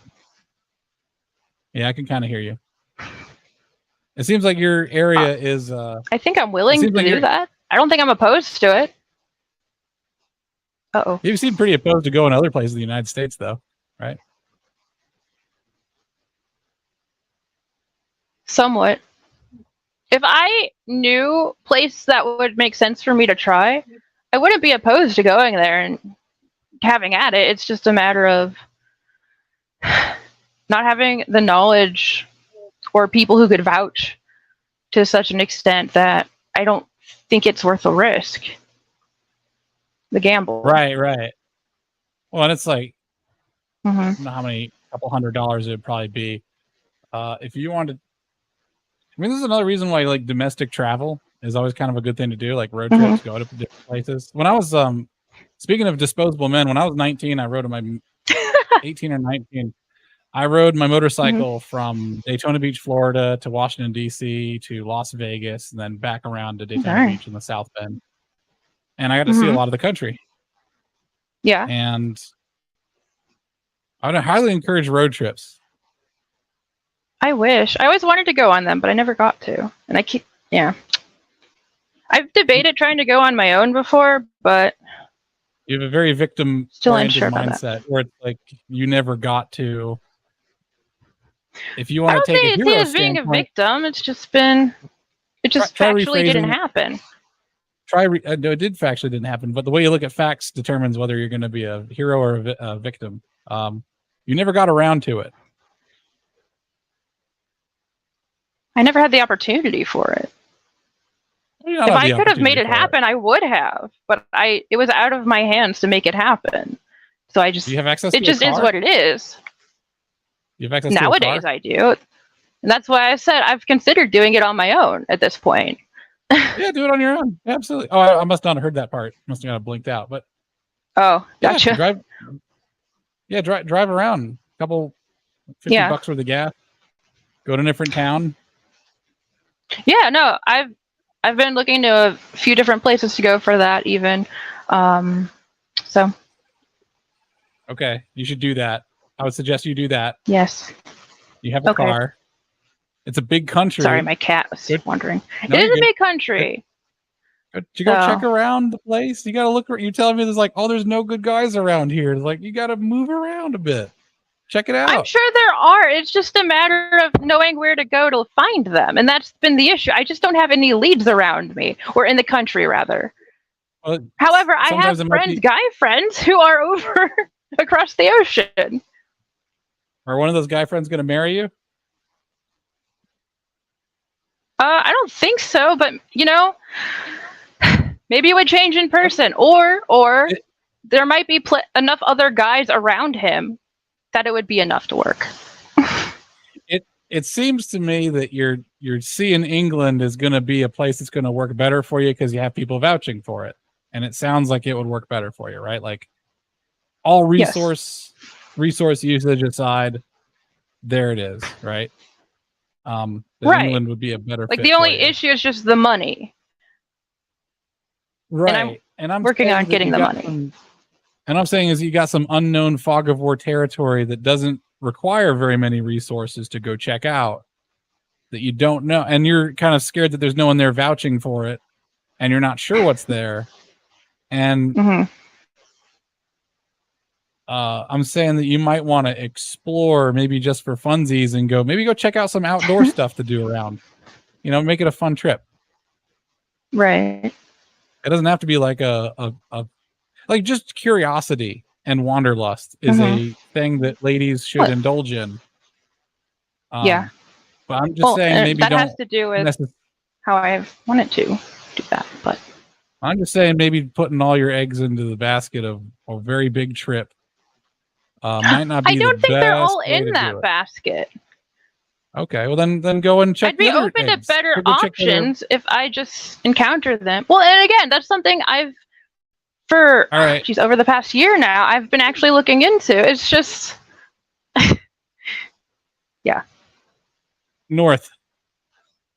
Go north. What about north? Yes, I'd like to. North. drive north. So when I went on that big trip, I had one directive, and that was to go west. And that was it. I wanted to go see California. I wanted to go see the place I was born in. So I can take a dump in the street like they, as they like to do there. I'm just kidding. Add to the app. So if all your eggs are not in one basket, and what you're telling me is true, then there's nothing really stopping you from just going and checking out another place nearby. There kind of are, but I will admit, I use that as an excuse maybe more than I should. But yeah, you don't say. I mean, it is what it is. I tend to be overly cautious. It is what you make it, especially because I have animals who care for me, and I help my parents run the household and stuff. So that's one of the first heroic things you've said so far is that you think you're your own worst enemy. That's an actual admission that can lead to character development. Sweet. I mean, so what I would do is get on the Google Maps and find a fun outdoor place to go to that's like $50. See a Bay State? That's like within 50 miles. Any direction you want, go and check it out. Can you do that? Okay. Is that within your possibility to take a day trip? Like couple hours? Well, I mean, I've already been planning one of those. I just haven't gotten to actually do it yet. Okay, what's stopping you? To some degree, myself using excuses that I know could be remedied and not pushing against them enough. Yeah, you don't push against them at all. Just ignore it. Like you got all these barriers, and they're not barriers. You can just ignore them and just do it. Like you just wake up one morning. The and animals say, like, rely on me mostly. Put some fruit in the bowl and then leave. How much reliance do they need? It's a cat. I go on day trips. I have cats, chickens. I have 6 sheep. One of which has worms right now. Like. My cat gets insulin twice a day, and for a long trip, I can use the excuse of, I'll put her and a couple of the other animals as well into one of the lodging things. But if it's just a short trip, I don't have an excuse for that, and no one else at my house is willing to give her insulin, which has been the primary excuse I've been using. Yeah, twice a day. So like one at 8, and the other one at 8 to 8. Yeah. Okay. So leave at 8:30. Be back by 7:30. Sorted. That's a very large day trip, by the way. That's huge. That's 11 hours of being away. That's a huge. If you want to, that's like a 300-mile trip. That's a massive trip. I did that. I went to Huntsville, Alabama, which is 150 miles away from where I am on a motorcycle, and it was like a 6-hour trip. Oh, 6 hours? Yeah, because it's 3 hours total of 4 or 5 hours, and 3 hours of hanging out there. Yeah. I guess part of it is I don't see. Well, this is more a mentality issue. I'm not used to day trips not being the whole day, basically. In my mind, you can't just go for a few hours. You didn't do it enough for something like that. I don't know. I'm used to going like 4 to 6 hours away and then do stuff. And then it's getting dark and come back. Yeah, your perception has become the author of your reality, and you gotta. I just kind of realized that in that aspect for that. Yeah. Whenever you have reasons you're not doing something, stop yourself and then write them down and reason your way through it. And is this actually a problem? And then in your mind, you need to become your own advocate as to why you are going to do this. That's why by the way, this is why having the attitude makes these go away. Because if your attitude is already, I don't know, maybe your brain is now coming up with excuses, and your brain is internalizing those excuses. No, one second. If you wake up and say, "There's nothing is going to stop me today. Today's the day. Nothing's going to stop me. I'm going." Then where's the excuse going to come in? Right? Responsibilities. No, they're not. We already just talked about that. No one in this world needs you that much that you can't leave for 4 or 5 hours. So you're making excuses. Stop it. Yeah. Well, your husband will never tolerate it. This is training to be a wife, because if my wife was making excuses like this, I wouldn't be happy. I don't want to make the decisions. I don't want to deal with myself coming up with excuses. It's just a matter of finding the guy first. I want him to be in charge of all that. one of the reasons I have a wife. All right, so no man wants his wife to be a drag, because he's going to suggest let's go on a date, and he's going to suggest. Imagine I'm your husband right now, and I'm suggesting we go on a day trip, and you're coming up with lots of reasons why we can't go. That's maddening. But that'd be different. That is maddening to me. It'd be different. Don't be. It'd be different, though. How would it be? Because then it's a couple thing. Yeah, exactly. You're supposed to do that anyway. All right. I'm going to be your fairy god husband. You're just going to say yes, dear, and you're going to do it. Consider it practice. Consider it practice. Of just saying yes. Again, like I said to my neighbor, yes, I'm going to go fishing with you. Right. You're going to say yes, you're going to go. All right. So what's the nearest park to you? What's the park within 50 miles to you? Find it. 50 miles or so. Some state park, local park. Miles? Well, there's probably plenty. 50 miles. Okay. Go and look that up as soon as we're off of here. Send me a DM of where you're going, and then I want to see a picture of it a Monday evening.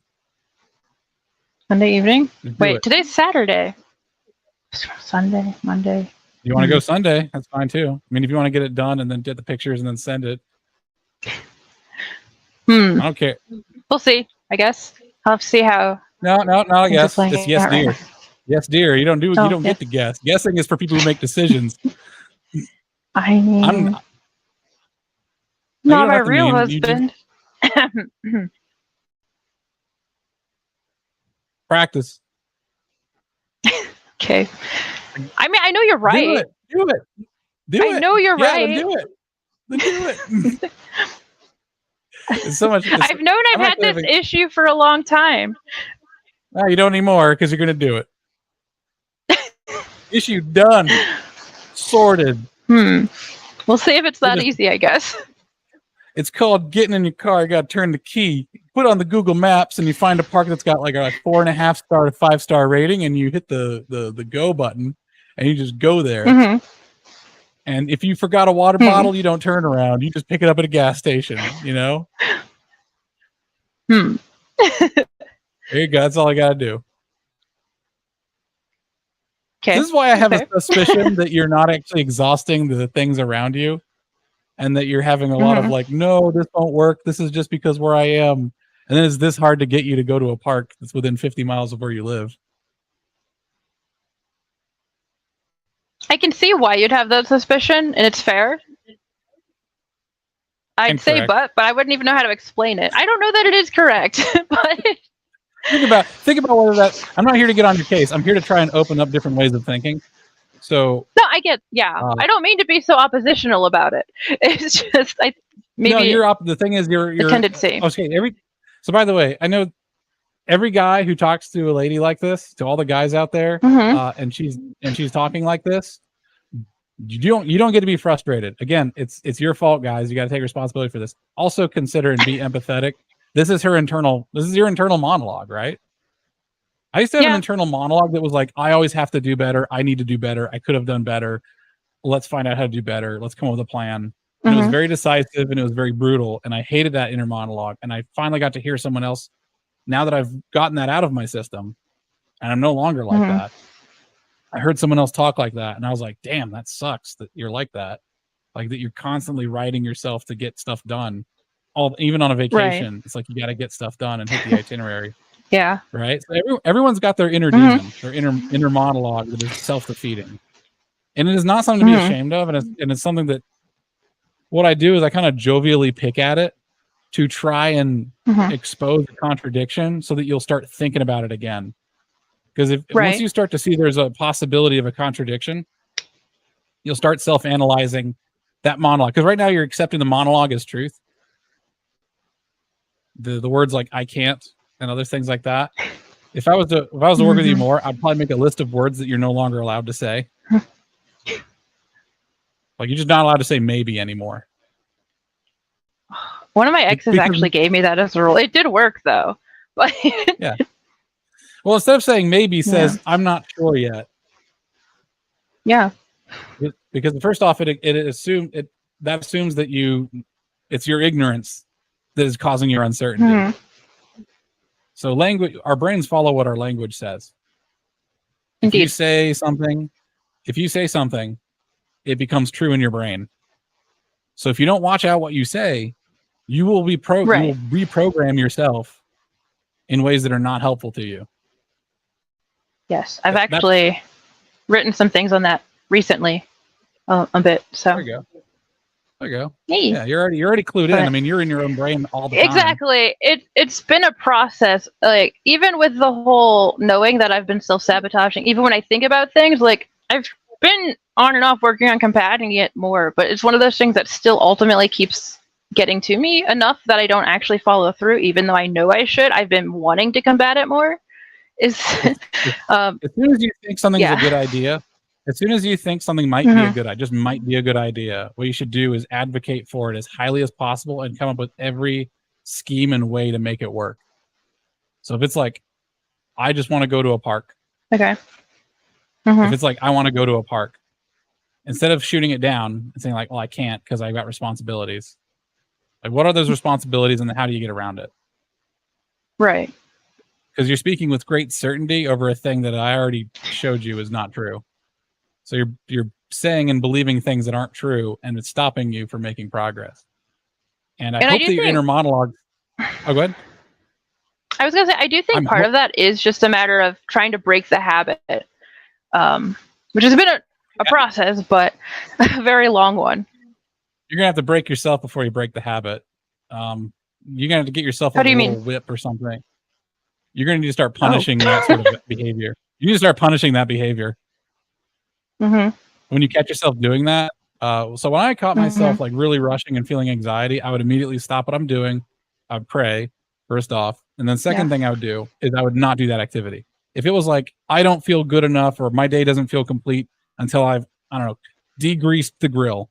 I've cleaned the grill. It's going to be clean now. And if I don't do it, I'm not good enough. Like, I have to get it done. I have to get it done. Yeah. I would catch myself doing that. I'd stop, actually physically get on my knees, pray, apologize, and then I would not do it. I would just leave it undone. Right. Yeah. I get that. Making an excuse. If you caught yourself, I don't know if you if you caught yourself making some kind of excuse, or you found out that you're eliminated an option that was viable, you could do it. Right. You got to find something that's going to punish you for it.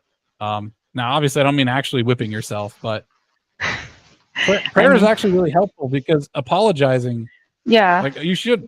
I mean, I'll be kind of brutal. You should apologize to God when you do that because it's missing the mark. Well, yeah. Yes. So you get on your knees and you physically, like, out loud, as if he's in the room, just apologize. Like, I am sorry. I am not reflecting the glory of your kingdom by defeating myself like this. I don't know why I'm doing this. And then the next part of this prayer is very important.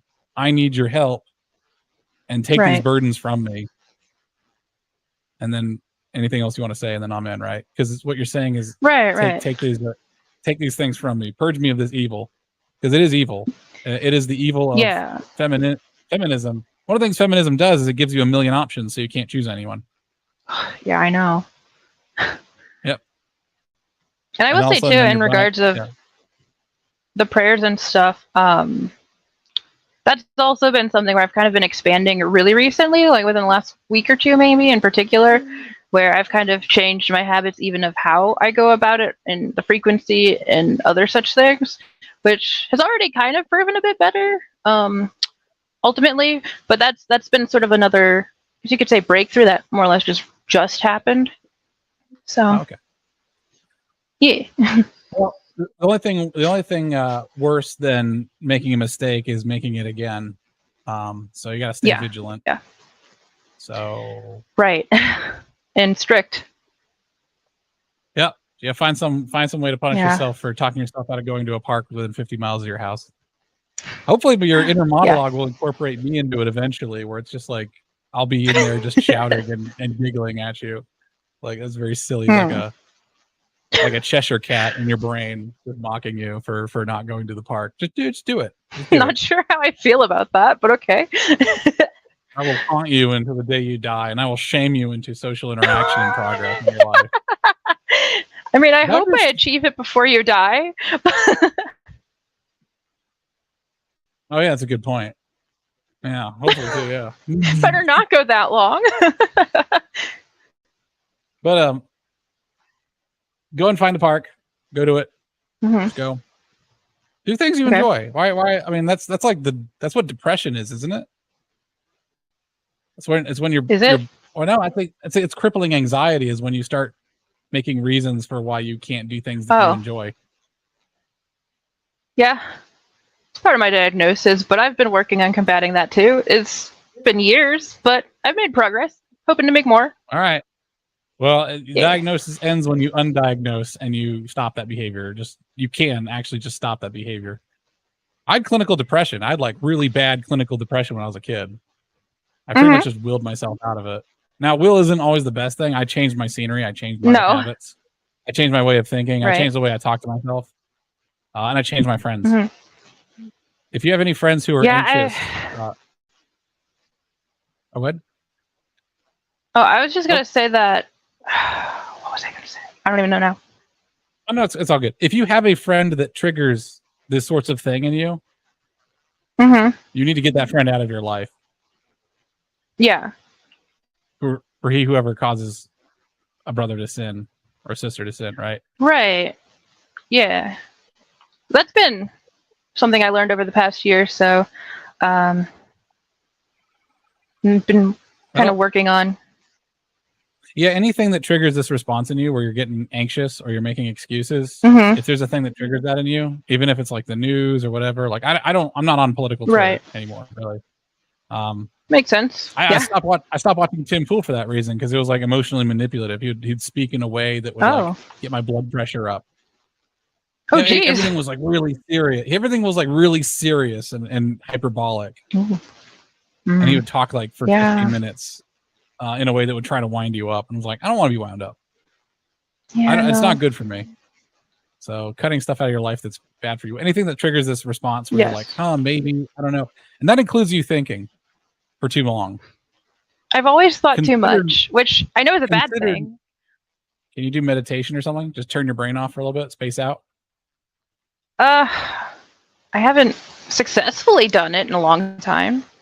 Well, today's the day. Or tomorrow's the day. Whatever the day you try it.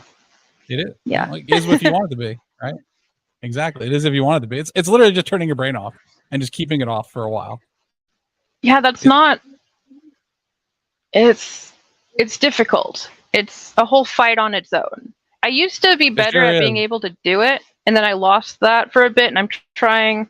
I'd like to work back into it again. Yeah, you were in complete control of that scenario, though, so...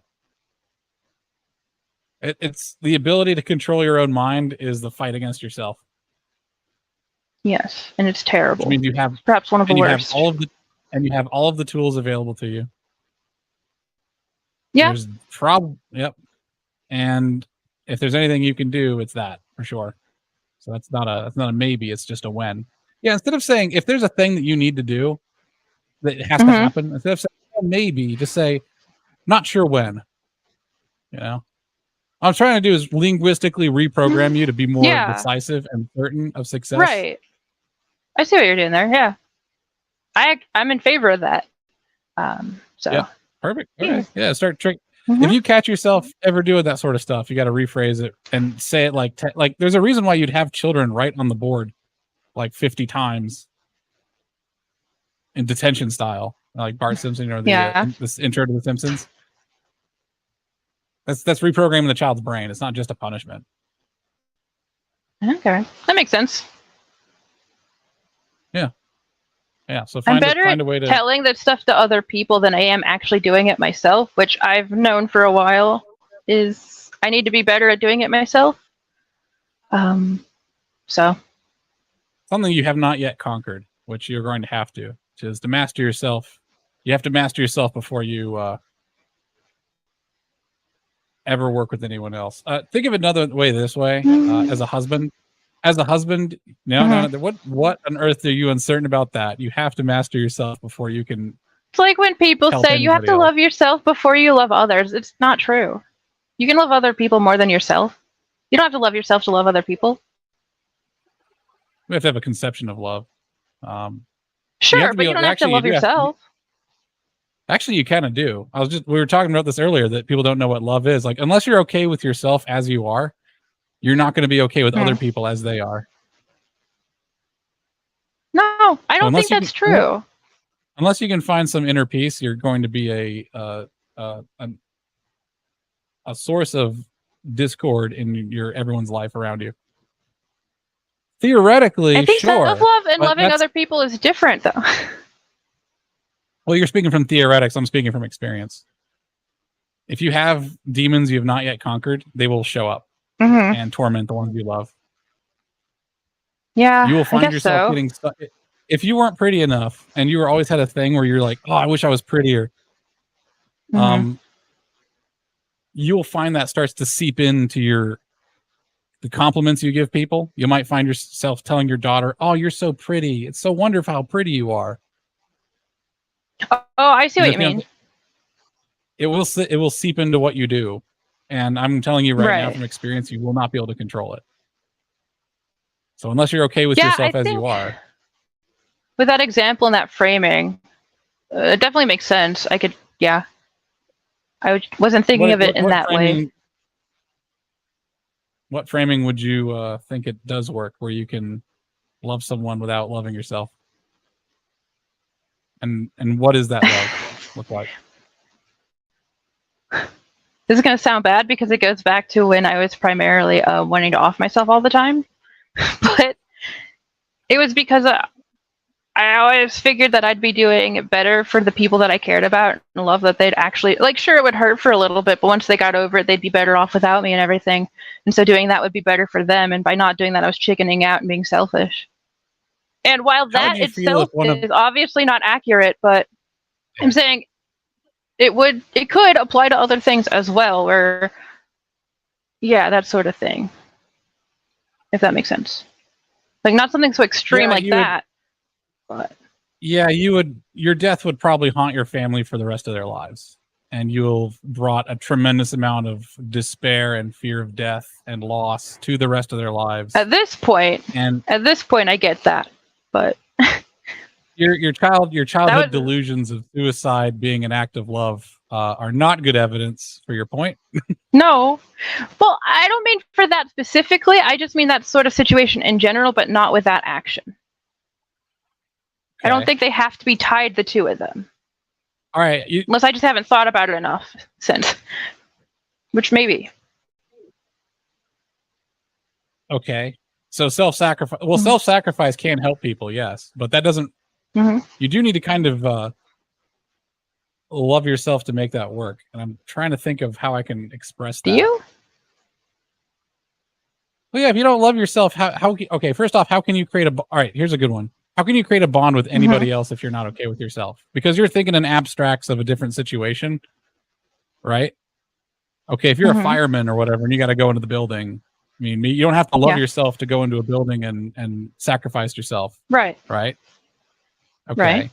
Well, how is that fireman going to interact with his family if he's not okay with himself? Because loving yourself is, what I'm going to say is having great affection for and care for someone as if they were family. And if you're not able to do that with yourself, how can you do that with anybody else? You're not your own family, though. You're yourself. You can care for people more than yourself. You have duty to them. You have a duty to yourself as well. Yeah, but it's not the same sort of thing, though. You can still meet your needs without loving yourself. Yeah, but you're supposed to meet your own needs as well. You're supposed to take care of yourself. How can you take care of somebody else if you can't take care of yourself? But you can meet your needs without loving yourself. All right, if you can meet your needs without loving yourself, then does somebody else need your love to feel okay? Does everybody else need to feel loved? It's not about people needing your love, though, but I feel like we're on a hyper abstract thing. I gave a concrete example of, like, you need to have cared for yourself enough to purge a neuroses from yourself.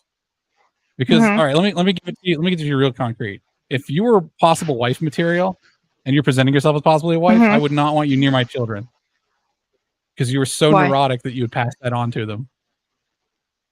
Because they would hear it. That's a fair. They'd hear the way you treat yourself, and they would and they would think that's where they're supposed to be. Because love Oh, that's what is you mean also by that. setting an example. Yeah, love is setting an example. Yeah. If you don't love yourself, how do your children? If mom doesn't love herself, how could she possibly love me? All she does is care for me, but she doesn't even take care of herself. Like, does she not deserve it? And how frustrating it is when they try to love you and you're not feeling it, right? Like, you're not okay with yourself. You like absolutely got me there. So. Yeah, my mom had deep neuroses, and it seeped into everything, and it set a terrible example. Oh, yeah. Yeah. All right. So stop thinking in abstracts. No, you got me there. You got to stop thinking. Lindsay, I'm going to tell you something real honest. You are not smart enough to think in abstracts. You don't have the chops for it. Stop trying to do that. Don't do theoretics. You're not a theoretical person. Because Corncob Joe down the road who lives in a tent is so well integrated compared to every other millennial college student who is hyper abstract and ultra neurotic. Like, be Corncob Joe. Yeah. Corncob Joe loves himself. I'd wish. I'd like to be. I'm working on it. Working on the self-love and appreciation. I've made progress. I'm hoping to make more. It's a process. You're gonna have to destroy yourself to get there, and just let yourself be remade, for sure. Yeah. Because your conceptions of if there were an easy way of doing that.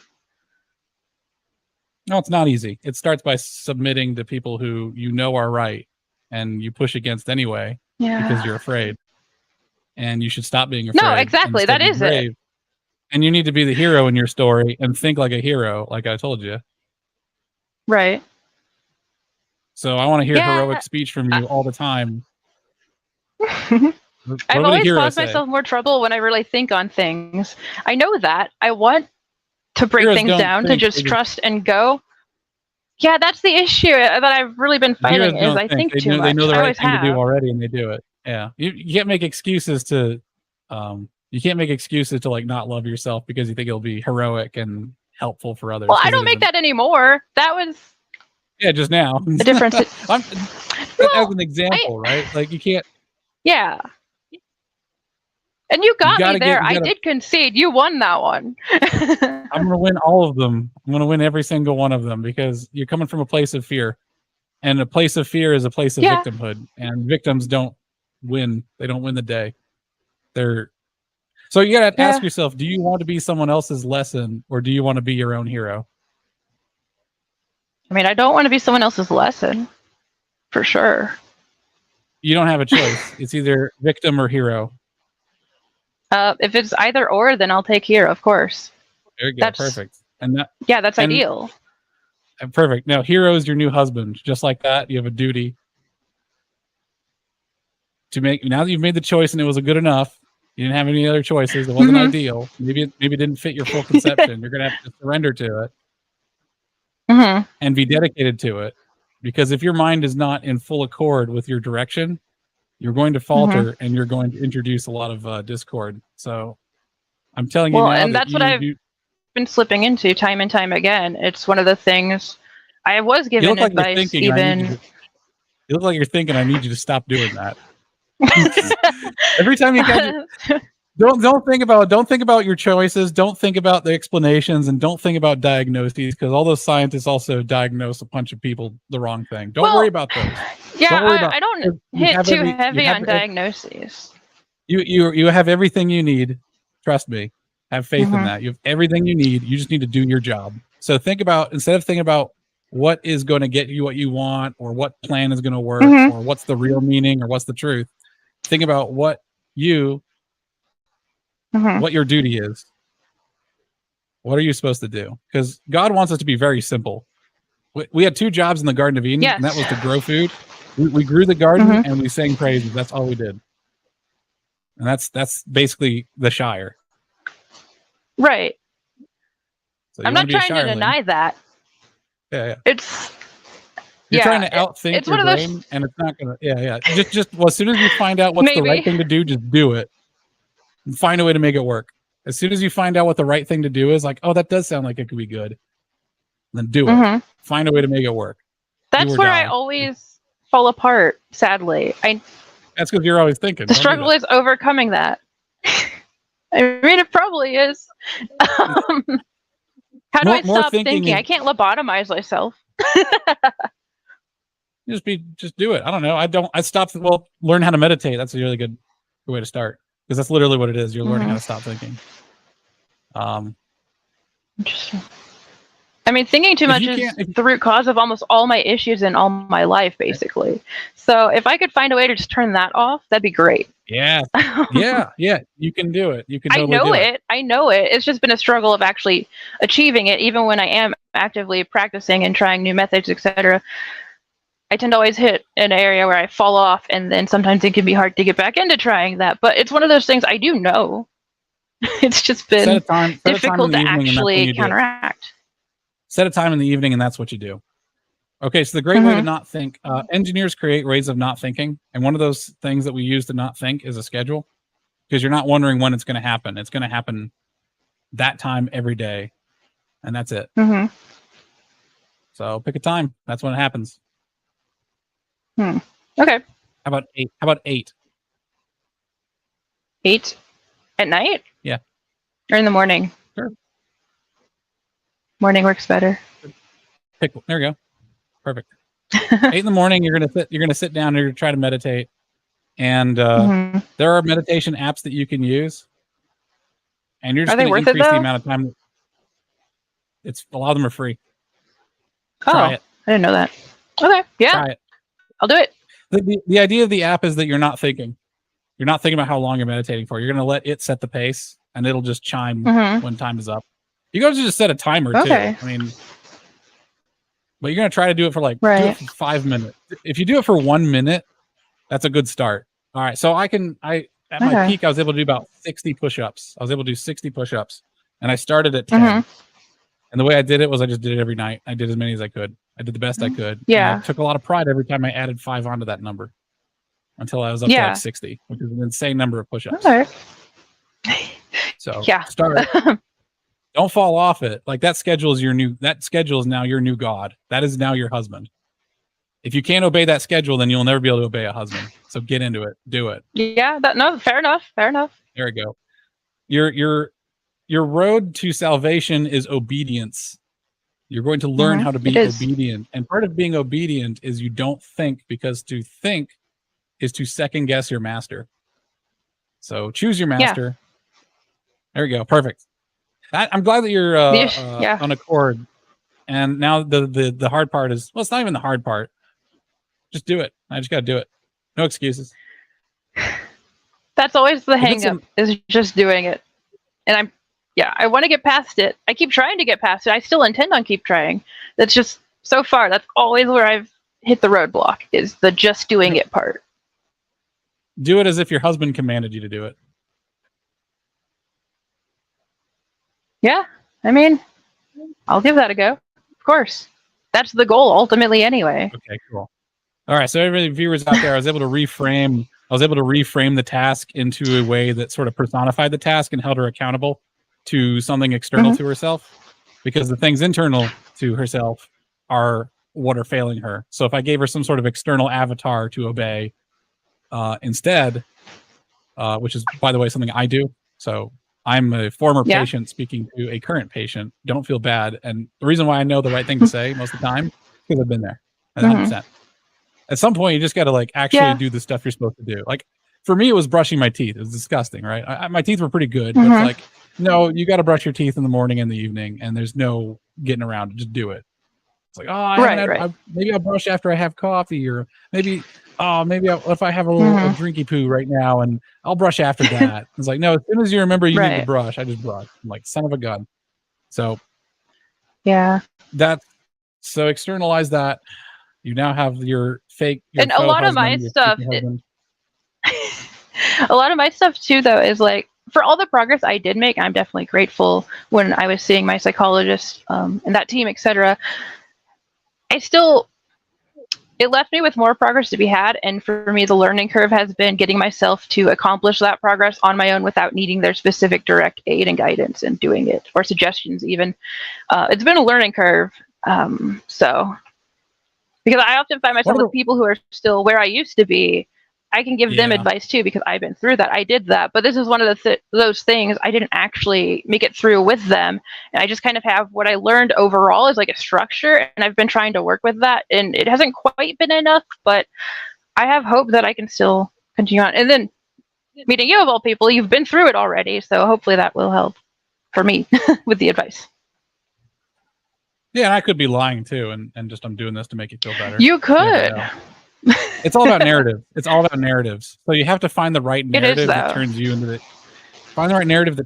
the hero of your story, and don't break character. Mm-hmm. Yeah.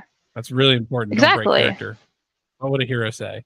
That's not a very heroic thing for me to say, right? Like, it's the same thing with being a Christian. Like, being a Christian is it's not a fake it till you make it thing. It's that our nature is very anti-Christian. Like, I find myself getting angry at the news and like wanting to lash out at this activist group or this person, and I stopped watching that stuff. Right. Unless I could emotionally handle watching it without getting my dander up. Yeah. Right. Because it wasn't very Christian of me. I have to say that. Like, this isn't very Christian of you, Alex. Right.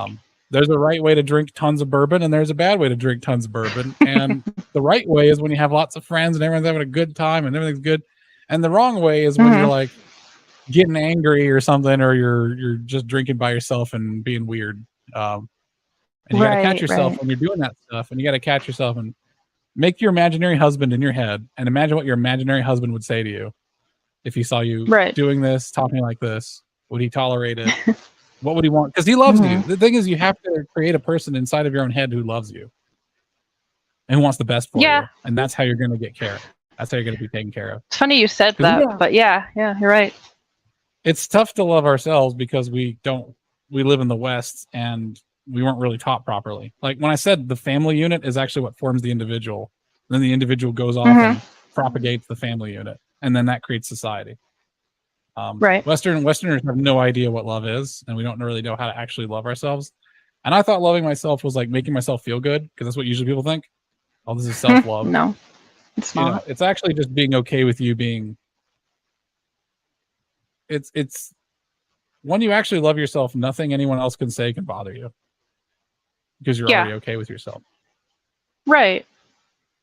And like, working on adapting that is definitely amazing.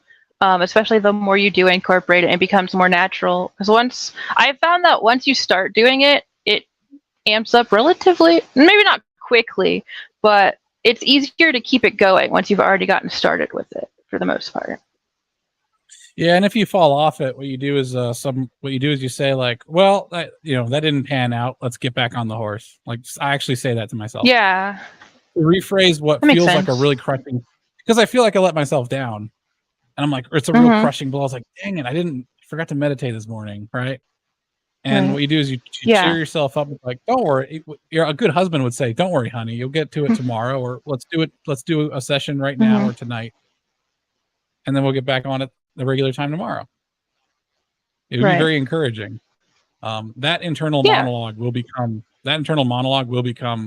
your way you deal with other people. Yeah. No, definitely. Yeah, something to think about, or not think, depending on what kind of thoughts there are.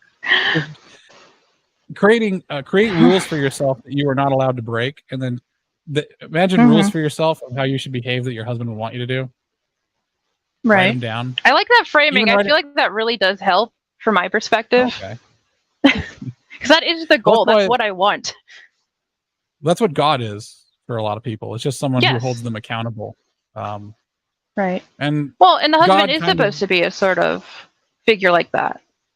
Correct. He's supposed to love you as Christ loved the church and all that stuff, which sometimes means some harsh corrections. But I mean, absolutely.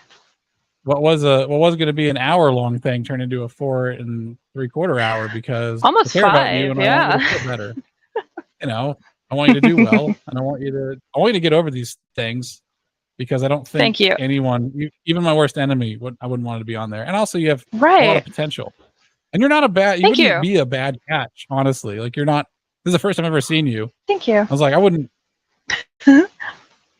So if you came over to me with a plate full of cookies and said, "Oh yeah, absolutely," if you said, "You got a plate full of cookies," and I'm like, "Hi, my name's Lindsay. What's yours? New here?" instant friends. Instant friends.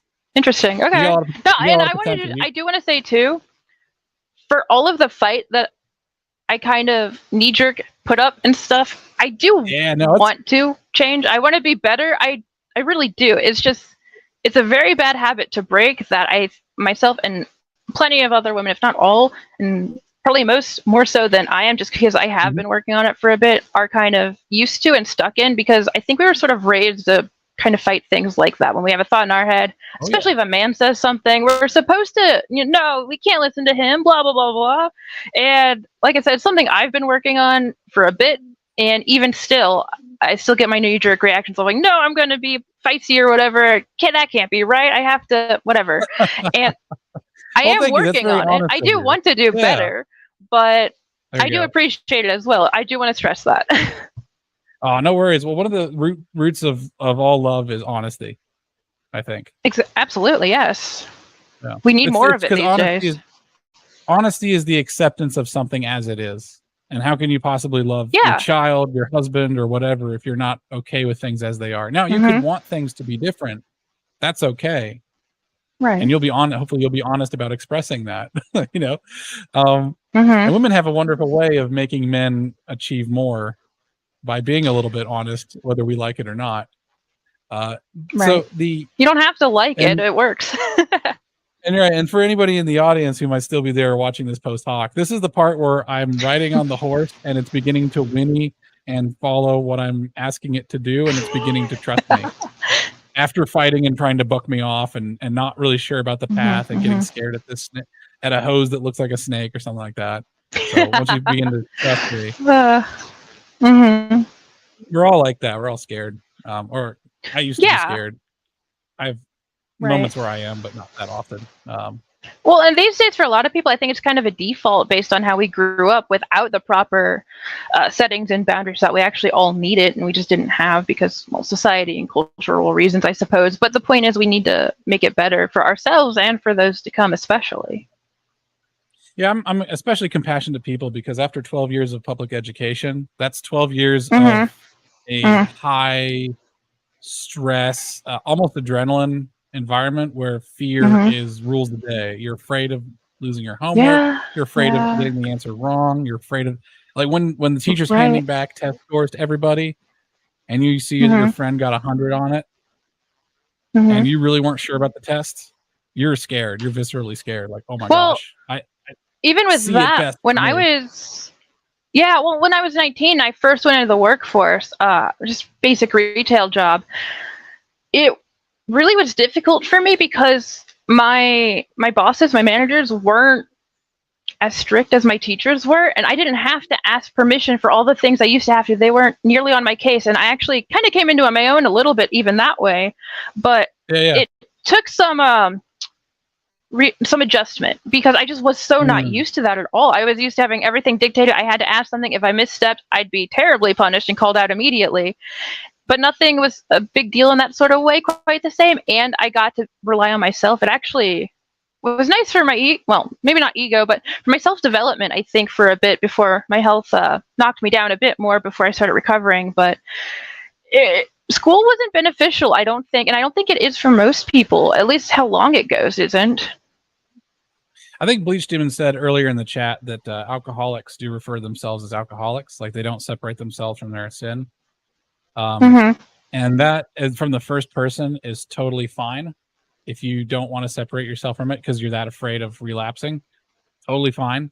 But I do encourage everyone to sort of separate themselves, at least to other people, that this person is not a sinner or a bad, like, is a person who has sinned. I'm a big fan of semantics because it changes the way you think. That is a person who has I get that. Because it detaches people's imperfections from who they are. Because deep down inside, all of us as a Christian, we're all made in the image of God, right? God did make us. And then we made choices and we fell. And we spread that fellness to everyone around us. Sometimes it's our parents. Sometimes it's your brothers, sisters, your friends. We spread that around. But deep down, there's a perfect person in there. And some of our experience has made us sort of fallen in this world. And you really can't be that mad at people for being the way they are, no matter how they. And I've talked to people who have actually, and I've talked to people who are actually monsters, right? And I got along with them fine because there is a glimmer of goodness in them, like not everyone's people about. Which is how I survived in the third world. Yeah, because you can't go in there with your prejudices when you're surrounded by a bunch of slavers and being like, fair, being like, because it'll shine through. But if you look for the best in people, even though they're like done monstrous things, you can actually reach them. And that's actually how my family was able to spread Christianity in Indonesia. We just, we got to see. The thing is, the West, Christianity is dying in the West for that reason, is that we don't separate the sin from the sinner. Even though we say love the sinner, hate the sin, we still then take a giant dump on sinners all the time. It's like, okay, I have something to say on that for sure. Go for it. Especially in the sort of manosphere or whatever, I will say this is something. For as much as I like Pearl's content, just Pearly things, and watching her stuff, and tend to agree. One of the things I don't like as much is when she talks about how the women who haven't stayed Christian the whole time, obviously like aren't virgins anymore and stuff, that they want to come back to that. They're like, well, why should those men give you the time of day? And it's like, well, okay, because the whole point of Christianity is to always come back from what you've done wrong and do better, because the women are trying to actually do better this time. They want to be proper. They want to be traditional and all those sorts of things. And to reject them then saying, well, you left in the first place, so you're just always going to have to suffer from that, is kind of against the point, counterproductive. Right. So you do need to be able to welcome people who have sinned back. I speak as someone this applies to, and be willing to work with them in terms of them getting back to how they should be and how they're trying to be, how they want to be. Yeah, just because she's a whore doesn't mean you can't be her friend. I mean, that's kind of cold to like separate people because of the stuff they've done, right? Like, well, and saying that she can never be anything but as well. I mean, for some ladies, sadly, statistics would have that they just wouldn't become better. But she did that before, she's a woman who has whored. Yeah, she has done the whoring. But she's not. Exactly. Yeah, exactly. Okay, that's what you're saying. She's not damned to always be one. I mean, all these guys also act like women are absolute master tricksters. Once you know how to read a woman properly, you can. She's like naked in front of you, and she could probably. It's frightening, and it's frightening to her how deep you can kind of cut if you know what you're looking at, because you'll just say something about her that's so true that no one's ever thought of. That's like it's also attractive though. Yeah, I know it's super attractive, which is why it's fun to do, because it really messes with your brains. Because all right. So again, I was gonna say there's pillars of masculinity, and I never really got to that. I just started dumping on what masculinity is. One of them is one of the pillars is being a mystic. These are all archetypes of men. One of them is being a mystic. You're supposed to be mystical. You're supposed to have, and a mystic has insights that are beyond rational reason and below sort of the firmament of reality. You're able to. It's almost like you can see into a different dimension and then look at somebody like, boom, I know you. I know you better than you know yourself in ways. So you're supposed to be a bit of a like you should be a bit of, like every guy should be a little bit Rasputin, like when he needs to be. Just like every guy should be like a soldier when he needs to be, or every guy should be a lover, tender lover when he needs to be. You know, and you just you'll have all these dimensions around her, and how can she possibly do anything but love you, because you're doing all this stuff, like bending yourself into a million ways and adapting like a man out of time to be all the things that she needs to be protected and happy. And of course, our only stipulation is that we are choosy. We are very choosy. That's our stipulation. That's our saving grace. Now, when it comes to women who have done when it comes to women who've done a lot of sex, mileage is going to vary. Guys, don't do what I've kind of chastised Lindsay here for doing, and cutting off options that you don't need to cut off. You don't know. Like, as I was saying, like you can, if you get good at it, you can kind of read women like a book. You could tell if they're serious or not. And if you don't have good faith in your ability to read a woman, it doesn't matter if she's had sex with 30 guys or 0 guys. If you don't have an ability or confidence in your ability to read a woman, you still don't know what you're getting. It's like all just a mystery box to you. So I suggest you get good at reading women. It's not that hard. They have tells. Are you going to put out lessons? I would probably love to watch some videos of women and analyze what they're doing and give my opinion on like TikToks or whatever, or just candid stuff. I mean, there's a pretty funny one where Nick Fuentes was on, was it Fresh and Fit or something? And they, the girls, all these black girls, like told him he should say the N-word until he did. Oh, and you see the one girl. I saw something about that. And the one girl, and the one girl next to them just is looking real hot for him. I was like, well, again, the secret to women is just pay attention to them. Because if you pay attention to them, they'll reward you with secrets about what they're thinking because they can't hide it. Yeah. They're not like women like to make you think they're masters of deception. It's like, no, they're not. Men are good at deception because we could just go stone faced, like just give you nothing. Like men play poker. Yeah. If women were good at deception, they would all be playing poker. Yeah, I mean, they're so good at reading people. Anyways, it's stuff to look forward to. I'm looking forward to it. Yes. This was fun. Hopefully we made some progress. Hope you continue externalizing your super ego into a abstract husband figure. All right. I had a good time. So till next time, I suppose. Yeah, this is a pleasure. It's a pleasure. We'll do this next week. Probably try to keep it down to an hour ish, but if we really get into it. Yeah, that was the plan. Yeah. I think it's helpful. People are listening. All right. I'll see you, LadyOLinden. All of our ats are on the screen. Remove the G on the end of my at to find me on Twitter. So there you go. All right. Bye. All right. Bye.